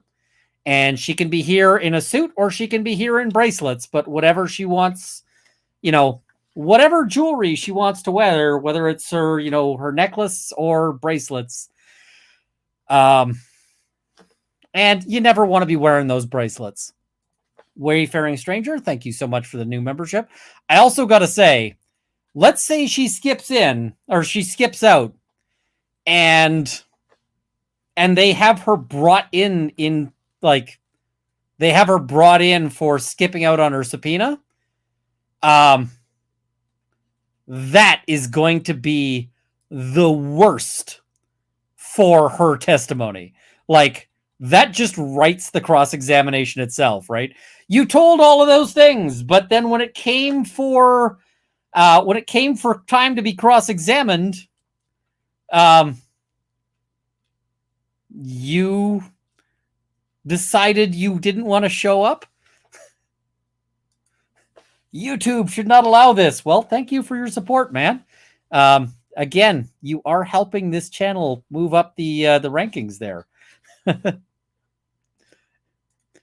The Great Big Geek. Ah, yes, the I shall save John Anthony O'Keefe as my nickname in my phone. JJ Woman, who gives me Cruella vibes. Cannot wait for Cross. I love that for her. Yeah, I hope Cross goes exactly as well as she deserves. Law and Lumber. Honest question: do they just leave out how to conduct a direct exam from prosecutor school? Call me harsh, but this isn't lawyering. This is horrible trial practice. I don't understand his tactical decisions a lot of the time. Hans Gruber, the Boston Herald newspaper, put Jen's face doing the voice on its cover. Oh, that would be, that's awkward. Nikki MCR Mama for the Great Pause game and on point Bilbo face. Yes. Kara Zola X, how can any attorney think the what if any strategy is not going to sour the jury immensely? Half the country saw Lane get annihilated using it. I think it's just a verbal tick that he can't break himself out of. He tried, but he's falling back into it. Brenda Morris, if she wasn't upset, they'd be knocking her for that. These people are just unfeeling and gross, giving me the ick. Fair. BGM, I can say there isn't a right way to have emotions after a death. You'll get criticized no matter what. BGMNYT, why would Karen Reed say that when she can't find him? It's a question. That'll be one of the things that gets explored. Arlene Navo, Canton Begats, and lo, the Alberts and McCabes traveled to CF McCarthy's and to the Fall of the Water and to the Mitch Ultra and the Claw of Whiteness did flow. A passage from the world's worst Bible. King Stitcher, what if any evidence do you have? Becky Doglover, if they prove Karen Reed was still drunk, does that change your opinion of her on her behavior according to Jen? That's a big if. I don't know. I'd have to see that. Wicked Wookie, Solo Cup wants to thank Canton PD for all the free publicity. It's gotten me to buy some Solo Cups, so it is good marketing. Airy Persiflage, can't find anything bad to say about Karen, says a lot. Yeah, a lot of these witnesses actually speak fairly positively of her. Fat Yoga, thanks, Runkle. Thank you. Tara Rayner, camera may have been covered in snow by then. Very, very possible. The Glare, it's fascinating that he tried to lead up to that, even though the car data expert reported that he could not retrieve any data, but ruled vehicular homicide. Interesting. The car data expert is an interesting choice for that. Tara Rayner, I can smell her number 2 a mile away. Ooh. Plans to ask, are you a law tuber to voir dire? In Canada, we don't actually get to ask questions of the jury anymore, but I might be inclined to ask future jurors if they do this. Just looking over things. What is it? I saw one about 50 witnesses. I don't know if that's credible. I would just say be skeptical with your sources. Law and Lumber, that little like button feels lonely. Only 3,000 likes and 5,000 watching. Come on, folks. Get Ian to 5,000 likes. Absolutely. Kim, was Lolly listening to her testimony? Yeah, her testimony had some problems. Mispronounced name. This is so dumb. I'm entertaining a stupid theory that the whole trial is a sting to get these people to commit perjury.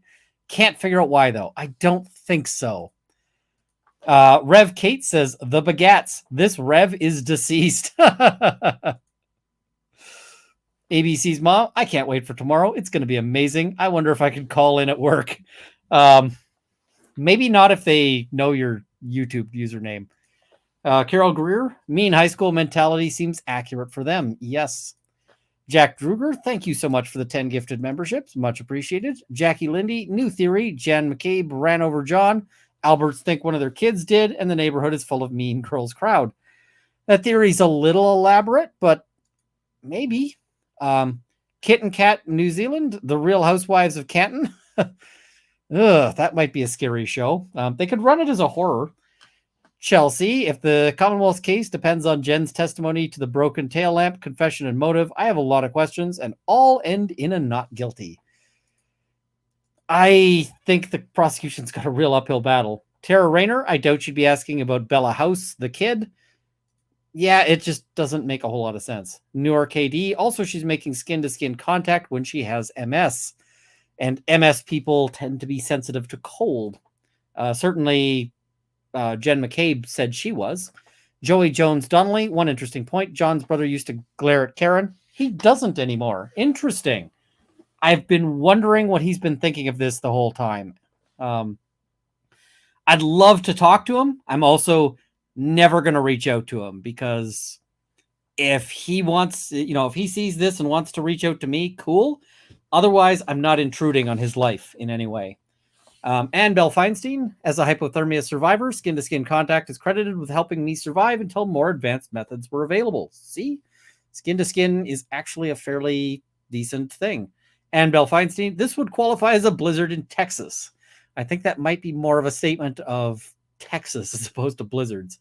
BGM NYT, I don't think Lolly showing this video helped him. That's good driving conditions here in a Minnesota winter. Yeah, in Canada, this would not slow anything down. Lee Charlene Fine Art. Hi, Ian. It could have been sticking because it was a nor'easter, which is a storm that went out to sea and came back. Yep.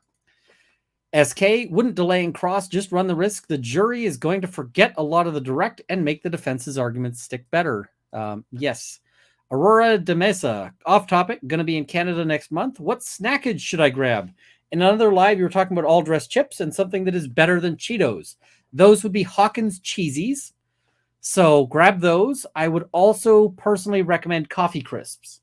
So that's kind of my trifecta for snackage for Canada that doesn't exist in the US. Emma Daisy, why did they waste time judging Karen Reed when they could have gone inside for help, first aid kits, bandages, etc., while waiting for paramedics? It's an interesting question. Or brought him inside, perhaps, where it might be warmer. Lindsay, my reaction to 98% of her testimony is just okay, muffin, with every drop of condescension that I can muster. Amber C, honest question. Do you think Lolly prepped her? I'm sure he did. So much of her testimony can be impeached, but I also don't understand why he wouldn't prep her. I'm sure he prepped her. Lori Lenny, Ian, we had all our savings stolen by our accountant. 1 million. Holy shit. I may need you in the future. JK's court delays, but we'll never get it back. We believe in you. Lori Lenny, I am so sorry that happened to you. And, now I do criminal defense, so please don't need me in the future, no matter how much that accountant has made you angry, justifiably angry. Patty Hoffman, Scotch fun to get Runkle through this trial. Thank you so much. Lisa BS, JM seemed more pissed with KR than sympathetic. Yep. Kristen M96, to be fair, I can't spell on a good day. At 6 a.m. or 2 a.m., there's a good chance I would not even try to attempt it. Yeah. Yellow Pill NP could have walked in on a man and a man and a man and a man who love a woman. That would have been awkward. Mama Betts, thank you for the gifted membership. IDK James, welcome aboard. Thank you. Dean, thank you for the new membership. Lisa BS, hope the defense has been making their copies of all the evidence over the weekend so everyone has their own copy. I hope so. Fiona W, here for the snark. Thank you. Kelly's Corner, thanks for covering this. Thank you for joining me. It's a lot of fun. Monica B, do you think someone recommended to these witnesses who refer to Karen as the defendant, even though some were her friends? I don't think these witnesses were her friends. Sometimes people tell you they're friends, but they're not friends. That's friends don't. Yeah. EE, thanks, Runkle. Great recap. Thank you. Chelsea Rama, love how delighted and entertained you are by trolls. Sometimes they're fun. Megan Brogdon, it's almost 3 p.m. I might go soon, but today has been worth it. Love your coverage. Suck it, Victor. Apple Silver, I had this question from yesterday. Do grand juries use subpoenas? Why weren't the people who could be needed served in advance? They could have had them there. They could have absolutely had them subpoenaed and ready and all of that. Very Prickly Hedgehog, is Victor from Canton PD or something? I don't know. I don't want to speculate. Destiny Salinger, Victor has the Canton brainworm. Yellow Pill NP, she has MS. She could say she needs a sick day. Yep. Karen Russell, do they actually have classes in law school about questioning in court? Yep, I had a class on trial advocacy. Tina T, good morning from Dubai. Wow, that's a ways out. The day I saw the leaf blower, solo cup, and shopping bag, my jaw dropped to the floor, and it's still on the floor. Yes. Jason Lizotte, I feel the Canton brainworm getting ready to attack. I suspect it will afflict her on her cross. Shells, I think her excuse was that she's Google searching using the same browser for her 2 a.m. basketball search. Does each new search give a new timestamp? Yeah, probably, yep. Joe Lloyd, good impartial coverage. Cheers. Thank you. That redhead, C&T got engaged this weekend. Had a big family party. You may see some questions start being asked about that. Tracy talks a lot, 3 weeks, and reasonable doubt keeps growing. Prosecution isn't really moving the needle. Hunter Gilstrap, my favorite bar guest compliment I've received. You're the nicest asshole I've ever met. What can I say? I'm a snarky girl, lol. Love it. Law and Lumber, thank you for the 20 gifted memberships. And cynically, Victor, are you in the chat? Did you get one of those gifted memberships? Because if you did, hilarious.